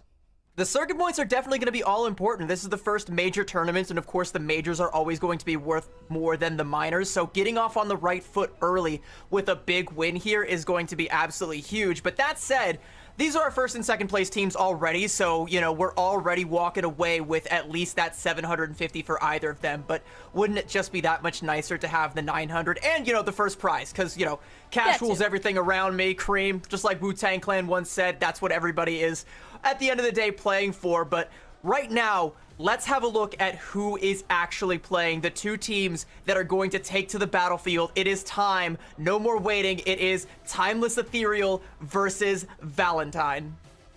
And we get that first look at Valentine. We just got to see them in the losers finals, CB. A close game against YFP Pixies. But as we said before, 3rd time they're now meeting Timeless Ethereal. Yeah, many who looked at this team coming into this tournament would have said that this is Valentine's tournament to win, especially after beating Timeless Ethereal in Swiss stage. And I would even consider myself among one of those. But it is worth reminding everybody that we've been here before. The core of this team comes from Michael Wave, a team that in the championship tournament during the last season beat Timeless Ethereal in Swiss. But when it came to these 2 meeting in the playoffs, it was Michael Wave that got sent down to that lower bracket. The difference this time, though, is that Valentine have another shot. They get that 3rd time. Could it be the charm? And after that game with YFP, this team has to be feeling themselves. They have to be. You have to argue that Mari, Kindred, that is one of the best tank lines that you're going to see the entirety of Calling All Raids. It is unfair. Both Mari and Kindred on one team just seems morally incorrect. Yet here they are hosting that lineup. Zoe has been playing out of her mind throughout the lower finals and is likely bringing that same sort of flair up into this next match. But CB, we know Timeless Ethereal, seasoned champions, the reigning champions, coming into this poised as the team to beat. They beat Valentine last time, but can they manage to do it here again? There are a lot of words that I have used to describe this team over the past season and even over this tournament. Kings, monarchs, tyrants, but the word that I think fits them the most is dynasty. In the Overwatch League, we had San Francisco Shock. Here in Calling All Heroes, we have Timeless Ethereal, the undisputed GOATs thus far. Last year, we had 6 tournaments, and this team won 5 of them. That's absolutely crazy, a frankly insane success rate for this team. And ever since that first one that they lost, which by the way was minor one near the beginning of the previous season. Ever since that loss, they have been unstoppable. We have seen them go completely flawless. We've seen them take a couple missteps, you know, have to play from the loser's bracket, but still come up ahead. We've seen them pull off some incredible feats. We've seen them narrowly avoid disaster. But one thing we've never seen them do is show up to a grand finals and not be ready to throw down. These are your defending champions for a reason. They're sure going to play like those champions. They're a team that comes into this with confidence, and CB, they've had the pleasure of sitting back all day long watching YFP, Inarizaki, and even Valentine just now scrap it out. They're coming into this fresh, whereas Valentine just had a really sweaty series that they're coming off of very little time in between, where Timeless Ethereal, it's in the name. They have all the time that they could have worked with to prepare. They know what is going to be thrown their direction, and I can't wait to find out what is going to be put down on this battlefield. We've seen a variety of compositions throughout the weekend, these tank players being a main part of it. Yeah, and let's talk a lot about the tank players, because on the one side we have Sniper and Sawhill, on the other side we have Mari and Kindred. I think you take those four, and like maybe you throw in Hitori, and you've got like the top 5 best tanks in all of Calling All Heroes, which, considering how stacked the tank line is across the landscape, that's saying something. That carries a lot of weight to say something like that. We saw Timeless Ethereal playing mostly with Sniper on that Sigma composition for the most part. Last time these two teams met, Valentine seemed kind of hesitant to mirror that, and they stuck with Kindred on the Mauga, but they have swapped back and forth in that previous series with YFP, bringing in Mari, who looked incredible on the Sigma. And if she wants to take that mirror, then, I mean, I would definitely give Valentine the edge in that, if she's feeling herself, though. It's going to be a matter of whether or not they want to play it. And on our first map, Oasis, which, by the way, we had a best of 7 this time around for Grand Finals, for Calling All Heroes. This is only map, first of 4. This is only going to be map 1. We're kicking it off on Oasis. There is not a piece of my mind that thinks this will be a 4-0 for either team. We are looking at least a 5 or 6 map series, maybe even a 7. It's all going to start here on Oasis, a map that we've seen a ton of throughout this weekend. We know what we like to see in terms of Wrecking Ball. We've seen a bit of a Roadhog come out here and there, but it's been the Sigmas, the Maugas, that have been the tale of the day. Depending on which tank players are beginning in the lineup, we know it's likely going to be Sniper, but whether Mari or Kindred are going to be first, that's what I'm more interested to see. I do suspect Kindred, because especially on University, the map, you know, we're currently flying over, and now it's gone. Especially on that map, the Mauga does feel very favored. You can still kind of get away with it on the other 2 maps, but it is very dependent, honestly, because we see the Roadhog coming out from time to time. Granted, it's mostly been Hitori from YFP pulling that out. You know, if you bring Mari in, or even Kindred, honestly, I wouldn't be surprised to see that happen on City Center. But on Gardens, you kind of have this weird parity between the Sigma comps and the Mauga comps, where it all depends on who controls high ground, and it all depends on who's going in for the attack, who's trying to retake, all these different moving parts. It could realistically go in about 1,000 different directions, but we're gonna start in just one direction that leads right through Oasis University. And to me, I think we're gonna see a little bit of Samoan flair to kick this one off. It's a brawl. We're bringing out the miniguns, lighting it on fire, and tearing the whole building down with it. Potentially some Sigma to be teased, but for now, University, oh yeah, that's where it's going to get all down and scrappy. Valentine, a team looking to return to the great Timeless Ethereal. The Immortals has been stuck as that team to beat, taking a step back, but this championship ground one they are well familiar with, kicking off our grand finals. So we're gonna get a Mauga mirror to open it up. We have Zoe on the Venture, but something interesting for Timeless Ethereal, Bun and Snozzler up until this point had kind of flip-flopped, where Bun was playing the hit scan on the Cassidy, but she's now playing on the Pharah here. We'll see if that ends up paying dividends for them. Halo going for a boop, not really finding much of anything, and Wick is the first to fall. Hey, you said you want to see Snozzler show up? Well, there you go. That would be something if the entire team wasn't reeling off of the map. Timeless Ethereal, especially having Bun, the aerial control simply unmatched, sending Valentine back to spawn early. Yeah, it's going to be a pretty quick fight there, though. I mean, Valentine, they're not going to be worried too much about that. They're able to kind of match the cage fight progress. They're going to make the swap over onto the Pharah of their own. They're going to think better of the Venture. So now we do have a near true mirror, sans the flex supports, with Timeless Ethereal in control, but they're not getting a whole lot of percentage before Valentine is ready to square up again. The question is going to be how much damage, how much poke can Zoe do, and can Kindred find a place to overrun? Okay. Never mind, just overruns right over Sniper.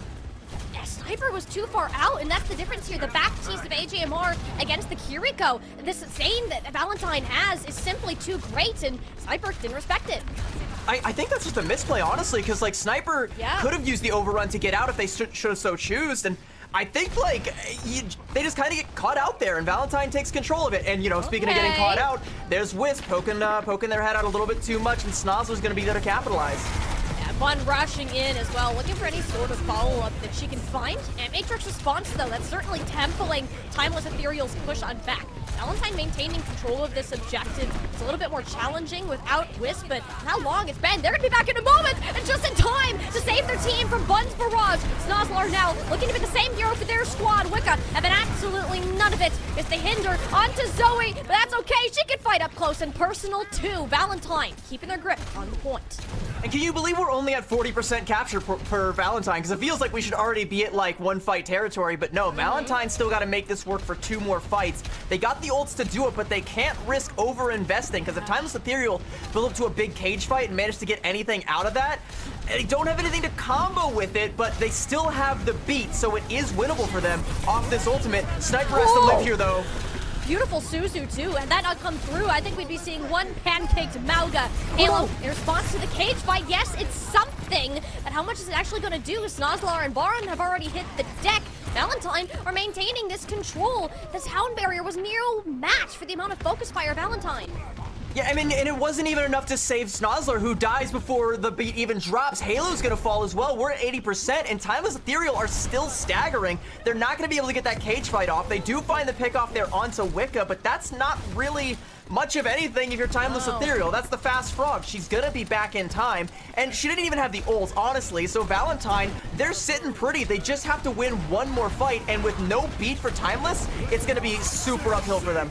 This early amplification matrix, too. There's not going to be a ton of support that Sniper can receive right now. Wisp is making sure of that doubly on itself, where they had no choice but to go in front of their crosshairs. The entirety of Timeless Ethereal is crumbling under the pressure. Valentine sending a statement in the early parts of Oasis. And what a finish for them in terms of ultimate management. And let's speak a little bit about ultimate management, because it was definitely a little shaky there for Timeless Ethereal. I don't know what that cage was for Sniper at the tail end there. It almost comes across like they dropped it just to try and shield themselves from the BAP window, but then you get a Cassidy that just pops Deadeye right through it. It's OT. You have to touch the point eventually. It's just this guillotine hanging over your head that eventually you're gonna have to face the music. Valentine take University, which of course their composition is favored on. Things are going to open up a little bit more here on City Center. Timeless Ethereal, they want to go back to what worked for them in the past, and that is that Sigma composition. If they're able to get high ground control or able to do the poke so that Valentine can't ever get close, this might be a flip in momentum, but I mean, Valentine, they got all the momentum they need right now. You know, that was incredible. Timeless Ethereal had way too many mistakes when it came to their ultimates especially, and Valentine ran them right over. Perhaps it's the same growing pains we saw when Timeless Ethereal played against YFP Pixies. It just did not look good on Oasis, and you have to warm up, get yourself in, whereas Valentine, as we said before, just came off of a 4-map banger, and they're ready for this. They've been waiting for the moment. Playing now into the Sigma comp, you can see how they're already a little bit more passive. Engaging with Amalga is not easy at all. Zoe and Wisp doing a good job of controlling the high ground, but she actually drops down low enough where Snozzler and the rest of Timeless Ethereal can pepper her down. A critical error. Valentine are do their best to hold through. Kindred has a lot more frontline stability, and Sniper is going to stay far, far away from her, if at all possible. Snozzler looking to just kind of keep chunking Kindred on down, forcing the charge on through, for eventually Timeless Ethereal to cap. Zoe gonna get staggered out here, and it is her falling just a little bit too close to the ground. The opposite of Icarus, I guess. Not too close to the sun, but in fact, too close to the ground, and she falls, and you lose out on a lot of that splash damage, a lot of that poke damage. Timeless Ethereal, they don't have to worry so much about all this damage coming in from other angles. Sniper can move up and take positions. Kindred eventually has to try and get out to get back with her team, and all the damage comes through. Now Timeless Ethereal have the positioning that they want. They can set Bun up here on the high ground along with the support line. And it's going to be so much more difficult for this Mauga composition to go in for the retake, especially without a cage fight to try and isolate Sniper, try and take them out. No DPS ults to speak of, only a Kitsune rush. Where do you even put this thing? You just have to play split, and how are you even going to test the high ground? We saw Wicca over there, the Kitsune rush. I guess it goes to the point, put some pressure onto Sniper, but the whole thing is scrappy on its own. That's a Gravitic Flex on out. Sniper squeaking their way around the side of the point. Sure, you grab Wisp, but the rest of the team has kind of been scattered, divided, and conquered. Valentine made a great approach there out of a situation, CB. He had no idea how they could enter. Sniper, though, a little bit hoisted by their own petard right there. They go for that Gravitic Flux and, you know, try and get up to the high ground, but they actually get off the point. Valentine find the flip, and now Sniper's alone on an island right now. The supports are back, but so too are those for Valentine. Sound Barrier comes out from Wicca. Valentine, no, they want to go in on this. It's a full-on commit. Do or die, and it will be Z's doing the die portion for Valentine. Sniper eventually gets taken out, and it was a long time that Timeless Ethereal tried to sustain a point where they just weren't in control. And kill onto Wicca there towards the tail end, but she did her job. She dropped the Sound Barrier. Valentine got aggressive, and now she can come back in. Halo's got the Sound Barrier on the other side, but what are you realistically going to do against the Tectonic Shock? We've seen how quickly that can just strip all of that overhealth away, especially if it's paired with a cage fight. Kindred is getting very close to that one, and that would be potentially a fight winner if that ult combo is able to come out. Timeless Ethereal, they gotta find something to stop the incoming storm that they don't see coming behind them. Ooh, okay, Zoe does get spotted out, so at least hopefully a flank prevented. She does get a little bit more aggressive, assuming Kindred will have this cage fight up momentarily to commit. Meanwhile, as the pulse bomb chucked on in, gets a whole lot of nowhere. Still looking for a way into this fight. AJ Mars, no problem playing this slowly, finding the moment to hit the ultimate button. Sniper used theirs, but that actually ended up hitting nobody. Timeless Ethereal's ultimate usage, economy, everything has been bonkers throughout this map, and I don't mean that in a good way. It's the cage fight that finally makes an appearance. Bun trying to keep their team alive in place of that shield that has since been destroyed, and Timeless Ethereal eventually will have control after this dust settles. So that little sneaky play from Zoe early on there does buy Kindred enough time to get the cage fight, but it does also draw a lot of aggro onto her, and everybody from Timeless Ethereal collapse onto that venture. They can't get out. They can't use the Tectonic Shock. Kindred has to drop the cage fight without any sort of DPS follow-up ults to speak of, and it just doesn't work out. But Valentine able to stagger it out to 98%. One fight territory. They still do have the Tectonic Shock, but they're running out of time to build up to an auxiliary ultimate to follow that up with. A little bit of extra oomph to get that fight flip, and you can see Timeless Ethereal, once again, they take the high ground, and Valentine don't have any way to dislodge the people up here. They just have to try and play point and force it. Kindred does just that, but that's only going to get you so far once the bodies start to fall. Kindred doesn't have a ton of health. This pressure on disease is helpful, but Wicca was the one that needed the assistance instead. Tectonic Shock is out, but it's Zoe that sent 6 feet under. Timeless Ethereal played their hand so carefully. Their positioning was intelligent, preventing Valentine from doing any real damage and tying up Oasis at 1-up. I don't know exactly what Wicca was going for there. I think trying to go for a little bit of backline pressure, but Z's definitely scouted that out, hit all the shots onto her, and she just couldn't even get close. Dies before she can get the Sound Barrier, and that is a back-breaking fight loss there. We do go to Gardens here, though, where it's going to be a lot less open than that City Center was. It is going to be a lot more about who's able to control the high ground. Once again, we talk about how the Mauga composition isn't the best for retakes. If Valentine can get an early position here and hold it, they should be just fine. But if not, Timeless Ethereal might have turned the fortunes back in their favor. Yeah, Timeless Ethereal aren't going to have this, they'll have the sim TP, but even if Kindred having that unstoppable charge just to get to high ground, not to mention Zoe on the far right, Snozlar and Bun will have to point their eyes towards the skies where they'll be meeting at relatively even times. You don't want to be walking into Kindred, especially when she is all angry and screaming at you and can get held back. So with that cardiac overdrive expended rather early, Timeless Ethereal will back off and continue at this poking range. Valentine are patient enough not to really aggressively move into this corridor, knowing Zoe Look at has Zoe's coverage position. of this height. It's so great. Nobody can even touch her. She's able to push these rockets in and out. You can do whatever you need to do with Kindred, blocking out the points. Timeless Ethereal have to force the objective, hoping to get Valentine out of this oppressive positioning, but it's not even that. They're moving further away, backing off. That's how well Zoe can control the space. And yeah, like you said, all she has to do is hover over that opening, so it's less like shooting fish in a barrel and just like waiting for the fish to poke their heads out of said barrel and then blowing them up with a live grenade. There's one for you there, Snozlar. And it's gonna be a stagger out here onto Sniper as well.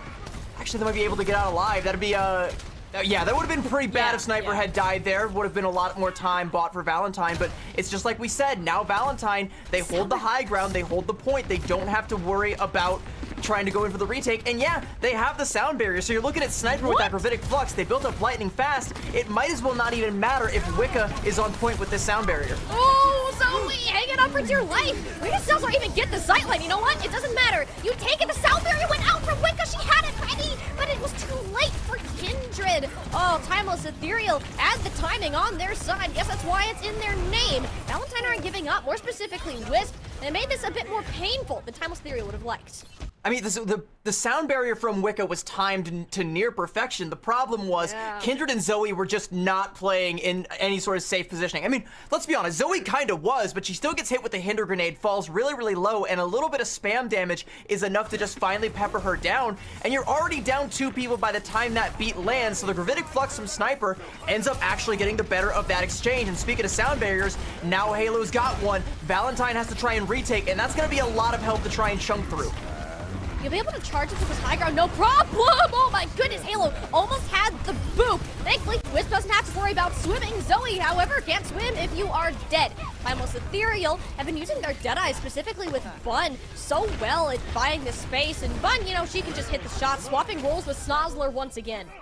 I want to talk about that boop onto Wisp though. When Wisp pops the Deadeye and Halo goes in for the boop, she effectively cancels Wisp ult entirely because they have to draw. They have to take the shot knowing they don't have any kill shots, otherwise they're gonna go careening off the edge. You gotta take the shot, you gotta hit the combat roll just to get your feet on the floor.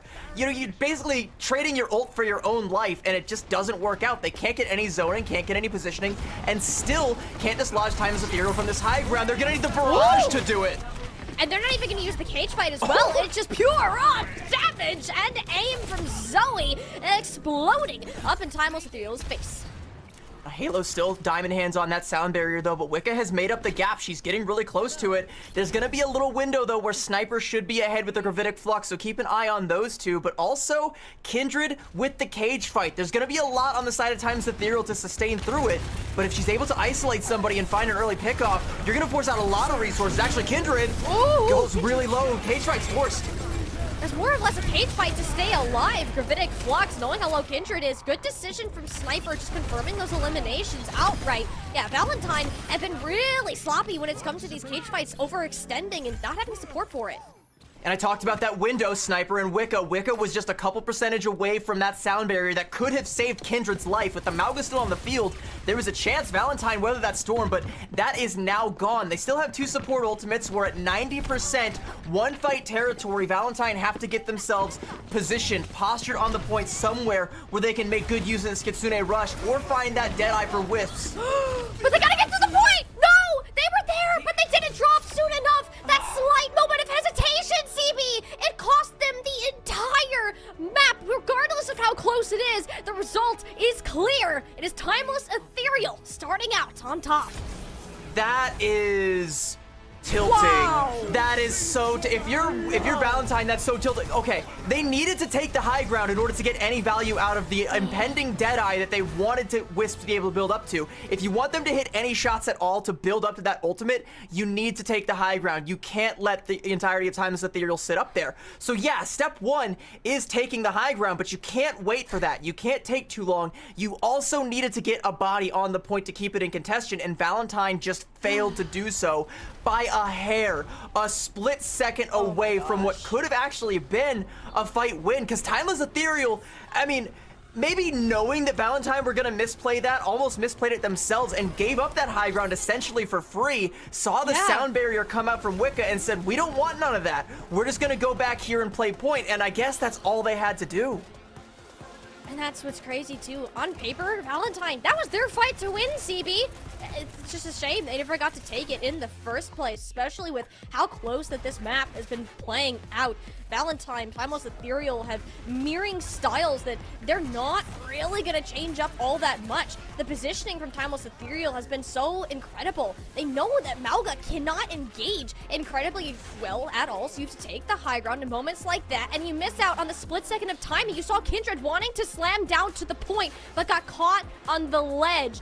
That is how close this map ended out to be. And CB, I can tell you right now, as we move forwards, that's going to be a chip on Valentine's shoulder. You can honestly say it either way. You can either say she was trying to slam onto the low ground, or she wanted to slam just to make sure she secured that high ground. But either way, there just weren't any toes on the point, and that sucks. That sucks so hard. There's no other way to say it. If you're Valentine, that really, really bites. You're gonna have to find a way to bite back, and King's Row is going to be their map pick to try and get their teeth into Timeless Ethereal for real this time. Yeah, for real, and the most real map of all time, King's Row, is the selection that you would probably guess both teams to have picked either way, but it was Valentine's choice, and this does tell us they want to continue in more of this brawly style, force Sniper back onto the Mauga, which, when that mirror did happen, Valentine walked away with it cleanly. Something that's really interesting about Valentine, by the way, is we talked a lot about their tank line, how they have Mari and Kindred. I've asked them a couple times, hey, like, what's the rhyme or reason between you guys swapping? Because you're two of the best tanks, you're two of the most flexible tanks we have in Calling All Heroes. Surely there's no, like, gaps in your hero pool. Surely there's no like, map dependency, because it didn't feel consistent when I was watching them in scrims. And what Mari told me was, we just trust each other. We are that good of friends that we trust each other to know when it's the right time to come in or come out. Right now, though, it feels like Kindred seems to be their staple Mauga player, and you bring Mari in for something a little bit more Sigma flavored, or when you want a little bit more flexibility. I think they're going to try and stick Kindred in, stay on the Mauga for now, because they don't really want to bring Mari in for that Sigma mirror, which seems kind of odd to me, because like, if we watch the previous series against YFP going up against Hitori, whose Sigma has looked phenomenal. I mean, Hitori's catching so many like stray praise, so much stray praise here on this cast, and she's not even playing anymore. But like, Mari was like gapping Hitori on Midtown. All right, she looked so good on this hero. I don't know why she would ever want to shy away from a Mauga or a Sigma mirror, even against Sniper. But it feels like, at least now, Valentine, they're putting their stock in Kindred. They're putting their stock in the Mauga composition, and they have to feel more confident about it than yesterday. But is that confidence shaken after just narrowly avoiding success on Oasis? It's one that's burned into our brains. You can't imagine how it must feel for Valentine right now. But you have to think, you're picking a map that's more comfortable, effectively hitting the factory reset button on your team to see how you're going to move forwards from here. I am interested too in where the DPS is going to go. We don't talk about support all that much since it's either the Bab Lucio or the Kiri Lucio, but with the DPS there's a lot more variety switching between who is playing the Cassidy, whether it's a Tracer, Venture, or a Pharah, which we actually really didn't get to see any of the Zoe Tracer in that last map, CD, which shocked me considering how well she's been doing on that hero lately. I think it's because they want to try and lean a lot more into either the Pharah or the Venture, and you know, of course, when Zoe's playing that well on those heroes, especially the Pharah towards the latter half there, you definitely don't really want to swap her on over to the Tracer just because you think she's also going to pop off on that hero, because it's like, well, you know, she can pop off all she wants, but if we're not winning, we're still not winning, you know? Like, we still have to we still have to like make sure everything else is all nice and wrapped up in a bow. It would be nice to see if they bust out like a Venture Tracer sort of deal, but Wisps is hard hit scan. I don't see Wisps ever coming off of the Sojourn Cassidy, like anything like that. Maybe I could see Wisps trying to pick up the Tracer, but I don't think that's something that's necessarily in their wheelhouse. I think Zoe's gonna have to be more of the Swiss Army knife, which, by the way, I want to give a shout out to Zoe because she's been absolutely insane on so many heroes this tournament. Before, like, towards the tail end of the last season, we were thinking of her as a Genji one-trick and other teams having to find ways to play around that. Now she's anything but. Her Tracer has come into its own. She's an insanely good Tracer, able to keep up with Snozzler. She's showing up on the Venture, she's showing up on the Genji still, hasn't missed a step there. And she's matching with the likes of Peace on the Pharah. Right now, she's back on that Venture. And there's a Pharah on the other side. Sticking on the Venture, more of this assassination potential with large pieces of burst damage, comboing with Kindred, but on this point in particular, it's going to be a difficult piece to manage, being cautious of the magnetic grenades, Bun in the skies, and overall just not getting caught out. Venture, still a relatively newer hero, and not many players have got down, but Zoe is one of them that we can look at to be a role model for how it should be played. Valentine mirroring against the Maugas so far, with Timeless Ethereal almost gaining that tick, and there hasn't really been an entry point. Valentine's been playing so passive, hoping for Timeless Ethereal to overstep themselves. Immortality Field is out. That's a moment to strike. Zoe was eyeing it up, but opted to back out just out of fear. They can't really play aggressive here. Snozzler's really low. Valentine kind of want to follow up on that, but they can't because Bun is playing so far back. If Valentine poke out, they're going to take a lot of splash damage, but Snozzler does fall. Timeless Ethereal may have crumbled trying to go in. And that was so smart too. Valentine know that they shouldn't play aggressive into this composition the slightest, so they just wait for a win condition. Play the boop, carpet on out, and AJMR gets them to victory. Yeah, because sooner or later, Timeless Ethereal do have to commit. And I think this next fight, commit they shall, because they've got the barrage. Yeah. They've got a wealth of ults coming up. I think you give this Pharah one more fight, and then maybe you start to make some wholesale swaps. We can already even see some of the gears turning. Sniper gonna make the swap over onto that Sigma. They no longer feel confident about this Mauga mirror, and really all it took was that one fight. No, it's just difficult to find an entry point, especially with Zoe Wisp working around every corner. Speaking of Wisp, they're not going to be here for the ultimate. Wicca sailing straight over Snozzler. Thankfully, the sound barrier touches the ground in time, but you're coming out into Bun's rocket barrage, taking out two of the most important pieces of Valentine's comp, causing your defense to crumble. Ooh, a little bit of follow-up damage there as well from Bun. Maybe she does stay on this Pharah now, though. She's actually going to go for a spawn hold, maybe try and find a stagger as everyone comes out of the subway.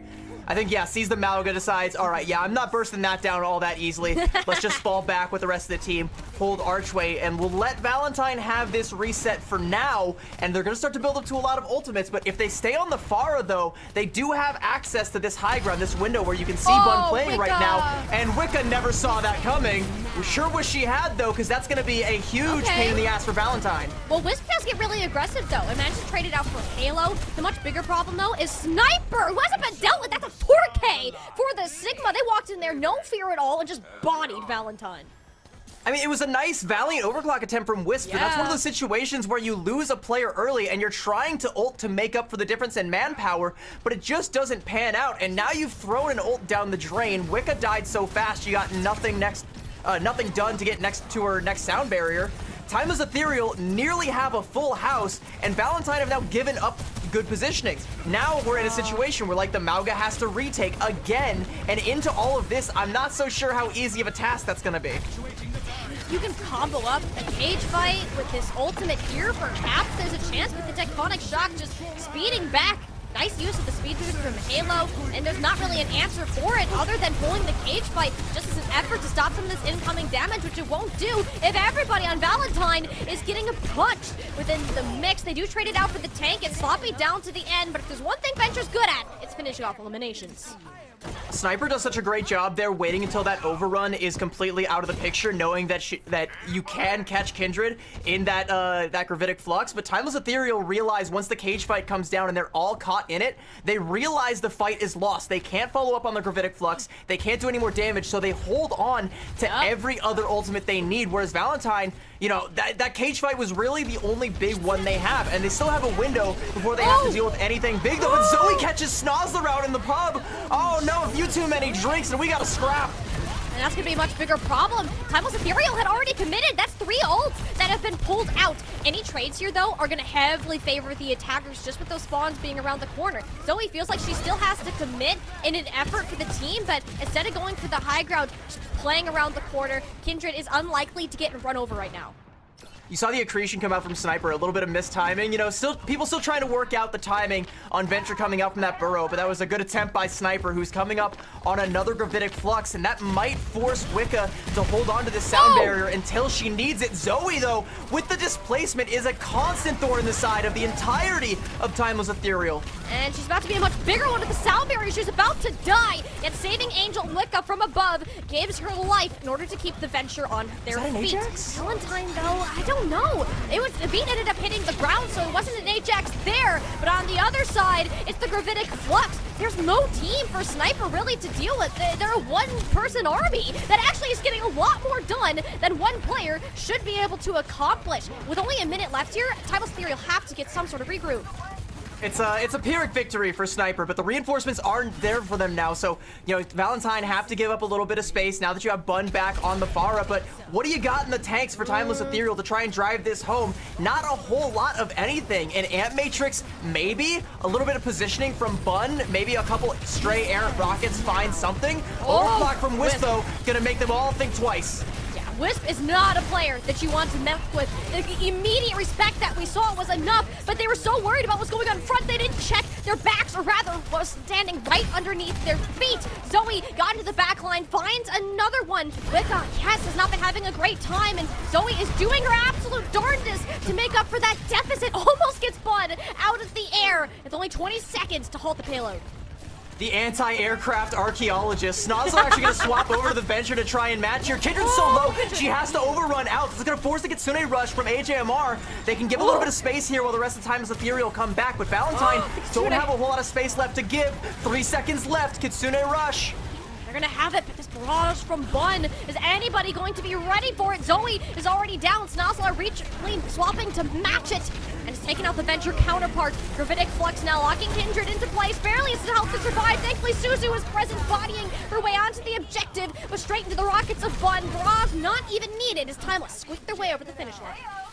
And it's all that Valentine have to give up all of that space and just back up into that little corner, that little mega health pack, just to try and stay alive. All the damage that Kindred took and the fact she had to retreat meant she couldn't take any space. And when you start to give up that much, suddenly you're playing into a choke where Bun can do so much damage with those rockets. She's got that barrage now, so she can even potentially snowball this, and we might see Timeless Ethereal get a full cap. Kindred's coming up on a cage fight and Wicca for a sound barrier. They can make this fight take a while. The cage fight gonna come out early though.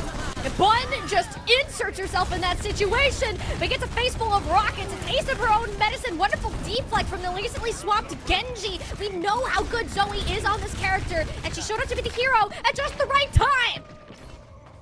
Sound barrier's out, the barrage is out, Bun is gonna swap. It looks like Timeless Ethereal are making wholesale swaps here. I'm curious if Sniper swaps over to the Sigma or decides to stay on the Mauga. At this point, I think you're just kind of stuck on the Mauga. You need that overrun to make up the ground. You need to get on the cart here. Make sure you stay there.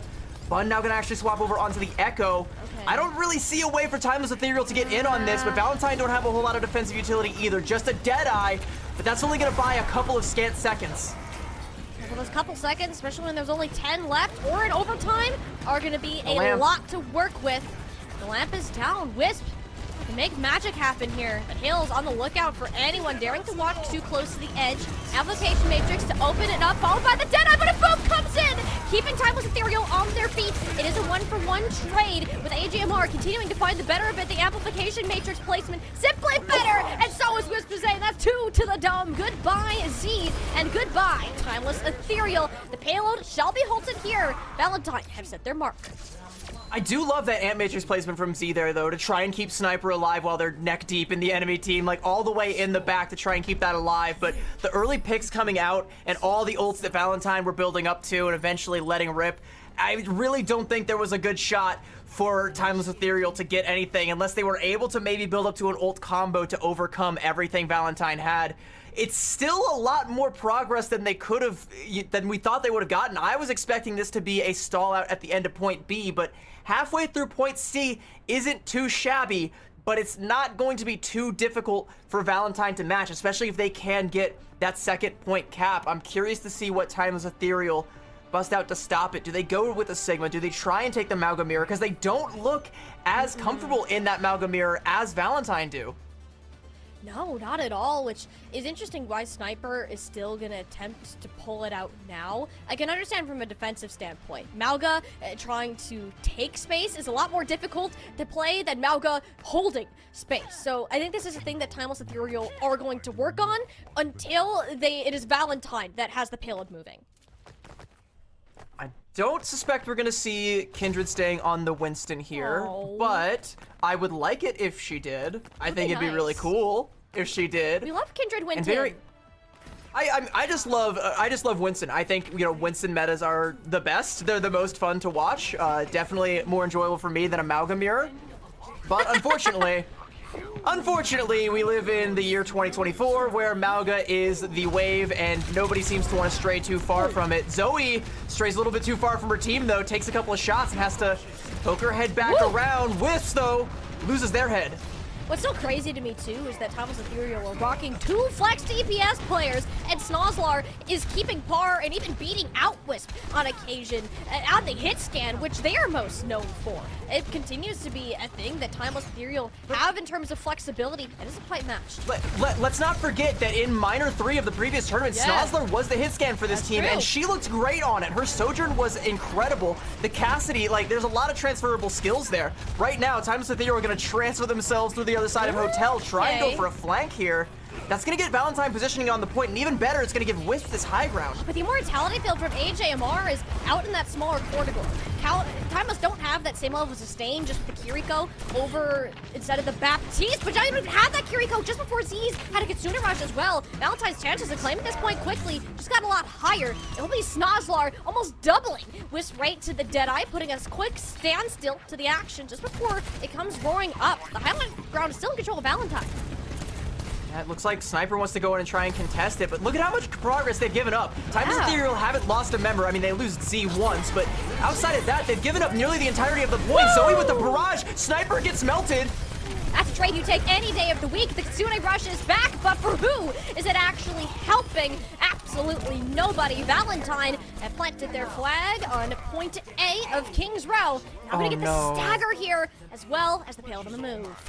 And you know the cart doesn't move until that bell tolls. They could have even staggered out even longer. Yeah, Wicca.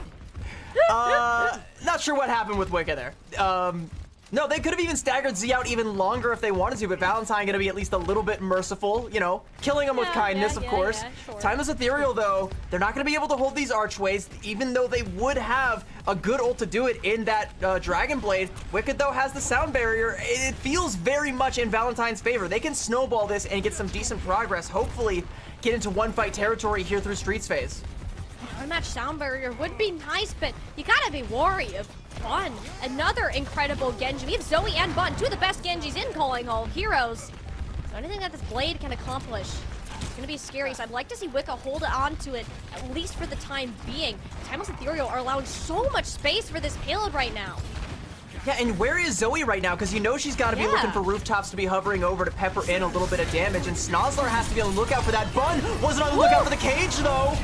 There'll be several of these ultimate popped Wiccas hit the ground just in time, keeping them alive. And for Wisp around the high ground, Deadeye shooting fish in a barrel, making it look easy. Wow, tell me that's a useless ultimate.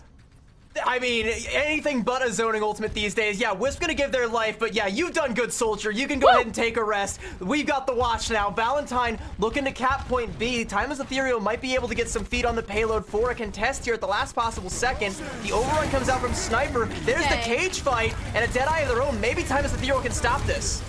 Oh, it's the lamp thrown in. Snozlar let go of the trigger a little bit too early. If the damage had been done, Timeless Ethereal swapping over to the Symmetra. They're proved to be genius, but they're respecting HMR the Matrix. Why is this happening? This should not be allowed. Both the supports are just a sliver of HP. Cantron bowls them right over, and Valentine are going to cap anyways. AJMR just snatched victory from the jaws of defeat there. They pop the Ant Matrix to try and save their teammates, but they have to go for the reload. They can't get the heal shots out in time. 2 people from Valentine fall, and they're just left with AJMR and Kindred, and with just those 2, they find the kills through the Ant Matrix that they need. Now with only 4 minutes to get right there, about 10 feet left. Yeah, Kindred knows she's got all the time in the world. She can take a breath. Valentine can rebuild their ult economy. They can get up to something all the more stable, and it's all thanks to AJ. Surely Timeless can't continue fumbling. They can't have another fumble. The purple box is right there. Zoe's back over onto the adventure, but she's so far in, has to kind of back off more towards the team. Valentine are okay with playing this slowly, with how much time's on their side. It's just about farming up onto this cage fight, this Ant Matrix. Ant Matrix is going to be coming back up real quick, and Kindred knows it too. She keeps going out to poke, and that's so much damage she's taking that AJMR can just heal right back up. 80% Wicca gets caught out, but that's completely fine. You absolutely take this. Now you just go in, throw some things at the ultimate, throw some bodies at the cart, try and force out ultimates, force out resources from Timeless Ethereal, play for the next fight. Yeah, but really, that works out better for Timeless Ethereal because now, CB, they have an entire economy of ultimates that they can just chuck at Valentine. I mean, but you're only, like, you still have 3 minutes. You can try and cycle these things out. It's going to be a matter of who has the better rotations now, who's going to be able to hold on to those key ultimates, and who's going to make that first misstep. Sniper goes for the Rabbinic Flux. Oh, but the Rabbinic Flux, AJMR is down though, so Valentine don't have a ton of sustain. Wigga had to pop the sound barrier anyways. Halos is a little bit later. The cage fight blocks some of the additional healing that would have come through, so Timeless Ethereal are struggling to keep their heads above water. Sniper on a sliver of HP after Cage Matrix in an effort to push players back, and it does enough for Sniper, who is still on their feet thanks to the efforts of Z's and Halo Fun, bringing in the remainder of the cavalry. Timeless Ethereal, they're not done yet. I don't know if I really want to stress it because it might put a little bit too much pressure on everybody, but if Sniper had gotten like another foot away from the point, or if they had died because their health was at like 1 for a second there, that would have been the cap for Valentine, potentially even a C9, but no, the healing comes through, Sniper sustains, Valentine can't confirm the kill, and Timeless Ethereal hold, but the coffers are now very dry on both sides. You got a barrage and a tectonic shock, and that's about it. Who gets the better ultimate here might determine it. You've also got Wisps on the Widow looking for an angle, but they're being pressured out with so much spam damage from Bun, from Snozzler. They all know where Wisps is. They're not going to let them get an easy shot here. But that's the other thing. You don't even need the elimination. That's the immortality field forced just because of the pressure. And that's another headshot. Wisp is so dang good at the sniper as it clears the space. And Zoe brings out the broom. Valentine. Oh boy, CB, we knew we would have a series. We knew it would be a good one. And Valentine just showed us why. And Wicca confirming the kill onto Bun there, the only ultimate that Timeless Ethereal had. And that's, again, off the back of that Widowmaker positioning and the fact that nobody from Timeless wants to show face. Nobody wants to risk losing their head to an errant Widowmaker from Wisp. But, I mean, look at the Deadeye from Wisp. I don't know how this is Zoe's play of the game. Zoe didn't do anything this time. Normally she's popping off and fragging, but that was Wisp play of the game. Let's be real. You definitely got to be worried about Wisp taking your head off at any given moment. So I get it. I understand why you back up and why you give that much space, but that just opens the door for Zoe's tectonic shock. That opens the door for Wicca to go super aggressive, an anti-aircraft frog this time around. Why not? Take the kill out into Bun, and suddenly there's just no positioning and no resources for Timeless Ethereal. Valentine, mission accomplished. We're definitely not going to get a blowout here. Timeless Ethereal, they take the first map, but Valentine matched up. We're 1-1. It's incredible what happens when Valentine touched the point. I'm sorry, I had to do it. Just once. But seriously though, if Valentine can take these fights, in terms of things getting a little wonky in planning, it feels like there's a lot of overusages of these larger abilities at points. It's mainly been Timeless Ethereal that's been falling victim to it. It's strange to me because it almost feels like there's so many more errors forced out of the Timeless squad than we're used to seeing, and Valentine has been the one to kind of push them to make these massive mistakes. And even here with AJMR, they did not respect the Avalanche in the slightest. They went in with so much confidence, like, all right, hey team, I got this. Every single member of Valentine stepped it up this map. They don't think they have to respect the Ant Matrix there because they knew they already had enough kills. Like, they saw those 2 kills come through and they're like, we got the man advantage, we're good. All they have is an Ant Matrix, whatever. It's a throwaway ult. Who's even going to shoot through it? AJ is going to shoot through it and going to go in, put in the healing, keep Kindred alive. Kindred's going to get the burn damage coming through. AJ's just going to keep hitting shot after shot after shot. and just pull out a miracle win on that fight, that's when you get these two teams that are so evenly matched, the fights get that damn scrappy, and it just comes down to those little bits of mechanical skill, those little bits of understanding, reading the room, reading the situation, and knowing if I hit this shot, we win this fight, and then you do. That's what makes these teams champions, and potentially could make Valentine champions if they can run it back. We're at 1-1, and Timeless have taken us once again to New Queen Street. And what this tells us too is we know Sniper isn't as confident in the Mauga mirror as they are in the Sigma. And in New Queen Street as a map, you can definitely pull this hero out. If Kindred is gonna get subbed for one reason or another, this seems like a decent spot to do it. There's several points, particularly around this high ground library that we're seeing on our screens right now, around that first checkpoint, that Mauga just is not fun to play. If you have a poke type of composition, it's easy to get run over. So I'm curious to see if we actually get that Mari sub, or if it's just gonna be running it back the same thing. It worked last time, why are we gonna change it?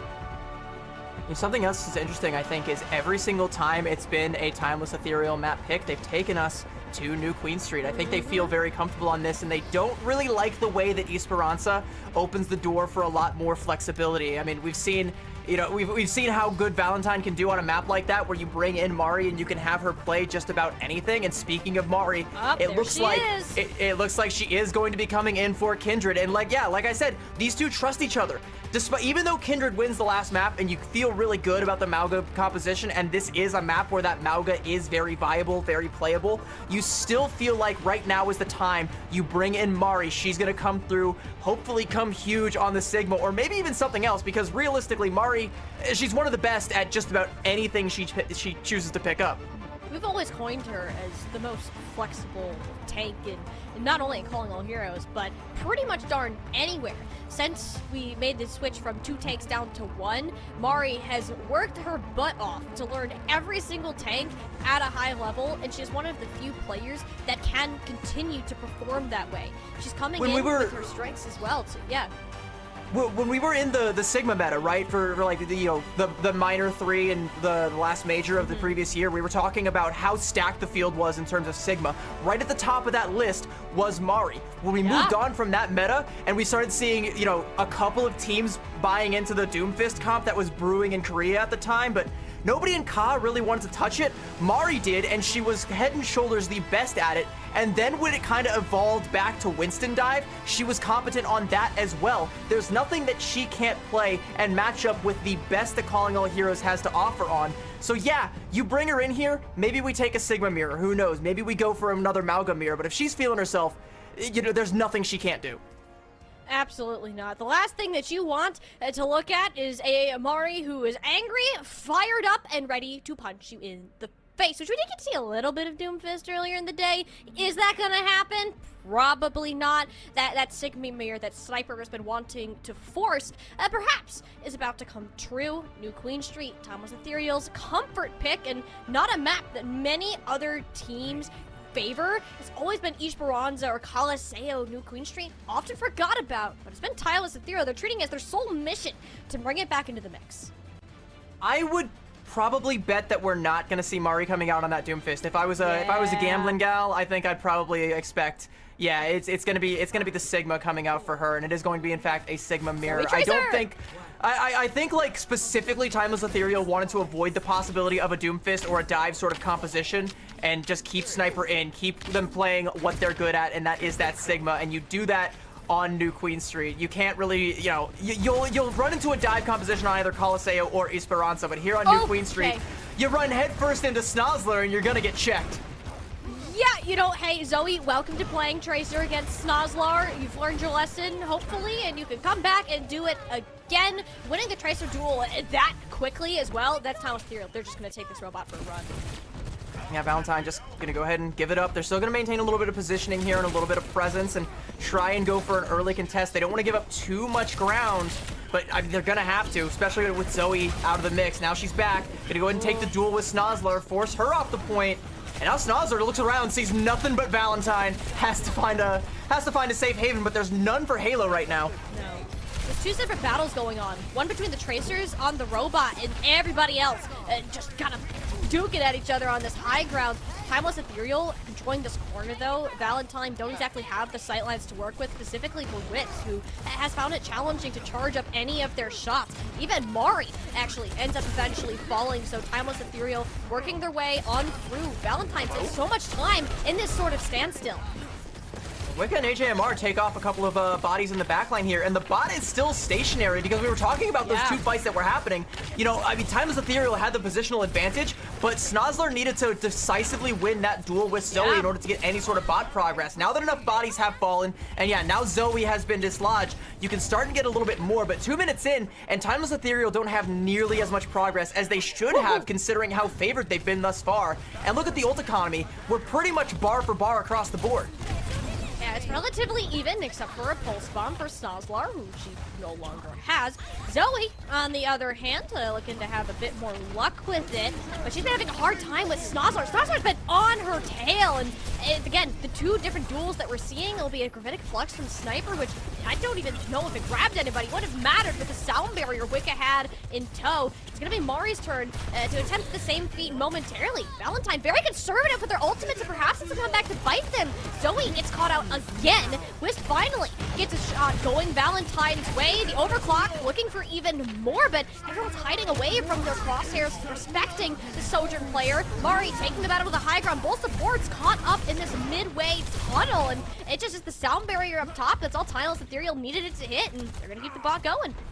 And they're playing the positioning on this map so well. They utilize the high ground, they utilize that tunnel, set the supports up there, and they effectively have a kill box where nobody can commit to the supports. Nobody can really take down Z. Zoe goes in, tries, loses her head for it. Mari even goes in to try and Gravitic Flux them, but by then it's too little too late. Sound barrier comes out. There's just nothing Valentine can do. Timeless Ethereal, they're gonna get the checkpoint for that one, and they still have a fair bit in their back pocket to keep the bot progress going.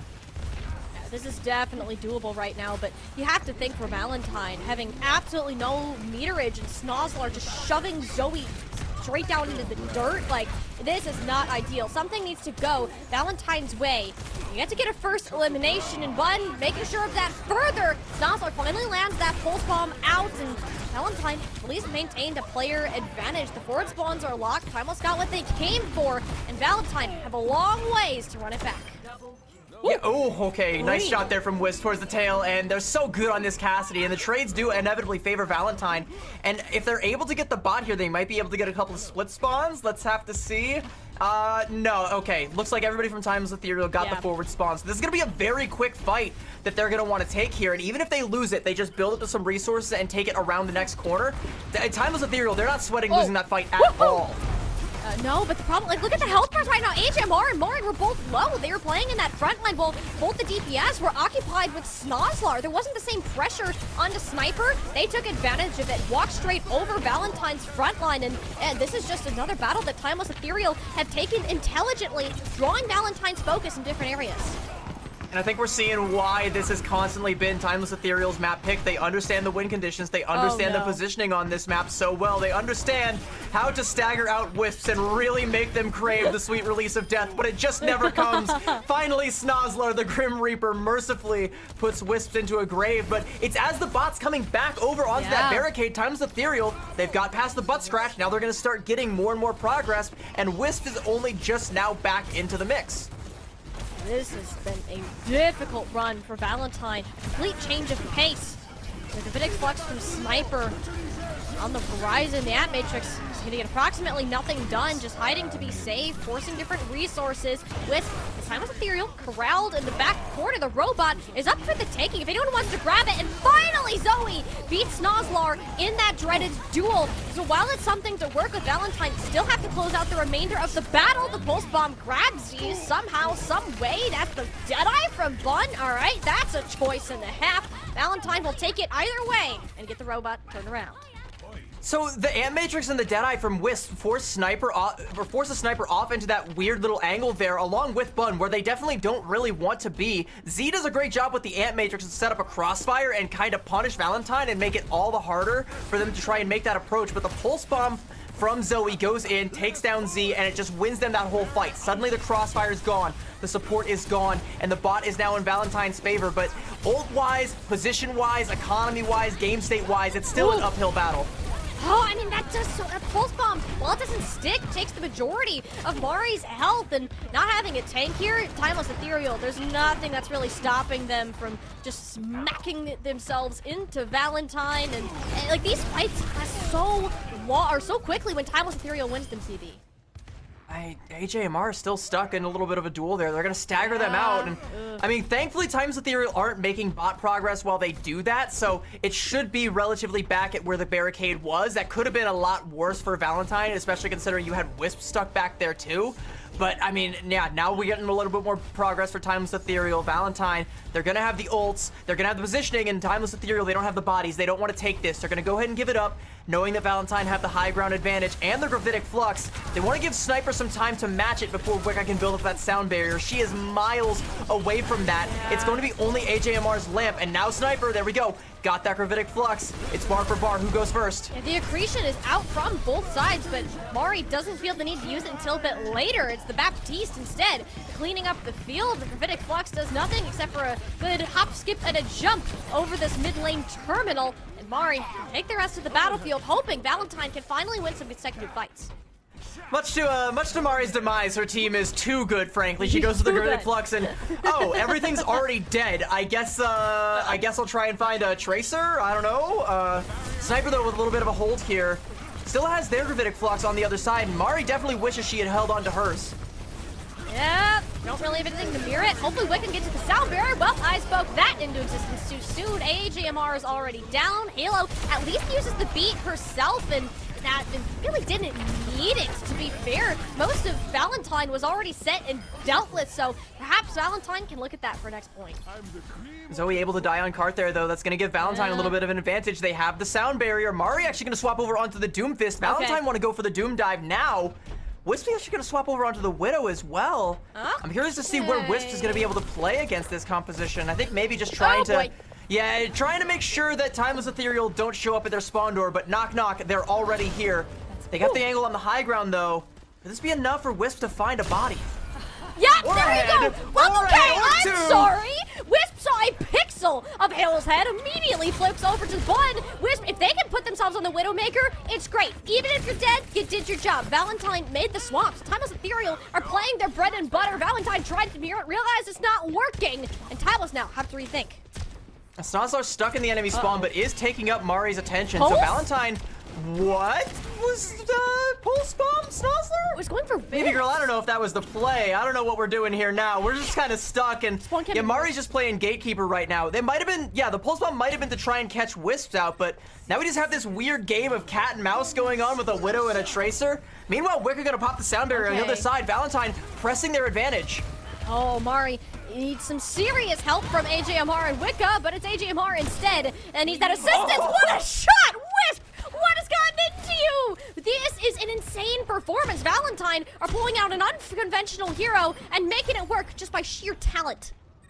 And I think that last shot onto Halo there would have hit had she not already been dead. Yes. Wisps is definitely feeling themselves on the Widowmaker, and how do you stop this? When a Widowmaker gets this much confidence and can play this aggressively, you have to find a way to punishment, but, like, how? How do you punish this? Like, you have to send either Halo or Snozlar in to take the duel, but we've seen Snozlar with limited success on this.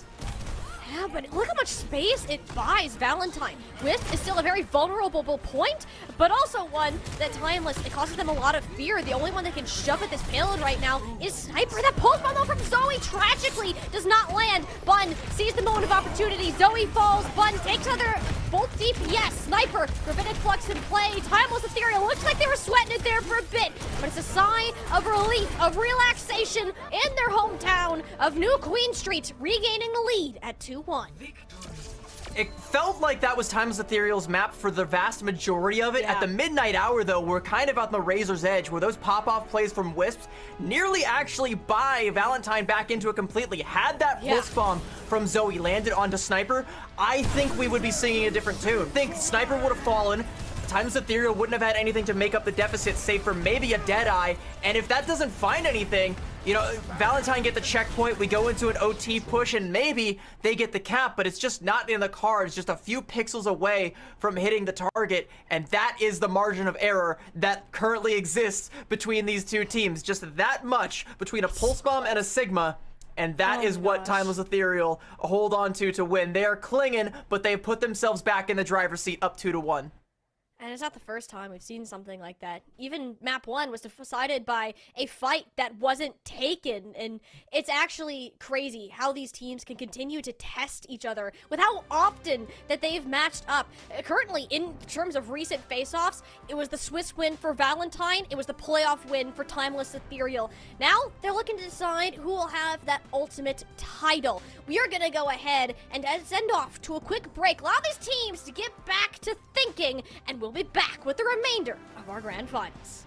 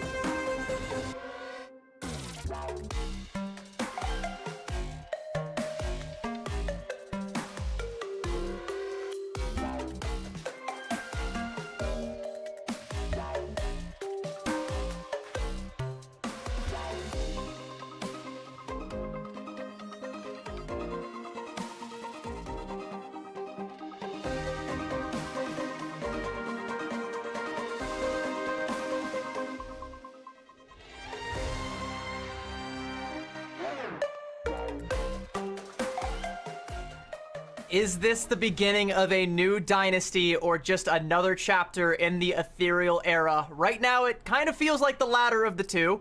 My name is Savy. I'm joined, of course, by Tiny Shiny, and we are halfway through our grand finals for the Major 1 tournament. Timeless Ethereal are up 2-1 after a close matchup here on New Queen Street, where it really felt like Wisps wanted to steal the victory for Valentine.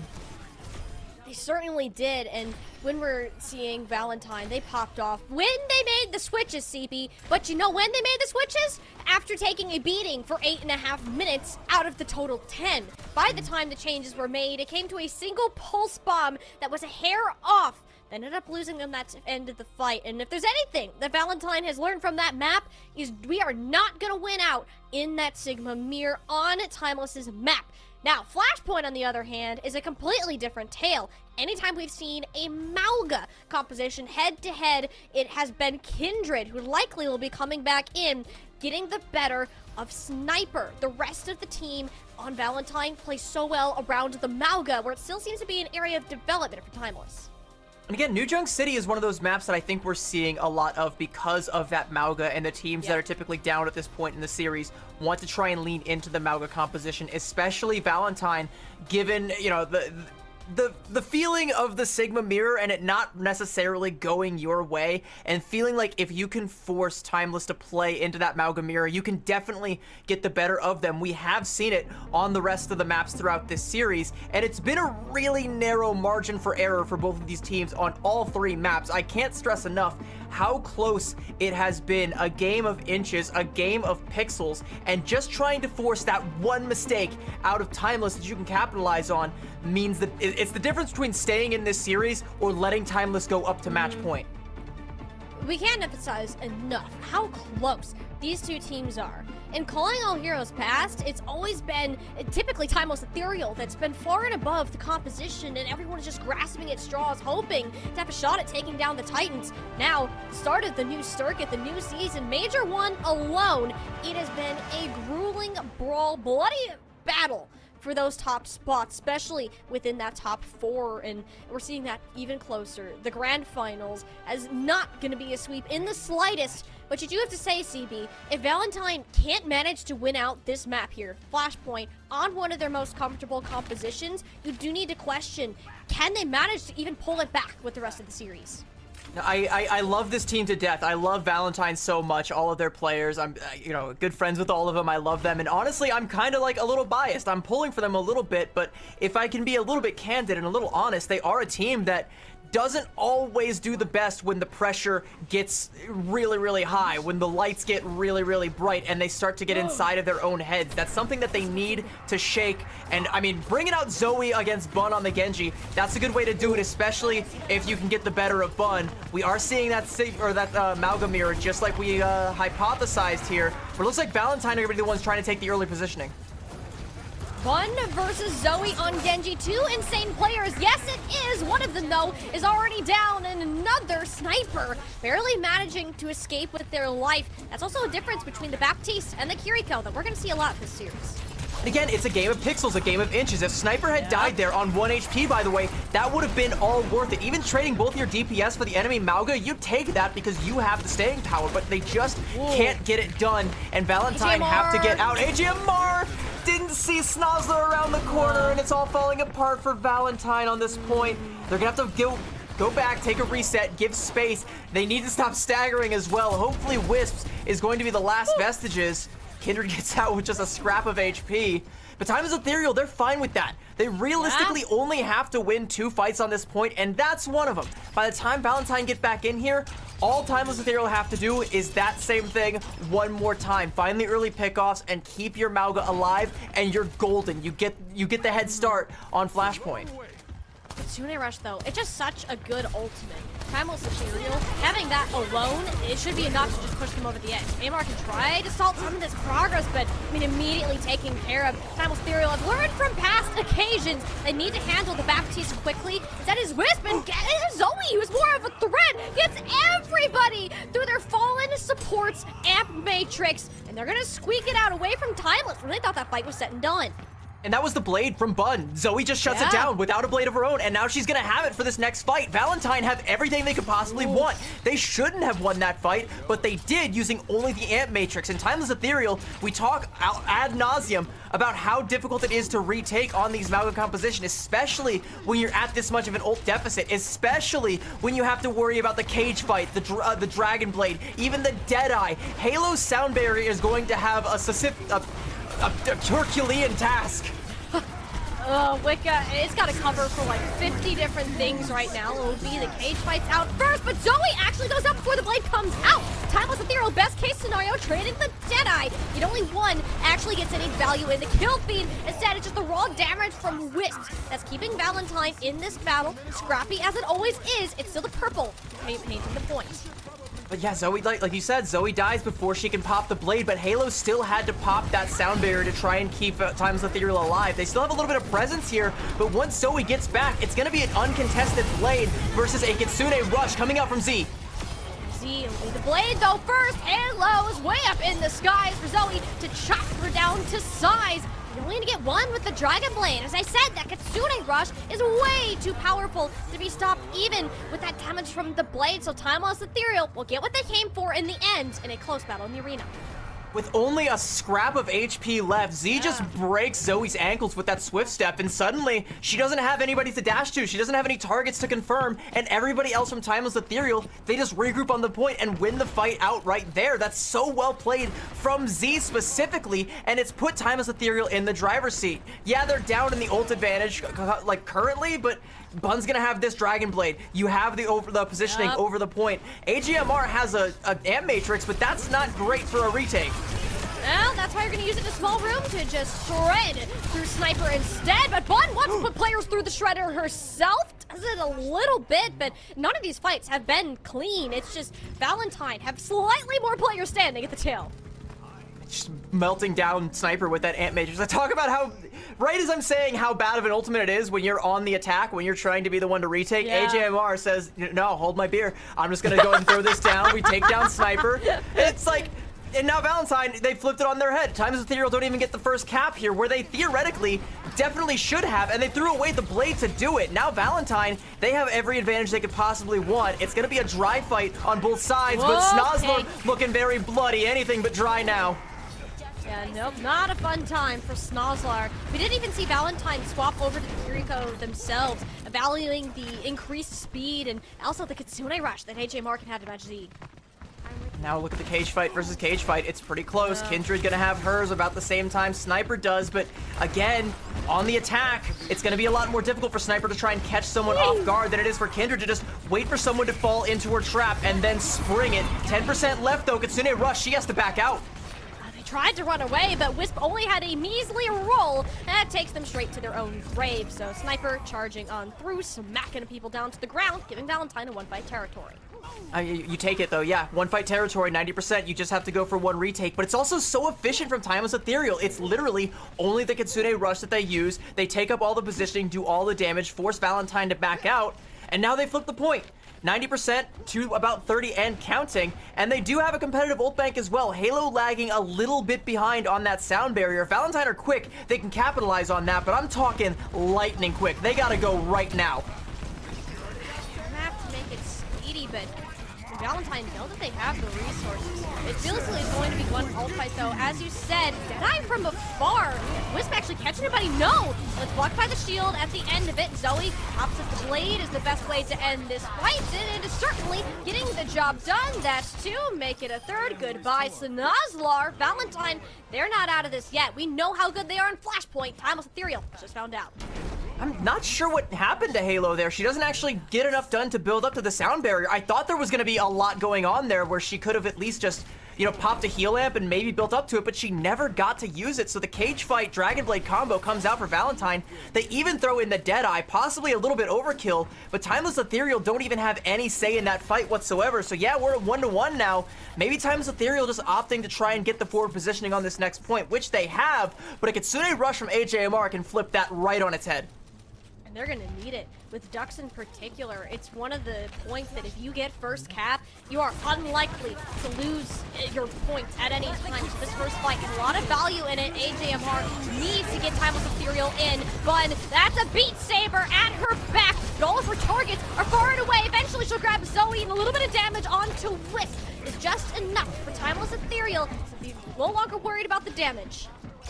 And Timeless Ethereal, they have some good tools coming up as well. They're going to have the Kitsune Rush and the Deadeye that Valentine are going to have to be playing into. And Timeless Ethereal are going on the aggressive here. They want to try and find a stagger kill. They want to try and find more damage. Wicca's in a lot of trouble right now. Actually going to get burnt down by Snozzler. And now Kindred has to try and get out. Resources being expended from Valentine just to stay alive, but they can't. The initiative that Timeless Ethereal are taking is insane. Sniper does go down. Kindred is going to meet the same fight, so it really doesn't matter too much in the long run. That's over half the point. Valentine, this is going to be a rough recontest.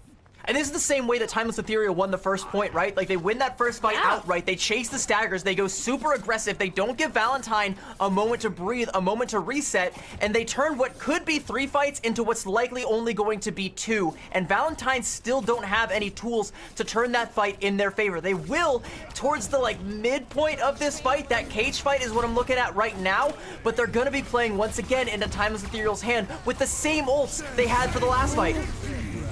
Yep, you got the good old combos, the cage fights, the Deadeyes, but Snozzler gets his head return to sender. Bye-bye, Snozzler. Valentine will take that any day of the week if you had a tank alive. Wisp is pancaked now. It's struggle bus time. Any ultimate that is still in the tank, oh, it's about to be displayed. Squeeze Dragon Blade looking for targets. It hits a bunch of shield, which sure, that does something. Valentine used a ton of stuff to commit. They almost lost the point. Thank you for staying on this time, and Timeless Ethereal have to come back for another swing.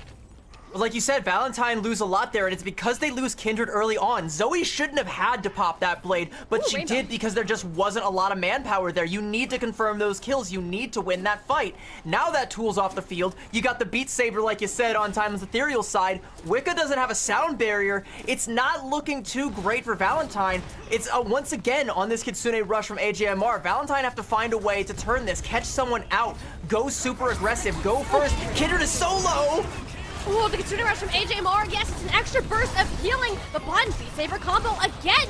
How does this not hit anybody? It gets several targets low, though. That's all of Valentine's major resources. All the ultimates had to be used in the previous fight to prevent any capture, and they're paying the price for that now.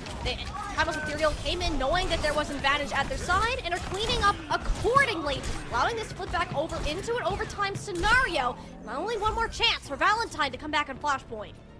I mean, that Beat Saber, like we said, it goes so crazy. It doesn't actually confirm kills, but it gets everybody from Valentine so low that they have to fall back. Kindred has to give up space. She's taking so much damage, and she's never able to get healed all the way back up to full HP. She falls, and again, you lose all your sustainability. You lose your tank. You just can't hold anymore. It doesn't even matter that Sniper falls low. It doesn't even matter anymore. And now, map point for Timeless Ethereal.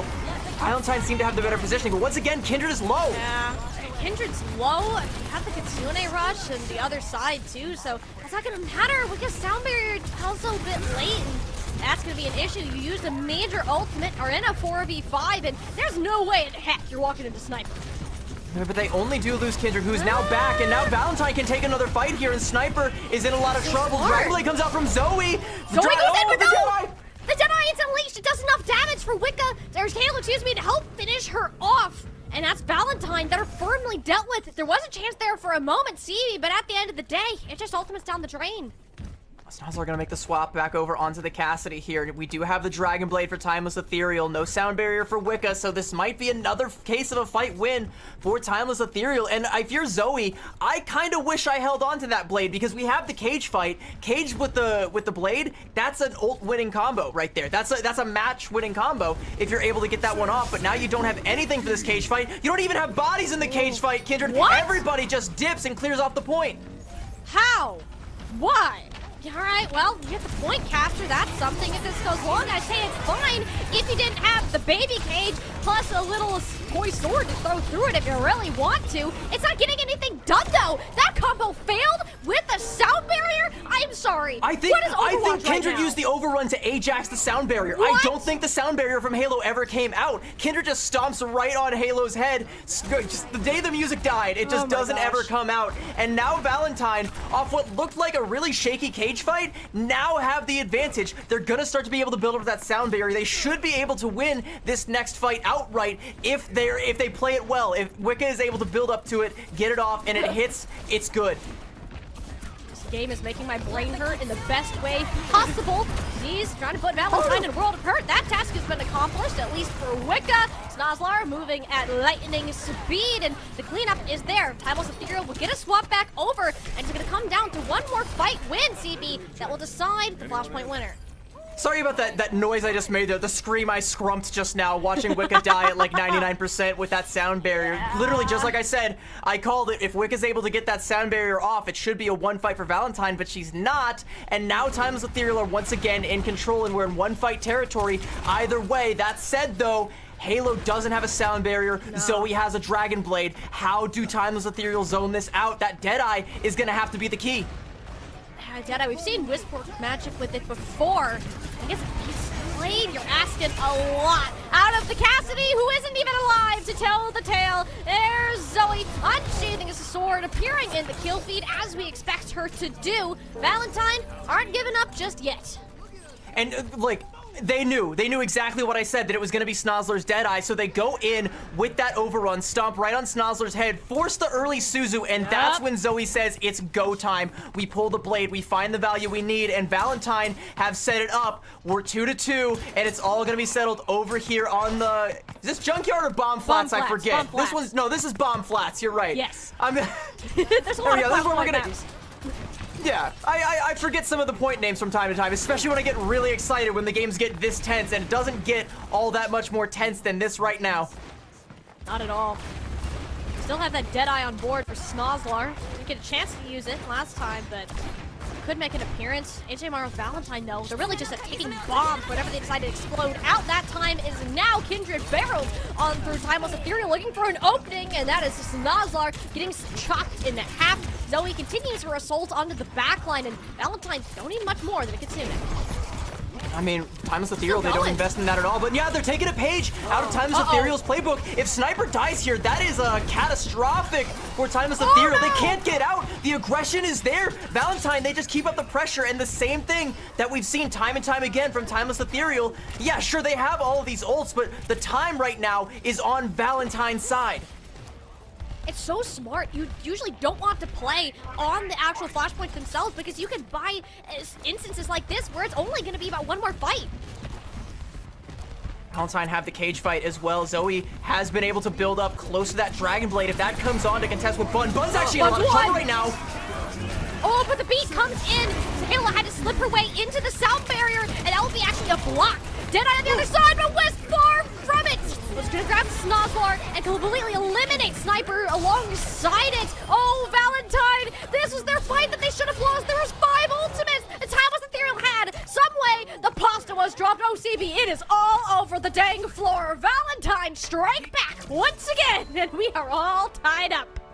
And that was such a smart play from Wisps at the end there. I want to highlight it. They had the kill shot on Sniper that would have broken the cage fight, but they knew if they held it just a little bit longer and another member of Timeless in the cage poked their head out, it would mean a second shot comes through and Wisp can actually confirm the kill. Not just break the cage, but find the all-important kill onto the Mauga, and that just sends it home. For Valentine, the Mauga's dead, no more staying power, no more abilities. That opens the door for the blade to come out from Zoe, and it's all over but the crying. Valentine, they bounce back hard on New Junk City. And I said at the very beginning of that map is, if Valentine lose on one of the most dominant maps we've seen them perform in so far, this series might as well just be done.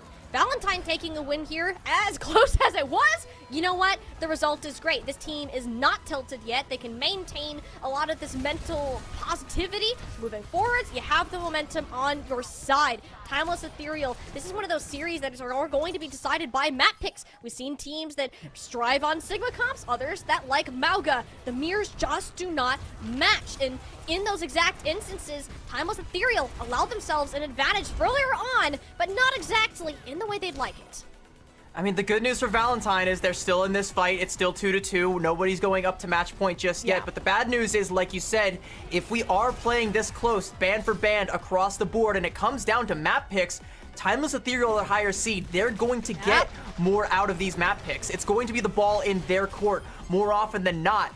Valentine, like, eventually they're gonna run out of steam if we go to 3-3 and it's a Timeless Ethereal map pick. You don't want to be behind the 8 ball that long. At some point, Valentine need to flip it on their head, either in that last map or if they can before that, or maybe even just win the next 2 outright and stop us from ever getting there.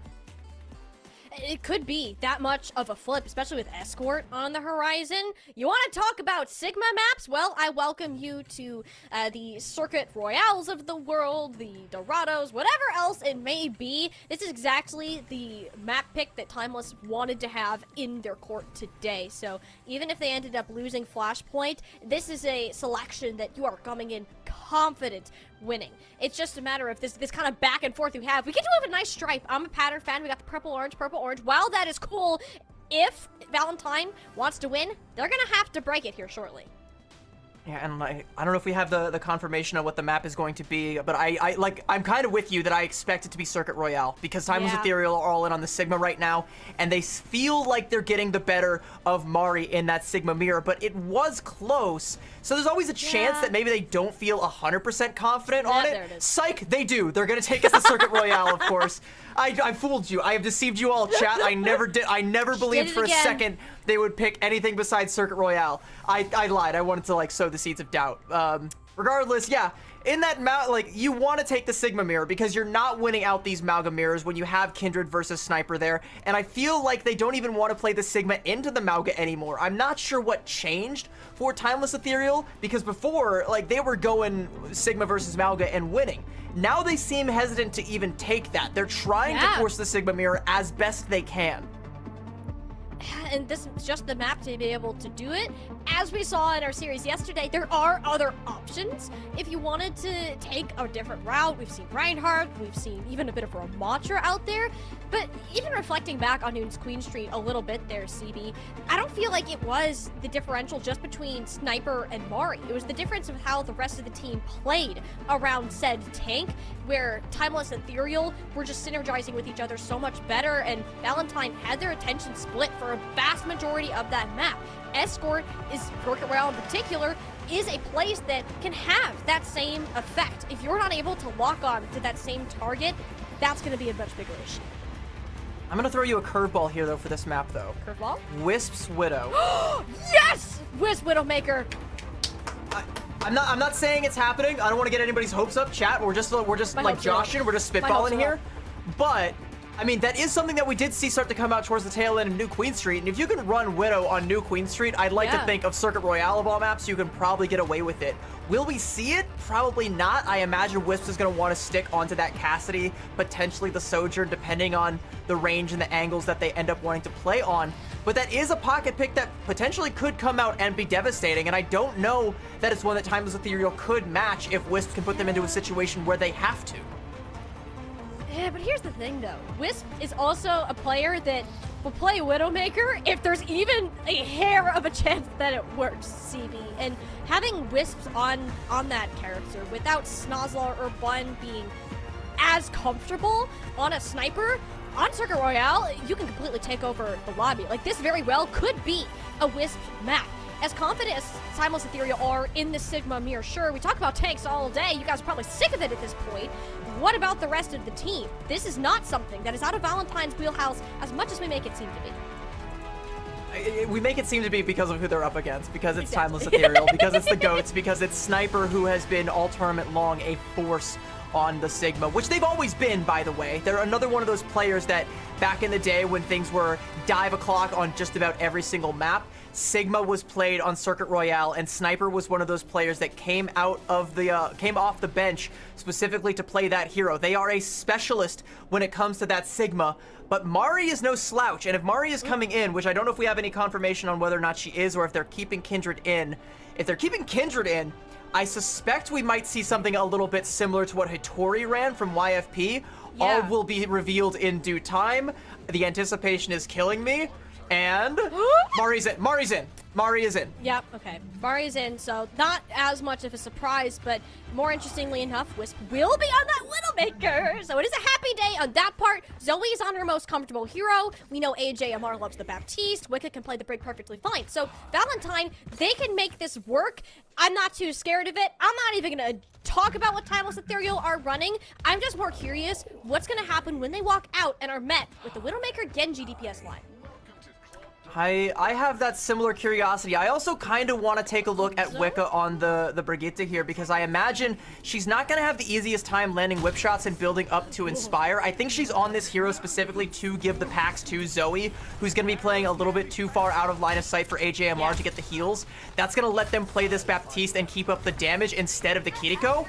So it's like kind of a suboptimal pick, but one that Halo is going to match once she sees Zoe on this Genji and knows she's going to need to try and keep her backline safe, make sure Z doesn't come under too much pressure. Meanwhile, Wisp's looking for the angles, getting some shots, but is only finding Sniper. And the difference here with the Widowmaker is while you have the threat of one-shot potential, a lot more pressure onto the shield of Mari, or just Mari in general. Like, she's just taking a beating right now. AJMR and Wicca have to work overtime, especially with that headshot coming into play. Wicca can't do much except for hide around a corner, wait to be healed up. Taking these fights head on is not what Valentine wants to do. It's waiting for Wisp, ideally, to find some sort of elimination, a headshot, but Timeless Ethereal aren't giving them the chance. Yeah, Timeless Ethereal are respecting it. They know that if Bun can land an arrow onto Wisp, then they're golden, but they've waited too long. AGMR has the M-Matrix, and Timeless Ethereal, they have to turn tail and run. They're still respecting all of the angles that Wisp is holding, though. It's been bloodless on either side, and neither team wants to be the one to make the first mistake. You can see health bars going down, and as soon as somebody feels like, oh, it's too hot, gotta get out, they back up. But now it's Timeless Ethereal with the Amp-Matrix. Yeah. Pressure, it just keeps building. Only a matter of time for something there we go. Explodes. In this case, it is Bun's skull, who has finally hit the dreaded shot that Timeless Ethereal have been scared of all game long. And these trades are definitely going to favor the defensive side, at least for now. Z's has this. We're fluxing? Matrix. They want to use it for the flux? That is ambitious to say the least. Somebody better die, because otherwise that ultimate is going to get no value. If you get a response out of Wicca, fine, but Mari still has this gravitic flux if she wants to use it, which I do not advise in the slightest unless Wicca does that. Okay, this has now become a much different ball game, and Valentine need to figure out how to react. Mari doesn't have enough ult. Oh, but what in the world was that, Wisp? A threading of the needle through the tree with the sights. Insane shots, but unfortunately, it's all just pretty fluff for right now. Zoe's Dragon Blade gets shut down almost as soon as it is unsheathed, and Timeless Ethereal are gonna push themselves over the edge. That Wicca dying with that rally at the beginning of that fight, that's what I was afraid of with this pick, because with these Sigma compositions, when things start to get really, really scrappy, suddenly you're in too close quarters for it to really be comfortable for a Brig, and she's at risk of getting ran over. You get that rally, you feel like you're untouchable, you're a god, you can't be stopped.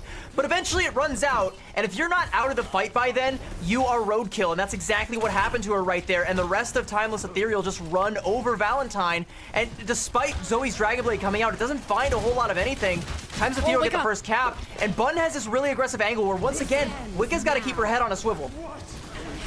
Trying, knowing that this overclock is into play. Yeah, that's just a quick shot onto Snozlar, especially with Mari getting that flux as much as she did, and it's easy focus fire for Valentine. We've seen how devastating this particular corner of Circle Royale can be for the attackers. Snozlar gonna go ahead and mirror the Widowmaker, and I think that's a good move from Timeless Ethereal. Okay. Bun had a lot of pressure on her shoulders trying to be the Hanzo taking this duel. Snozlar actually gonna go back and swap to the Sojourn again? We're indecisive. Okay, there we go. All right, so they've decided instead to try and pressure the Widow directly by just putting a Genji interface, or perhaps a Sig barrier as well, but maybe you put the barrier a little too far back. Wisp just walks right through it, and Z's skull is now on the wall. Oh my gosh. Hey, you're afraid. You're afraid of this player. Timeless Ethereal, I didn't know this was calculated risk, and all right, Snozlar did take the head of Wisp off, and I mean, it doesn't really matter if you don't really have a team to confirm any of the space that you should have in theory gained. Both the supports are in spawn. Z's only just returning now, and Valentine have no issue holding the slight hill. the corner that's very difficult to grasp. Sniper does have a gravitic flux well before that of Mari or any defensive ultimate here. If Timeless Ethereal are going to push this quickly, it's going to be off the back of it, only grabbing AJMR, the Immortality Field to keep themselves alive. Zoe almost using her blade is more of a zoning ult, before they're able to actually make a mark. The Immortality Field is perfect, though, to keep Bun off of their backs, but not for long. Wait, another jump shot! That's Here's not just a real. living highlight reel. This is not okay, CB. This is not okay. That's a war crime from a Widowmaker that we just seen there. Velo forced to pop the rally to try and pressure Mari back, but you gotta be worried because Wisp is still feeling themselves. I mean, the prophetic flux too. Not much even needs to be thrown off of this. Whips, all right, another body shot. Cool, and a headshot mid-air. Like, somebody get this guy in touch with Ons. I need to see a 1v1 ASAP.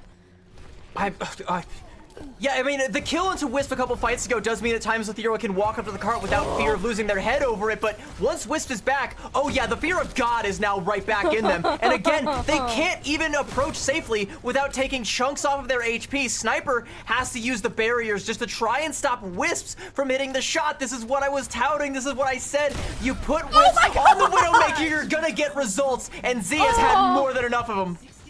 There's no way to get through. We've seen teams in the past use a Symmetra TP to get past the hill, and I'm really starting to wish for Timeless Ethereal's sakes that they've considered the same strategy. Wisp is scouted out, so there isn't really any surprises coming in. Bun adapted to assault the high ground, but just completely forgets where the Sniper has been hanging out all this time. Wisp is putting Valentine into their backpacks and carrying them through.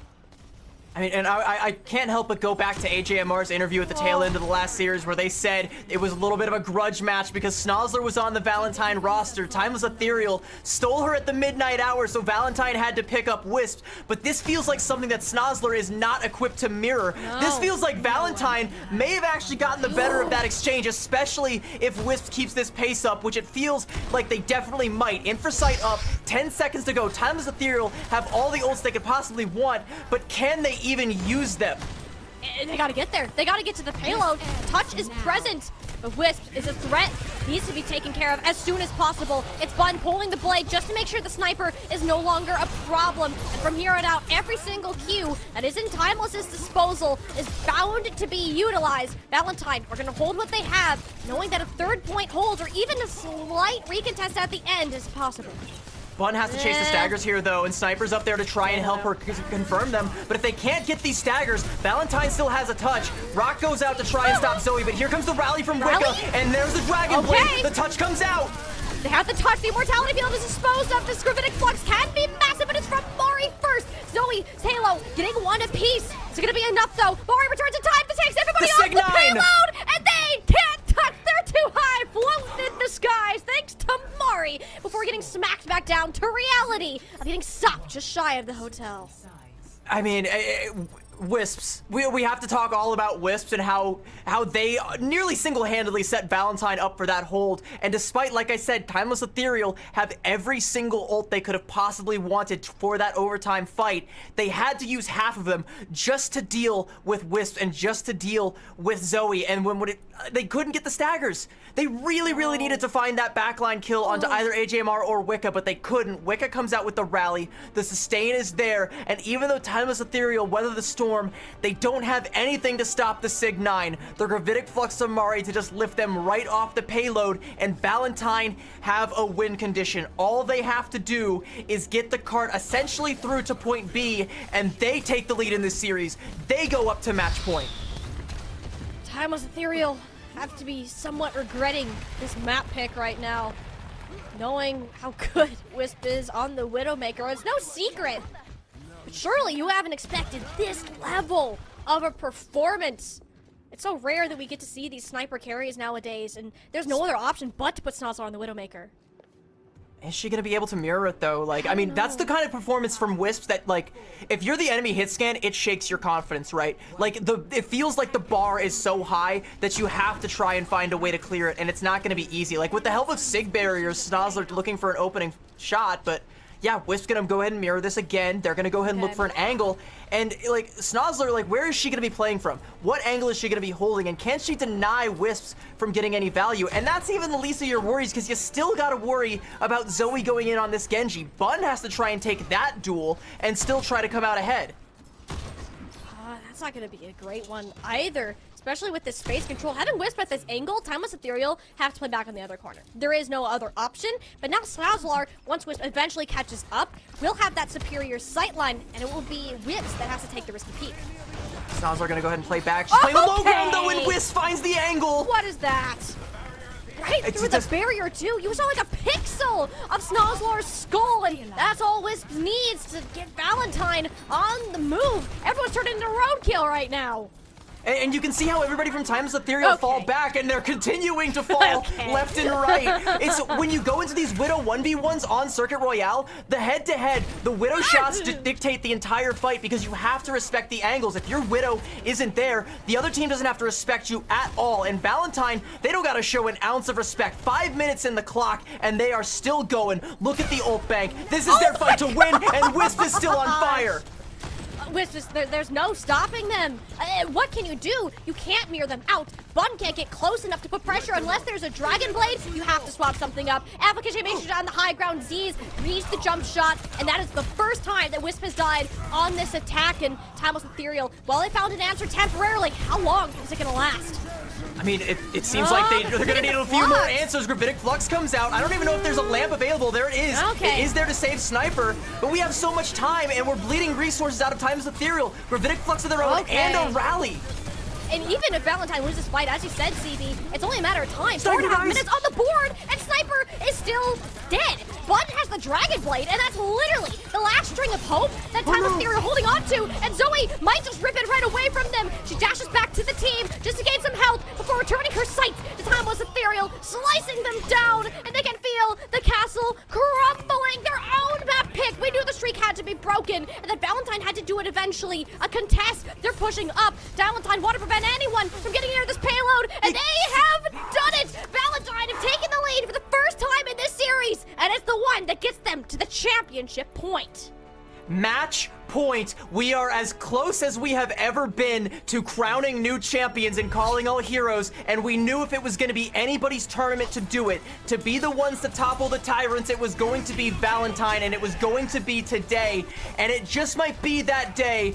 We're not quite sure yet. We still got one more map to go, but Valentine damn sure made Timeless Ethereal regret taking that Sigma mirror, trying to play into their hands, trying to play Circuit Royale. The Sigma map, you forgot it was also the Widow map, and you just can't mirror Wisp on that Widow. I'm sorry. Snozzler, you're a phenomenal player. You're one of the GOATs here, but you just can't step to Wisps when they're feeling themselves to this degree, putting up shots like that left and right, like just skeet shooting in these gravitic fluxes. Like, what do you do? What do you do when your team's just dead?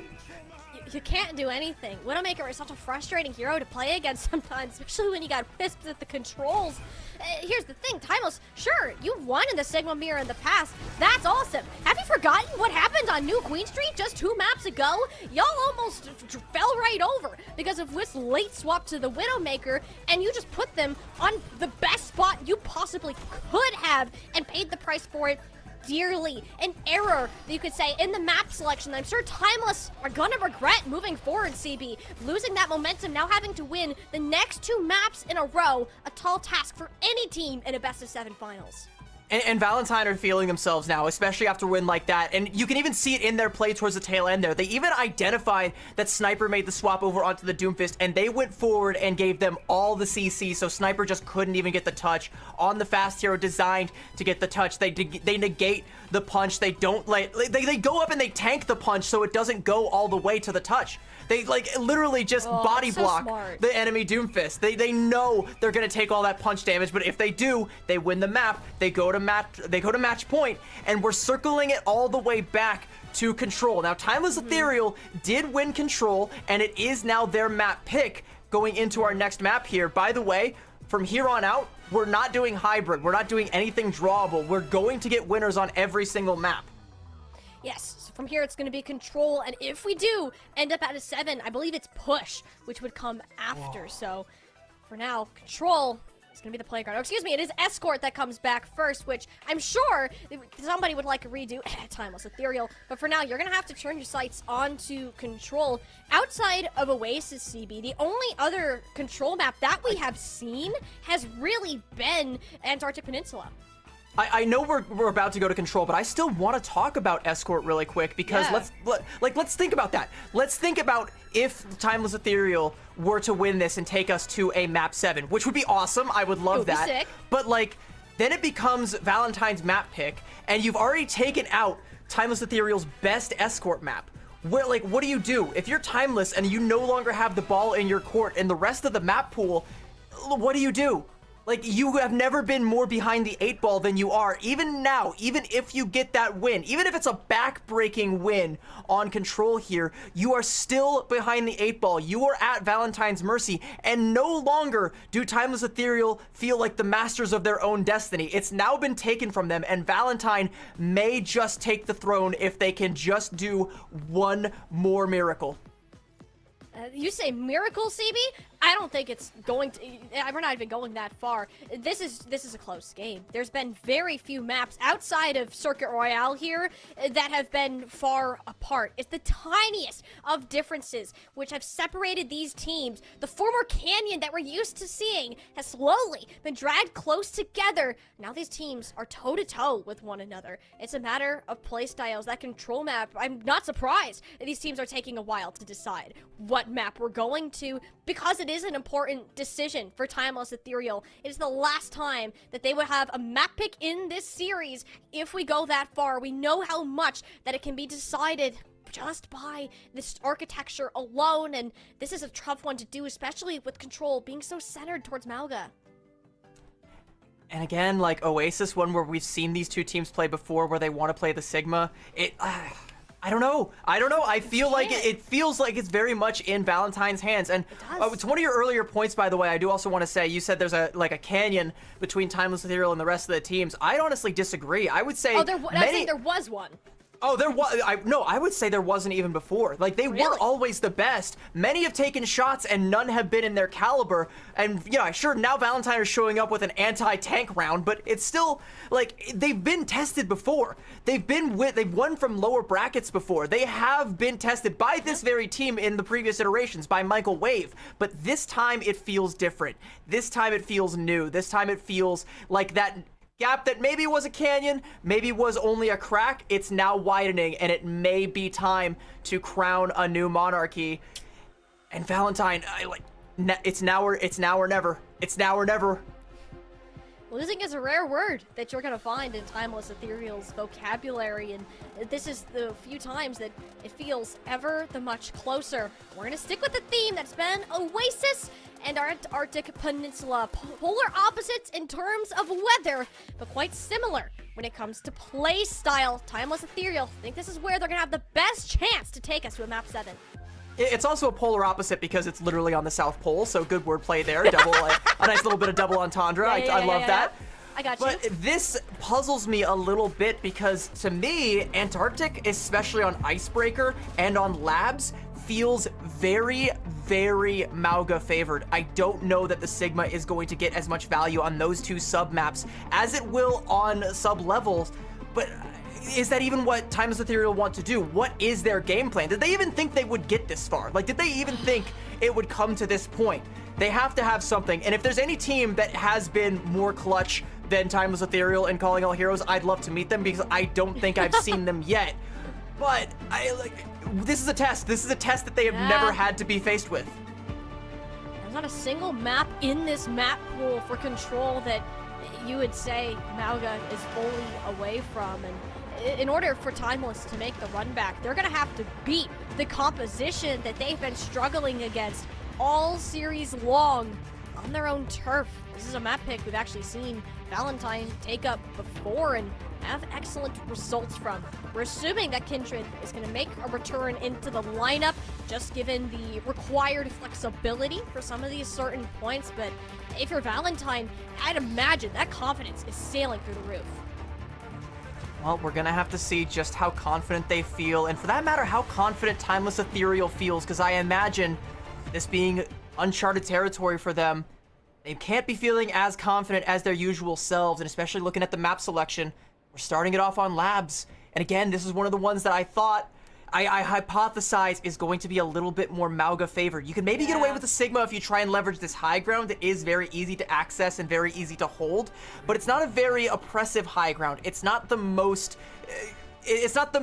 damning if you aren't able to capture it. And if you're able to just hold position on the point, or even better, just walk up with the Mauga and force the enemy off of it, you're golden. And Timeless Ethereal, I think they know that as well. They're going to go for the Mauga mirror, and this doesn't look good for them. Historically, throughout this series, Valentine have gotten the better of every Mauga mirror, and now Timeless Ethereal are banking their whole future, and if they're ever going to beat this composition, it being right now. It's gonna be a rough battle through and through. Mirror comps, except for Z's and AJMR, Baptiste, Kiriko, respectively. Timeless like to have this more drawn-out fight. We've actually seen these roles split, as a matter of fact, but Valentine have liked AJMR more on this Kiriko as of late. Battle for the high ground, what we're typically used to seeing on Labs, but instead it will be Timeless Ethereal, Bun, Z's, rotating more towards this objective, making Valentine come to them, forcing that gap to be closed eventually, which isn't a terrible idea as long as you're careful of Whip's crosshair placement. Eventually, they'll be Kindred making their way over to the objective, but she's finding herself straight to face with Sniper. Immortality Field is out, and that's sustain that Kindred simply doesn't have. She's back on the corner for AJMR, but Sniper doesn't do the same, and surely gonna regret that choice. Kindred now in there deep, and doesn't take much to send the rest of Timeless Ethereal back to spawn. And look where Wisp is standing that whole time. I don't even think they had to touch their keyboard. It was just mouse right there the whole time. And I like the positioning that Timeless Ethereal went for, where they try and bait Valentine in and then set up that crossfire from the other high ground with Bun back there. The problem is that only works if you can cap the point first, and Timeless Ethereal didn't do that. Valentine got their feet on the on the point in time to stop that from coming through, and then dealt all the damage, killed off Sniper, and suddenly Timeless Ethereal can't hold. And this is a problem. The difference in the sound barrier charge is immaculate. Wicca is great for taking that advantage early on. The amplification matrix isn't enough to stop full support ult. Surely it isn't. AJMR putting in significant chunks of damage, forcing everyone back, but lives on 7 HP. Are the risky territory for the Kiriko. It's about to be more World of Hurt. Zero Zoe, that's the blade unleashed. That's one.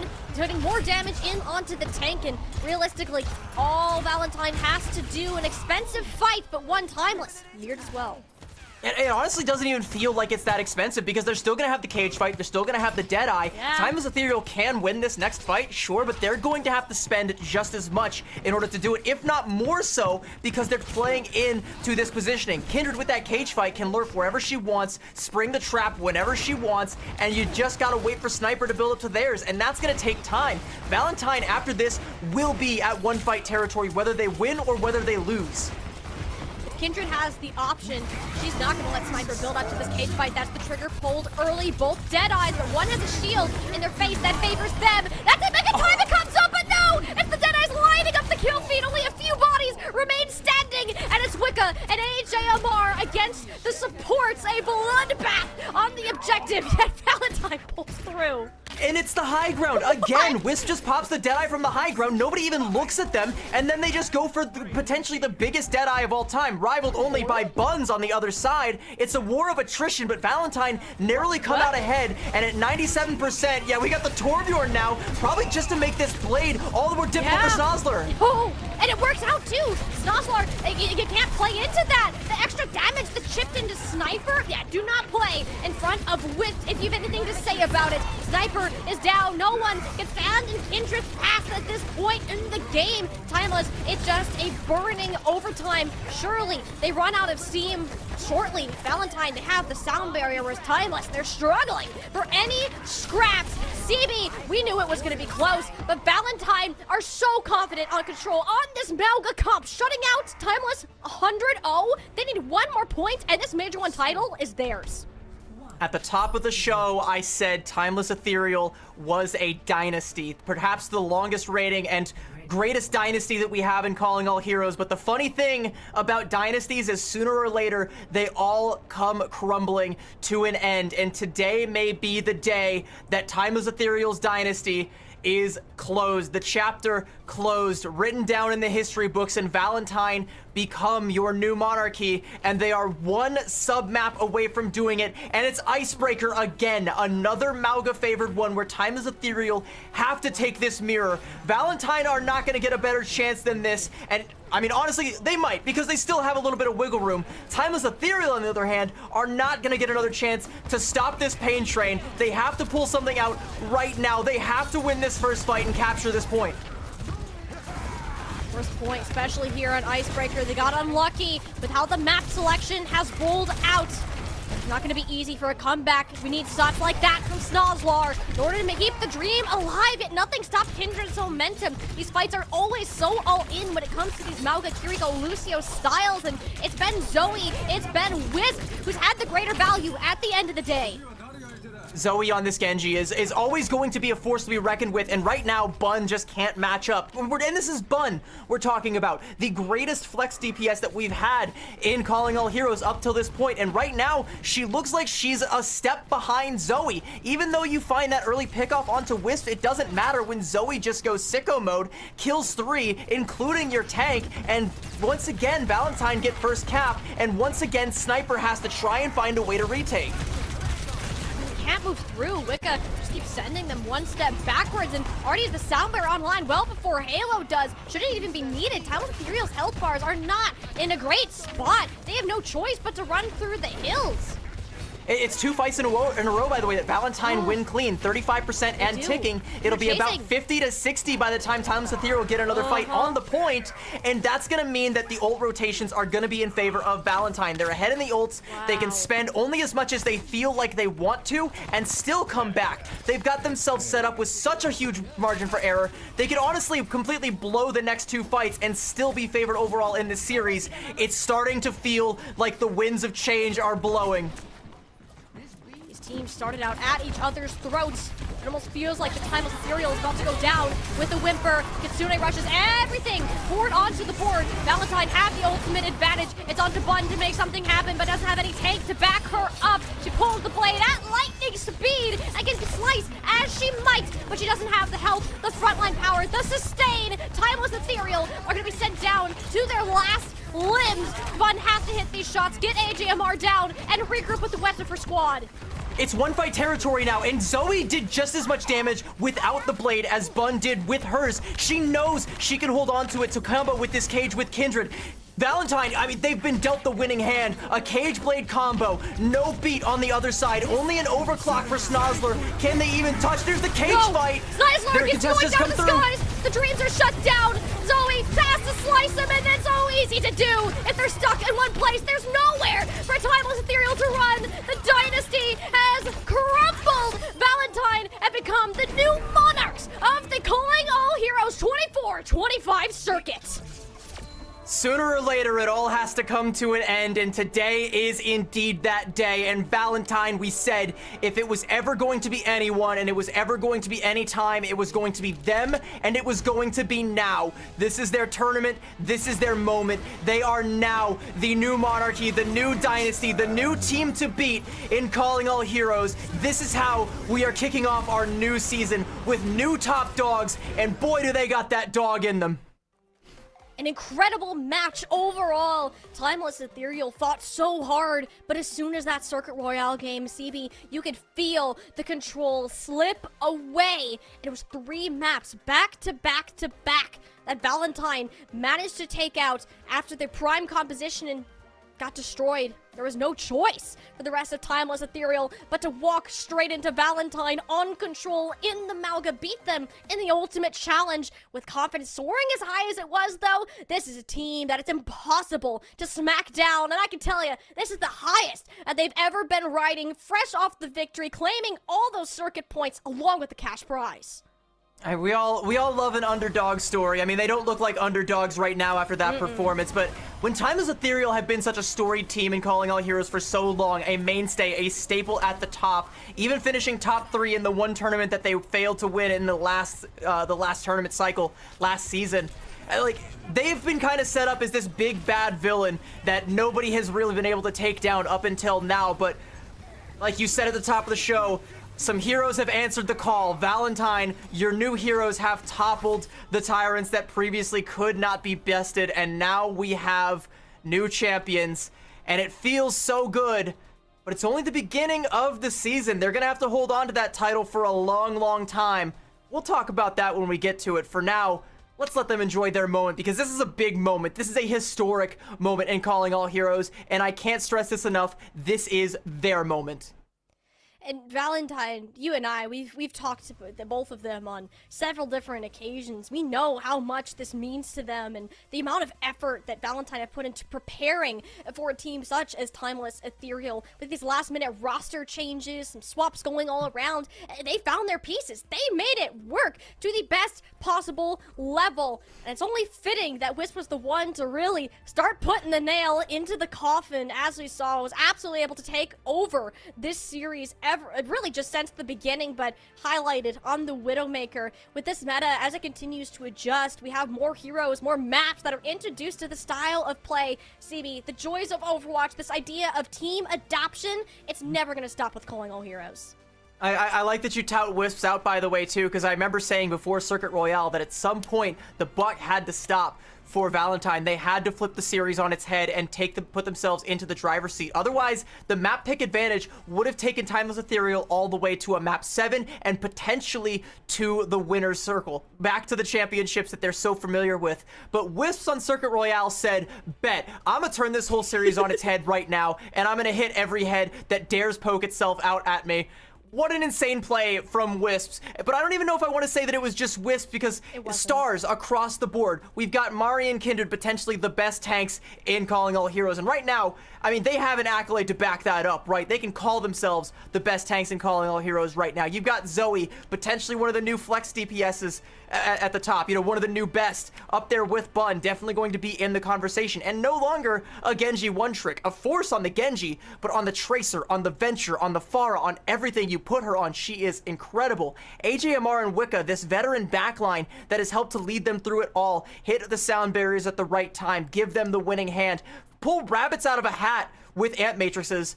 This team is stacked top to bottom, and them being the new team to beat going forward for Calling All Heroes is incredible. Who is going to step up?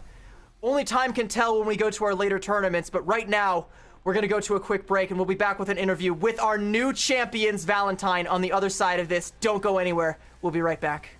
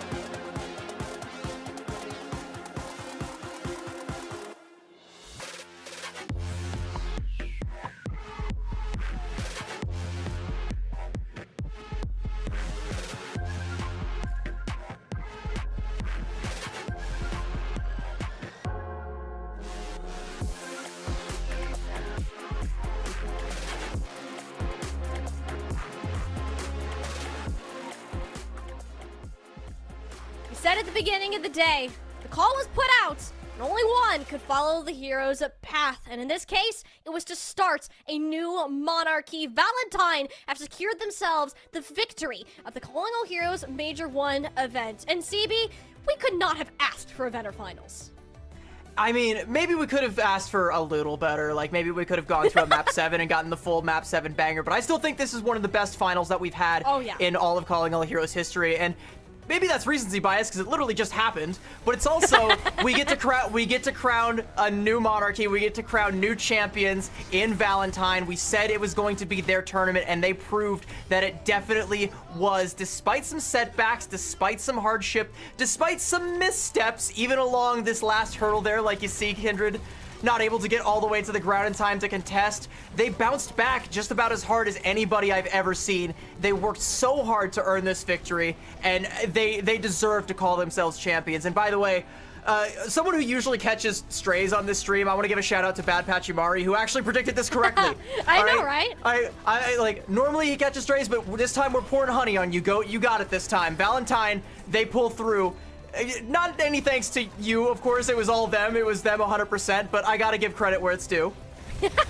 Hey, the curse is finally broken, and Valentine reaping the rewards. And I gotta say, they have to be happy with their performance. Overall, it was incredibly consistent. We saw a lot of like big blurring, like red lights flashing. What the heck happened, Timeless? But it was not as much from Valentine. It was more of this consistent level where they were able to control the tempo against Timeless, force those major errors out. And of course, Wisp just being disgusting on the Widowmaker, there's not much more that you can ask. Considering this is only the start of our upcoming circuit, Valentine, if they're looking as strong as they do now, don't get me wrong, their title isn't safe, but there's so much more that they can explore, and a large part of this has to do with these tanks, this front line that continue to lead the way. For Valentine, it is a pleasure to have our good friend Mari, who also shares my name, back up here on the desk for an interview. Congratulations, first of all, for winning out on the Valentine roster. You get that Calling All Heroes victory. You just tell me, how does all of that feel for you? Hi, thank you. I feel terrific. I'm so happy. Sorry, the joy in your voice just sent me there for a second. I was like, oh my god, I love this. I love you guys so much. I'm so happy you guys got the cast grand finals. Oh, we love you too. We love you too very deeply. Listen, I want to ask for you personally. I know it's been a very long road through the previous circuit. I know you've had like moments of self-doubt, moments of like, can we ever get this done? Now you have. How does it feel to have overcome your greatest challenge and now call yourselves a champion? I don't really have a lot of words. I'm sorry. I feel terrific. So I played with the same core, like me and AJMR primarily, and we've kind of swapped out bits and pieces. I haven't done an interview in like a year, I think, on COD broadcast because I've said every time, save me for grand finals if we win. And wow. Now we're here, and I feel amazing. I'm sorry, I don't have words. But you said save me for grand finals. You should have been ready today. This was your tournament. Yeah.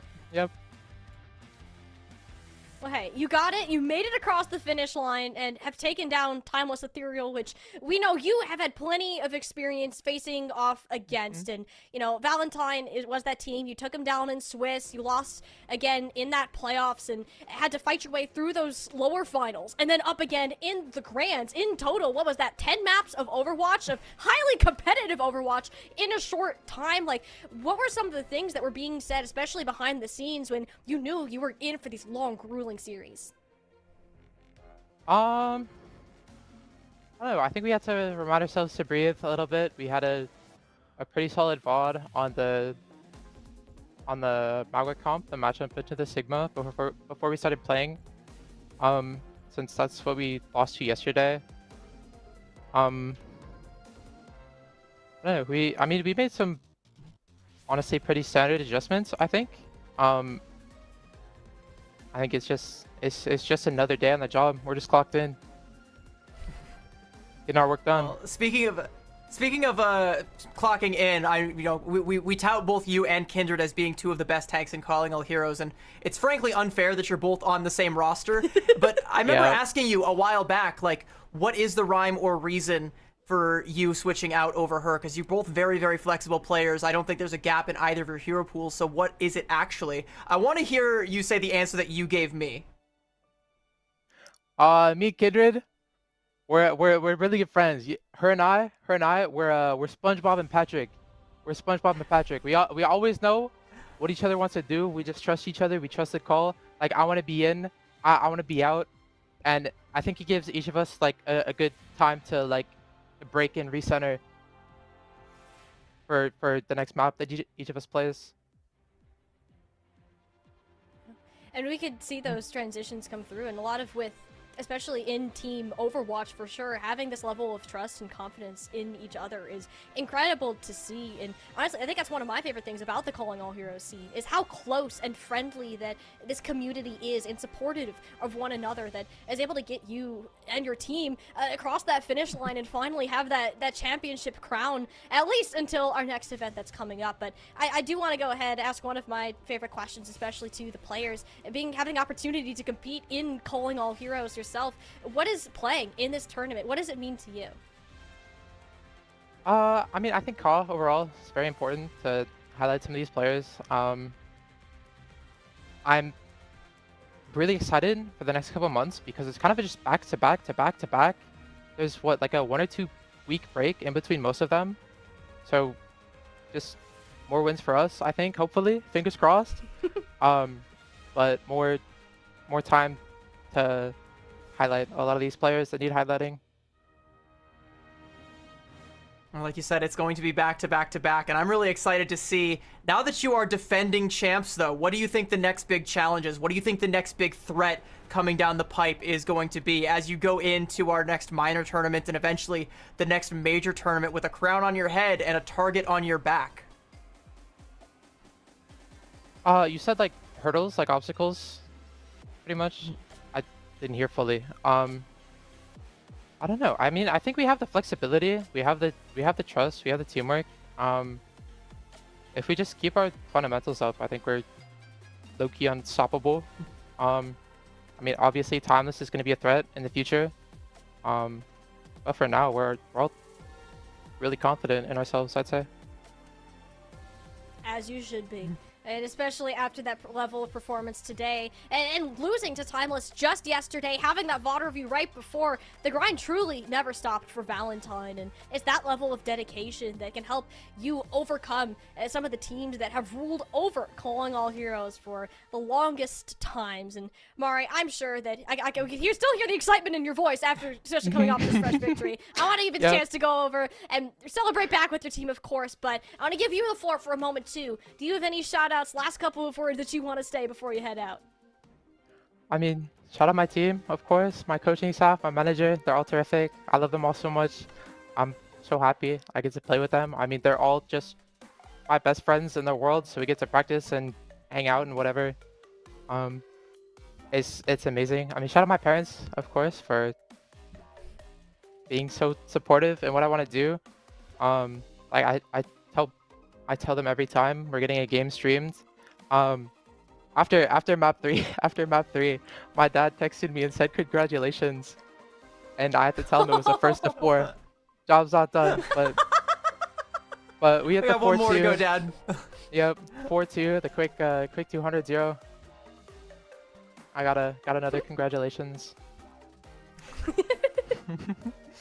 Oh, we love the supportive parents. And that's such a dad moment too. And it's great that you have this incredible line of support behind you, and of course you show us everything that you're capable of anytime that we have you on stream, and it's always such a treat to watch you, Mari.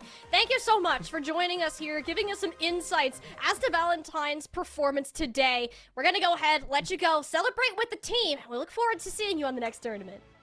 Bye-bye, thank you so much. Thank you for joining us, Mari.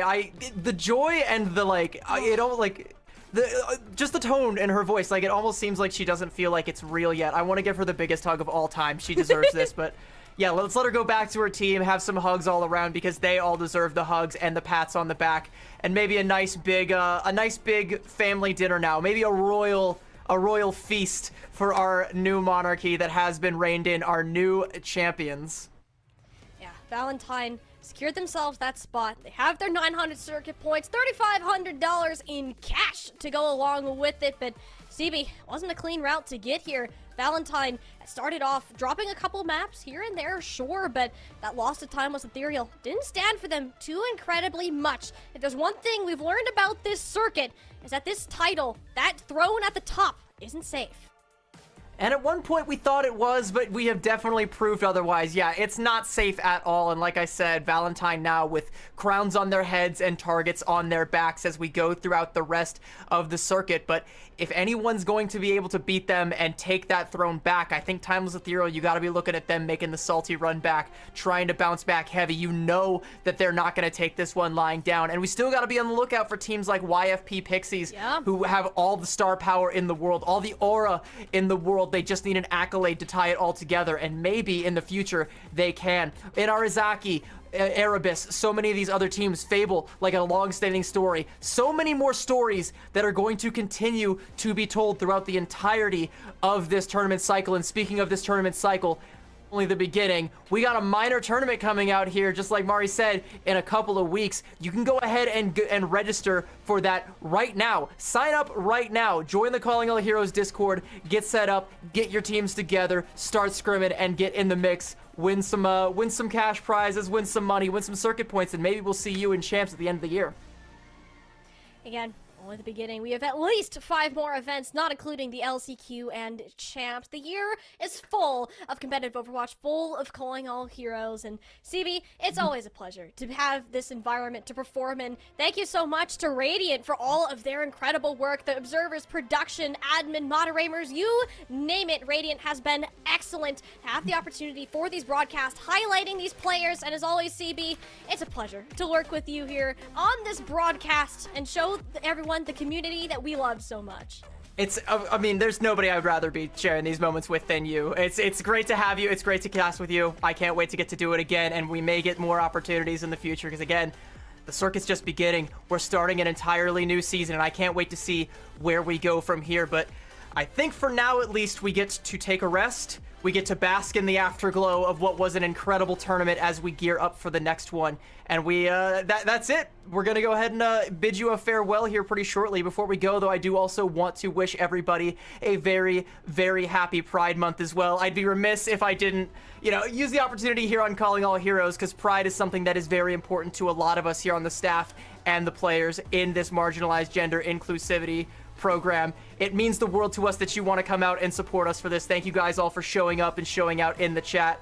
The Venture drops probably helped. I hope you guys all got the Monarch Venture skin. And again, we've said it about 1,000 times. We've crowned new Monarchs now. Make sure you got one of your own. That's to you, Tiny.